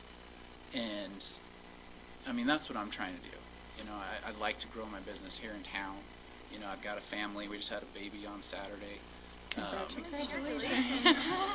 So I'm here to stay, you know, and you're seeing big money change hands, and they don't care about all this stuff. I mean, nobody else is here. And so I'm just trying to make sure I'm not going to get left in the dark with all these regulations, you know, when I have a dream too. So it sounds like, at least like conceptually, we're on board of having a larger unit number for campgrounds, RV parks, but we're not quite sure what that number would be. I think we put a number in there that is greater than what is reflected in the other items under that section to indicate that, and well, I would recommend a motion to send to council that was greater than 35, that indicated an interest to see that number go up. I was trying to find the file that had the number of campgrounds. I only found the hotel one, but in the meantime, the staff could provide that to council for context. So one thing I did want to talk about briefly, Emily, is the idea that we might say, okay, 40 RV sites, and then you said we could also tack on some cabins and some tent sites to that. How in the world do we, I don't have an idea of whether it would be additive or it would be like a cap on the number of total units, tent sites, RV sites, and cabins per campground. So it sounds like we need to ask staff to do a little bit more research before council, but I think language along the lines of RV campground development shall be limited to 70 spaces with a maximum of 40 RV spaces would. Sounds good. Yeah. You want to make that an official motion? Sure. I move to change the language under G, density and scale 3, to RV campground developments shall be limited to 70 spaces with a maximum of 40 RV spaces. Second by Okay, I think 70 is excessive. I mean, given the hotels are limited to 60, I don't see Yeah, why, and condos are limited to 60, 70 seems. I would say we don't want to go above 40 or 50. 60, like motels, if you're comparing them. I amend my motion to say 60 instead, I make a motion to amend my motion to say 60 instead of 70 units as the cap. Agreed. Second. All in favor of the amendment, I guess? Well, why don't we Sorry, just or- call it, if she Yeah, does it. an amended Great. motion. Okay. So the motion on the table is 60 units, 40 of which can be RV sites. All right, I think, are we ready Okay, for vote? all in favor? Opposed? 2 opposed. Okay, now it's you and Kevin, right? Yep. Okay. That that was Did we everything. decide not to do anything with the comment around water? Is that, there was the comment from staff about campsites and gray water systems. I'm sorry, I'm in that part of the conversation. I think we decided not to do anything with that. Well, I think you said it was I think that- illegal. Yeah, This is I- you- It's but- illegal. I missed that, all right. Yeah, thanks. but- Except for the facilities. The Yeah. facilities could be gray water, but Yeah. Yeah, so the I RV think we water should- dump could not be. So I think we should say, and I think you should convey this to Zachariah, or at least I make a motion that for the, like the laundry room and the shower. Do you want to state that into a motion? That's what I would, yeah. Oh, you're doing it right now. Yep. Sorry. Yep. Sorry, I was doing He a says, bad I'm job there. making a motion. All right. Sorry, Kevin. thought I- Give that another try. Okay, but I was also making that since this is something, this is, you know, needs to be conveyed to Zachariah, whoever is making the final edits. So I move that the gray water requirement for campgrounds is, you know, is the same as the other gray water requirement we have, except it only applies to facilities, not to the hookups. I'll second. Okay, any more discussion? All in favor? Boy, this is moving along. The vote was all right. That was unanimous. Everybody. That one, uh-huh. Finally. We had some unanimous Yes. votes tonight, so. Yeah, I don't know, even the contested votes, I think, give the county council things to work with. Under transportation, there's the covered locked bike storage. I suggested for campgrounds that we should make an exception to strike that. I think that might have already been done. Was that, I've It lost was. what's Edits. been. Yeah, Yeah, well, but just, if you- just to be safe. yeah. should we- Okay, so, I mean, I moved to, I'm sorry, I don't know how we are doing this consistently, so please don't Yeah, consider so this the official. Or is it already? I had that, the covered lock bike storage be scratched. Yep. For a campground. For campgrounds. Oh, for campgrounds? Yeah, for campgrounds. Okay. Okay, I move to make an exception not to require covered lockable bike storage at a rate of 1 space for 2 lodging units for campgrounds. Second. Any discussion? All in favor? It's unanimous. Move on. Aim to reduce, I think is our next one. Oh, I'm sorry. So we moved down from transportation to open space. Even though, I don't know if this is a good time to bring it up, but I think we should make a strong recommendation to the county council that we do, I don't know if node's the right way to describe the areas that we're talking about, but we do create some maps that show where, overnight accommodations would be, eligible to apply. Maybe that would be best done in a separate motion. I'm just throwing this out here as an idea. I just do it because it's the first place it's shown. Right, that we could vote on the wording of this ordinance as is, and then propose a second motion that is requiring or encouraging county council to revisit the idea of eligibility maps and potentially look at that in the future, because that would at least get this language into place in a way that would be meaningful and state the intent that the people, the planning commission or whoever votes for it thinks that a priority in the future should be revisiting this idea of maps and looking more fine-grained, because clearly we're not going to make that map tonight. We're not. Yeah. But the fear I've got is that the county council is not going to agree with putting the ratio in 2019 as a trigger. But they're going to pass the ordinance. And the minute they pass the ordinance, any and all lands within Wayne County will be eligible. but I think I have a suggestion that we discuss it separately. We are going to talk about eligibility districts, but we're going to first vote on the standards, and then we discuss eligibility districts. Is that what you were saying? Yeah, and not that we shouldn't discuss it now, but just we shouldn't try to make one motion that encompasses both those ideas. Let's table that until after we vote on this. But I definitely want to talk about that. Yeah, I think it's definitely worth So revisiting. is there anything left on the standards? Do we need to make a motion around transportation to adding aim to reduce versus reduce, or was that, I've lost what was modified and what needs a motion? Will I you think see we if agreed that's that in we Zachariah's were edit? aim to reduce. Okay, all right. Yeah, that Thank you. aim to reduce. I think should be in that edit. You've got that one, Kenny? And then the only last one was the question around the frontage glass building design standard. And the language that I recommended, which I can read out to you all, or actually Zach. And I think that was also in his edit, but we should make sure before. So that's in section I, number 3.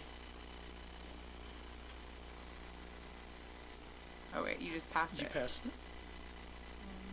There we go. Oh yeah, so that includes Emily's suggested edit, so we don't need to revisit that Okay. as a motion. Great, thank you. So, Any other?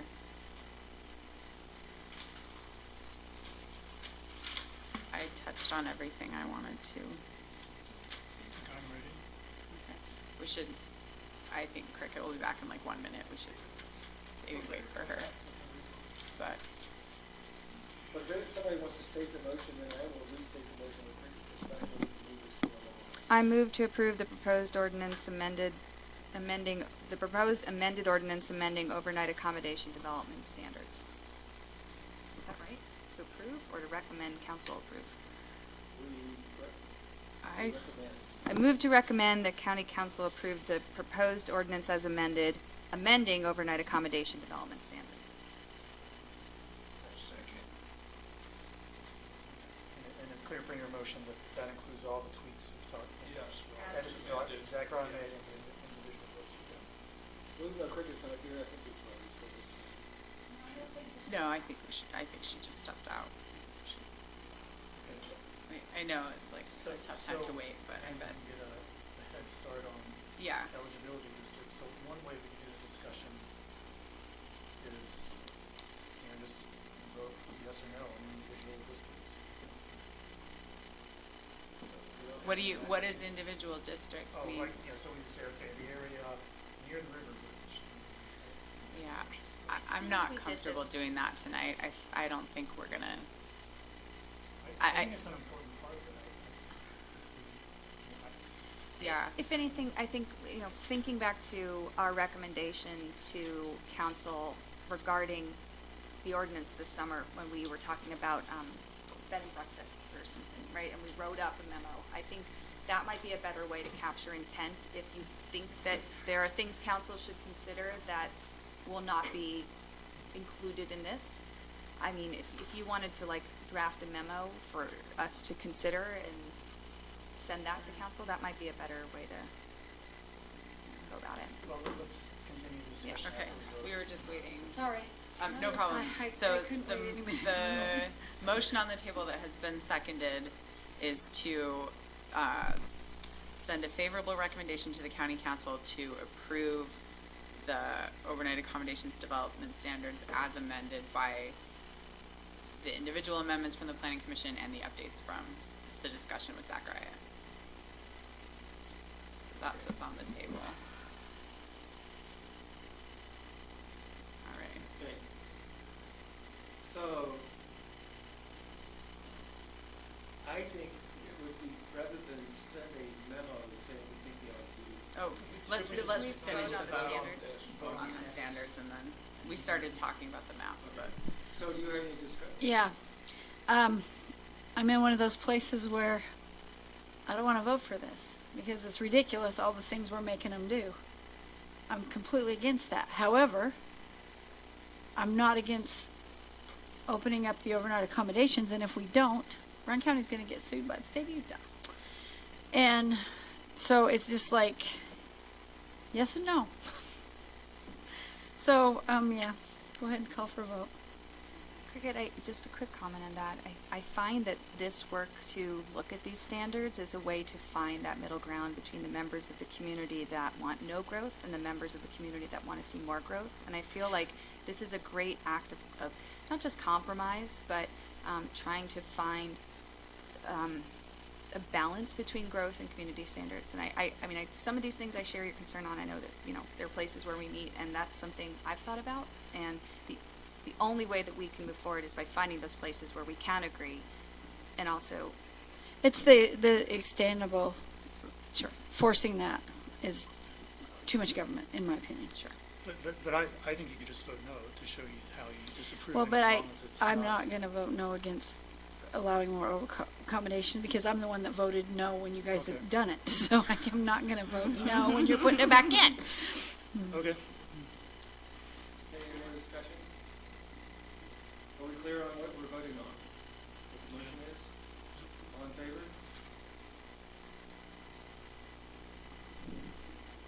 Okay. So the next thing. I want to talk about nodes, but you want to go first on?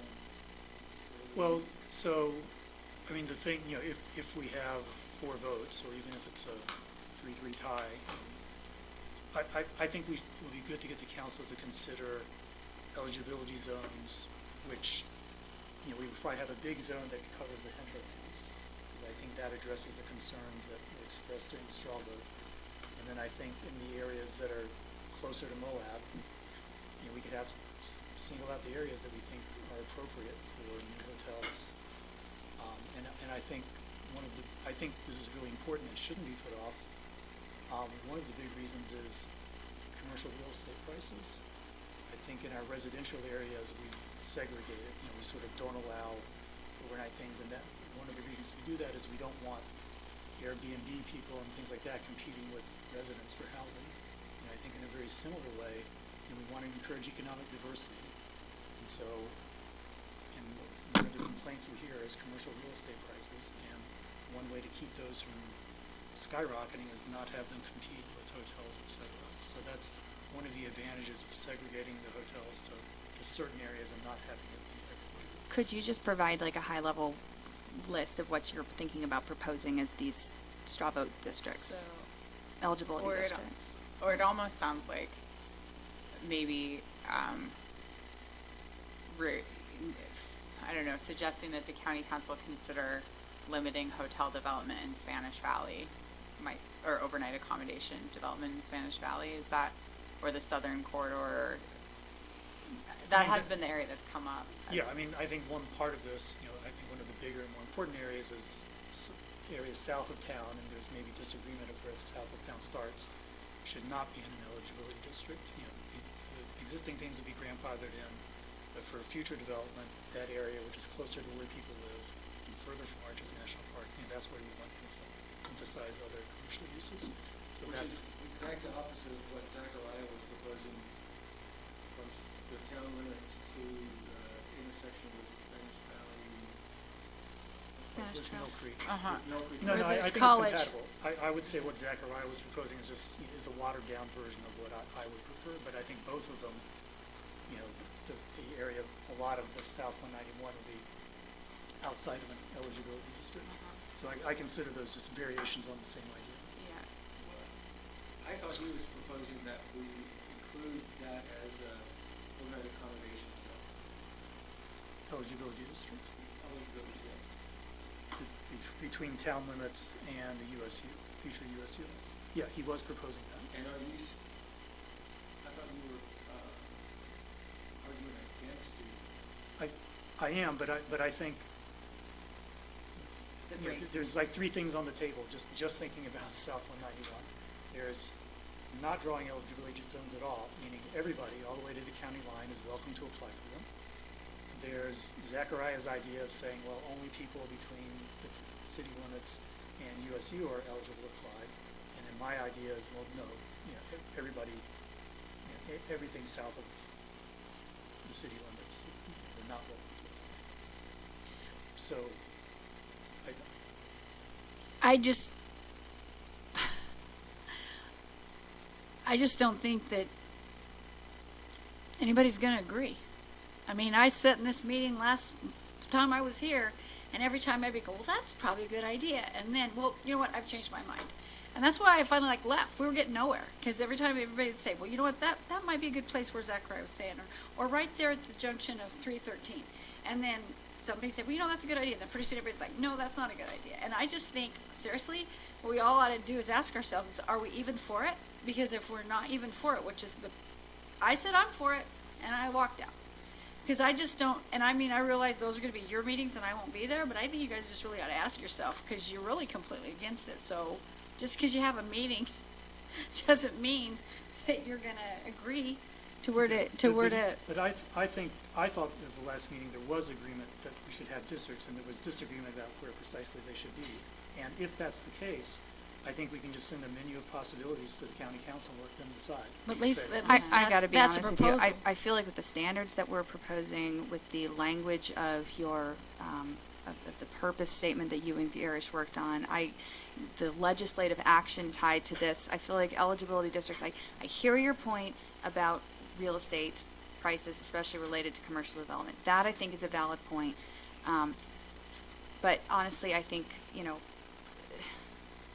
if anything, I would say I would recommend personally I would recommend a district that includes basically an hourglass around all of Thompson Springs, Cisco, down through north of town, and then maybe not a hourglass, a wine glass, and then down 191, right? So you leave off the inner part of Spanish Valley, You capture the major highway corridor and you allow that to be part of an eligibility district. I think, to me, that is something I would be comfortable with. Anything that gets more piecemeal or trying to fit things together, it just doesn't seem to make sense, and I agree, I don't think we're gonna find consensus there. So if your intent is, how do we keep things out of the residential neighborhoods of Spanish Valley, I think that's how you No, go I about think you it. misunderstood. This is only about commercial.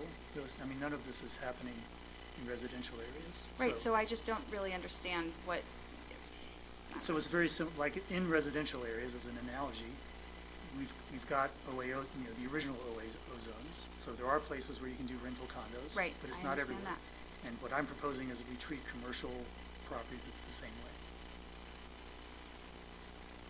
where would you see it? Is it just your concern about south of town along 191 Spanish Valley Drive, or are there other places that if we don't do these, you think there will be development I that think shouldn't? Cane Creek is a good example. I mean, I don't think that's really appropriate for further development, given the way the road is, given, the sensitivity of the environment. So I would want to have that out, personally, I would want to have that outside an eligibility zone. I think areas along 128 that aren't already, parts of hotels or dude ranches, I think that's maybe not a good area for additional development. I'll just say, because I don't want to take this any further than it needs to be, I respect your thoughts, but I'll just say I will vote against that. So if you want to know straw poll, kind of, I'm with Cricket on this one. I don't think it's something we should be recommending. May I talk? Oh, yeah. I've been raising my hand. Oh, sorry. So, in our last council meeting, as you know, I believe it was Gabriel and I that were outvoted. I think the vote was probably 5-2. It might have been 4-2. To just basically blanket the whole valley. I call it an overlay zone. The whole valley an overnight rental overlay zone, which is, to me, crazy. And I tried to portray that as coherently as I could. I even used my own place as an example. That means that I could tear down my apple orchard and apply to the council to build overnight accommodations there, which would be crazy and ridiculous, and the council would probably say no. But why, if we're not even intending to consider it, why would we leave that option open? And so I believe with Evan's email, him and another council member, I think they had a moment of nostalgia when they heard that someone had applied to do a stargazing overnight rental place at Westwater. Honestly, I think that is the thing that swayed them, and with Evan saying, well, I've rethought it, I think that can be addressed. I think the other council member is going to be on board. I think you're pretty safe. Of course, I'm not speaking for the whole council, but I think you'd be pretty safe in recommending overlay zones, and I'd probably recommend less and give them the chance to put more in. And you're talking about eligibility zones. Eligibility zones, sorry. No, I just, because Yeah. you mentioned an overlay zone over the valley, so. Well, because basically the whole valley is an eligibility district the way it is now. The way, just completely scrapping everything, then everybody can apply. That's basically what we've got, is a countywide eligibility district. It includes residential areas. Yeah. So I totally agree with you. I think we could come together maybe really fast with some suggestions of areas where that would be eligible. And we could fix the Westwater stargazing issue by saying anything north of the airport, draw a line across, to say these standards don't apply to this part of the county. So there's a big chunk of the county that we just took care of. But here's a point too, is in a scenario where overnight accommodations might be part of a mixed-use development, therefore making other commercial uses viable, we would be excluding a lot of places from that.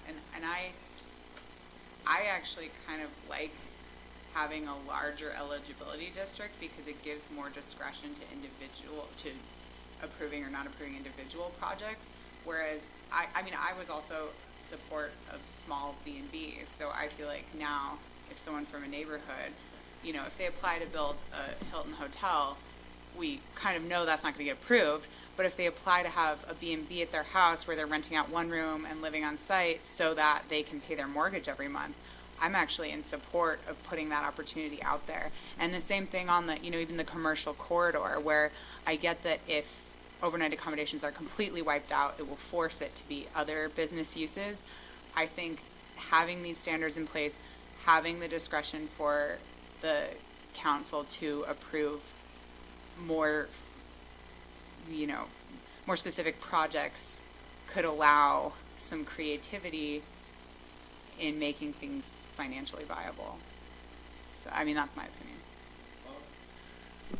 Well, I keep going back now to the time of the moratorium and when maps were being drawn about places where you wouldn't be able to build or you would be able to build, and we came out with zones and some people said, just don't allow building.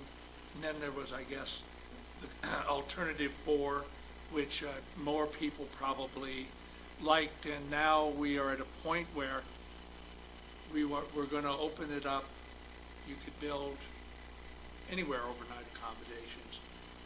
It doesn't seem like what citizens wanted us to do at the time. Now, I do understand the council has to approve it, but now it's open everywhere to have a bed and breakfast or to have overnight accommodations.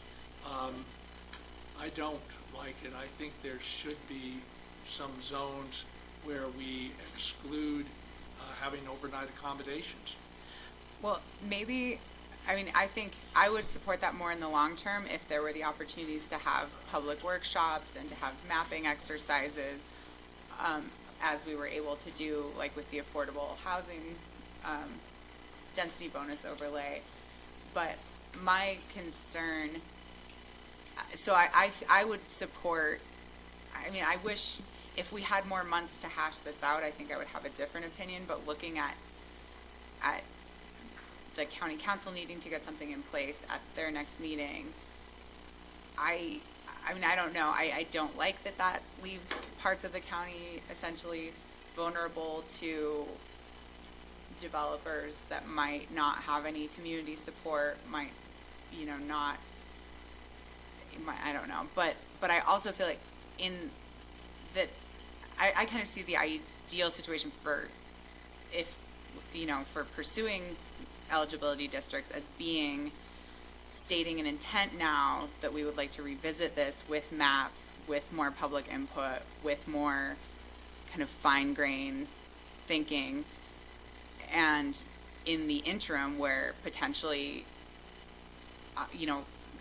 developers could apply to have a hotel in a residential neighborhood or other things, trust that the county council and that the planning commission are not going to approve those, because there still is the full discretion to, just because anyone in the county now could apply for something, it's unlikely that something that is going to be hugely onerous on that neighborhood is going to get approved or is eating up commercial. I mean, I don't see it as a problem in the neighborhoods as much as I do see Kevin's point that it creates uncertainty with real estate prices and could,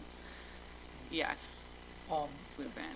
Just want to make clear, so in addition to the real estate price thing, which I think is important, if I were on the county council, I would want to give some direction, and I'm maybe getting bombarded by these requests, some of which, because they're on the south of town, I'm never going to say yes to, or something like that. You might want to, I think it's also, it's a favor to developers knowing that if they're in an area that the county council does not intend to apply the overlay zone. So if the council thinks that it doesn't make sense to have even more around the south of town, then you're actually doing people a favor by drawing the eligibility districts to exclude that area so that people don't waste their time on it. So I think that's another strong thing. To address some of your concerns, I don't know if I favor this, but one could also say these eligibility districts apply to projects, over 5 units, or, something that would allow these small things that might occur in mixed-use developments, that they would somehow not be subject to it. So that's one possible compromise on that. that point. And then finally, I think you do make the point that this isn't an emergency. If it takes us an extra 3 or 6 months to come up with eligibility districts, that doesn't mean that all things are going to go haywire in the meantime. They can slow us. What's going to happen? What's going to keep it? Just the council can say no if people apply. They can Are say, we in until we get recommendations? eligibility districts established, we're not going to approve any of these things. I think Thompson honestly, the Potts. thing that's gonna keep it from going haywire is the, development standards that probably are getting passed. I mean, I kind of agree with Rick that it's, the product we get will be great, but I'm waiting to see if we get a product. And I will say that we've already had I think we've already had those public meetings that you're saying, I would do this if we could have more public workshops and mapping exercises. I think we did that in the public workshops already. You're right, there was a lot. I'd just like to make a point of order. I'm hearing kind of a few things start to trend. I think it would be wise if we made some motions if we want to move on this. I'm happy to make a couple. I'm just looking at the time. So I will propose to the group some motions that I recommend we make just to send a message to council. It sounds like there might be not necessarily consensus, but some large portion that might recommend an eligibility district that fits across the county. I think we should make a motion and get that on the record. It sounds like there's a suggestion to make a much more limited recommendation. I think we should take a vote on that, put it on the record. Finally, I think I'd like to make a motion. I really liked your point about having these eligibility districts apply to developments of 5 units or larger. So I think having that be a separate motion that say, any eligibility districts shall apply to things with 5 or more. Those are the 3 motions I recommend we make. Get something on the record and go home. Thank you, Emily. Reed, you had something for us? Yeah, the only comment that I have is that because everything is being included right now, the worry that I have is you've done all these great things for affordable housing. If you allow residential areas to be overnight overlaid, like people can apply to have those, your real estate prices are just going to keep going up. People are going to buy lots, they're going to buy houses, they're going to turn them into nightly rentals. So you're opening a big can of worms that you just put a lid on. And so I talked to Zachariah a little bit about this after the county council meeting about trying to, instead of creating a map, like maybe reassigning base zones to be in these eligibility districts. And he said there was a little bit of complications. And what I was referring to was like if your property is zoned highway commercial, then you would be eligible to apply for those. And his concern was that there is a few commercial properties that sit in residential areas, and so you'd have to try to weed those out somehow. But I don't know if maybe that's a starting point, because you already have commercial properties that would warrant that type of development. I just worry, my hesitation is residential areas and, people turning. I'd like to address that, and this is part of what I hope we might get to. I would say we make it real clear that these standards and overnight accommodations are only allowed in certain zones. And we could talk about resort special if you want to go to some of those. And we could exclude highway commercials from being one of these zones. We could exclude all residential zones. I'm confused. I don't understand. Currently, if they pass, once this passes, if there's no mapping that's associated with it, the entire, this is my understanding, the entire county, all zones will be open for overnight accommodations. I guess I thought it was just all the commercial zones. No, it's all zones, the way it's written. So someone could make a motion. I think at this point, like Emily said, I think it would be wise to maybe make specific motions to say we would like to exclude number 1, we'd like to exclude number 2. And I'm saying a simple way to do it would be by zone, say. So you could say we'd like to exclude residential zones, we'd like to Exclude general exclude business, Cane Creek. exclude highway commercial, exclude residential, all residential zones. And that only leaves like resort special and whatever that other is. You have several different types of commercial. You have general business, you have highway commercial. Yeah.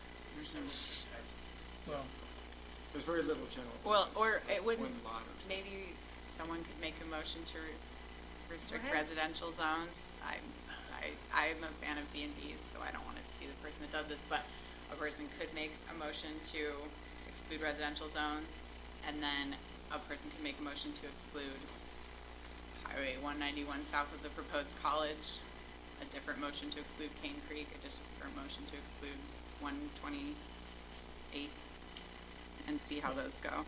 I And guess, that would give the council at least not a specific map, but some broad stroke.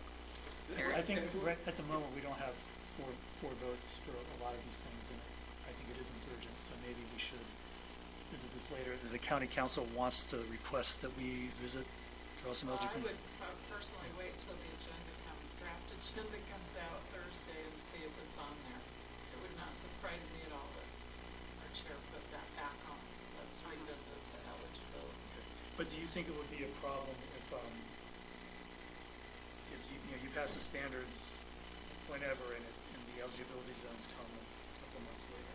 I think that's where we're at right now. Yeah. I don't think I it's think really- that's And the what I real was proposing is just in the stopgap, for the time being, we just say, overnight accommodation, would be allowed with these standards and these zones. It could include grazing, could include resort special and whatever the other resort zone is, and exclude everything else. Why, Do you want to I don't make know that that motion? so could we simplify it and just,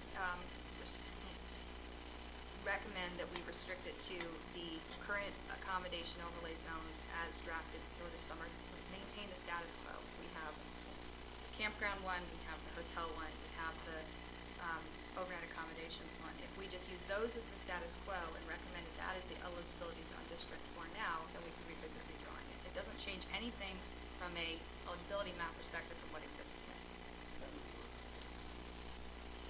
So, Wait, I'm sorry, so I'm confused. so Yeah. there's a, hotel overnight accommodation zone right now. There's a- Like all these little tiny things drawn around Yeah, existing the ones hotels. that went through the exercise this summer. Okay. So if we say the cumulative of those, we recommend that being the eligibility map to pass along with these standards, knowing that we will revisit that as a larger mapping exercise. It maintains the status quo, it gives the county council time to review how they want to look at the map, and it doesn't make things different or worse or better than they are now. So are you suggesting like one of the options, like 1, 2, 3, 4, 5 that were initially proposed? Because what's currently on the ground is only where existing Yes. overnight accommodations are. And Yeah. Plus so, Cisco, plus Thompson. Sure, plus Cisco, plus Thompson, but I think, I think if you did I that. think that's too restrict, I mean, that's, I don't know, I think that's too restrictive. I think that it's crazy to say, here's a bunch of new standards that apply to 0 parcels. So just to keep the ball rolling, I would recommend that Cisco plus and the highway Thompson. commercial zone. No, that highway commercial zone is one of the areas that was the most concerned. I like your initial proposal. I like the initial proposal. Well, And it yeah, you could make the goes motion. with, For the time being, these are and the it can be overnight made less accommodations restrictive. And it gets the Star King. Okay, but it doesn't, It's a brilliant idea. I don't think it's maybe, I'm not sure it's what you've intended, but I also think, these overlay zones don't allow for expansion. So it doesn't, I don't know. What it does. I think the effect of Emily's suggestion would be, say, okay, we've got all these overlays, and for the time being, we're not gonna apply them anyway. It wouldn't create the Yeah. uncertainty in the market that you're talking about in the short Okay. term, but I would recommend that we revisit it At urgently. least it would be a Band-Aid until the council says, we want to see the maps. Okay, but another possibility is just wait a while in eligibility districts, because I'm just not sure we need a Band-Aid, because no one's gonna force the council to approve Right. a hotel in an inappropriate place. I will make a motion just to get something on the Okay. table, see if it passes, we'll send it to council or not, and maybe we can adjourn. Okay. I move to recommend to county council to adopt an eligibility zone district for the overnight accommodation overlays that consists of the cumulative of the existing overnight accommodation zones. Which is right up there. Second? I'll second it for at least the sake of discussion. I probably like it, but I'm not sure that it's something that flies in the it goes though in the direction of saying, let's make things pretty strict now and then loosen them up as we go along. And, I mean, you're right that I was thinking that it was slightly less strict, but, you know, I've already stated my piece where I'm at. At this point, I think sending something makes sense. Yeah. The other thing I'll say is we already have had council saying that these are areas that we do see potential overnight accommodations being. Well, because they already exist there. They already exist there, plus the addition of Cisco and Thompson Springs. So it gives council the opportunity to grow from that or to scrap it. But I think if they are going to do anything, it's going to be either nothing or something, or they do nothing and direct us to take it up. Cisco and Thompson are part of it. They are, they aren't? Yeah, no, Okay, yeah. I was thinking now. All right. So I But don't I like think I would about go for, because I think this just confuses. I don't think it confuses things at all. What I think it does is it buys the county council and the planning commission time, and it puts the pressure on us to produce eligibility district maps that we can look at and decide on whether we're doing. But I think we could do that anyway. We could also wait for a more official word from the council that they want. Well, I'm afraid that in December, I mean, January, this ordinance is going to pass, and there's going to be a lot of expectations that, oh, I know that right now, I'm glad it might be more than that. So it's not clear to me that this has any effect on residential. It definitely does. Zachariah made, yeah. So it would allow anyone with any zone, And yeah. so because of that, I'm fearful that there might be unintended consequences if we don't do something like Emily suggested. And for the record, I agree with Abby personally in supporting small B&Bs, so like, just where I stand, but I think giving this as a recommendation, to your point, maintains the status quo, creates the forcing function to solve for it, and gives us something to react to, so. Okay, TikTok, Call for a vote. all in favor? 1, 2, 2 1/4. She's still you for. So that was like 4. 4. 4. Are you You're gonna call? abstaining? Are you calling for You should call for no votes. You got it? Yeah. All right. Yeah, okay, any no votes? 1 no vote and 1 abstention. Fine. So I can only think of one more thing we have to do before we adjourn. Uh-huh. Which is, I don't think we officially voted on that purpose statement that, you know, I Oh. drafted for 6 months, whatever. I move to adopt the purpose statement as written and drafted. Okay, all in favor? Opposed?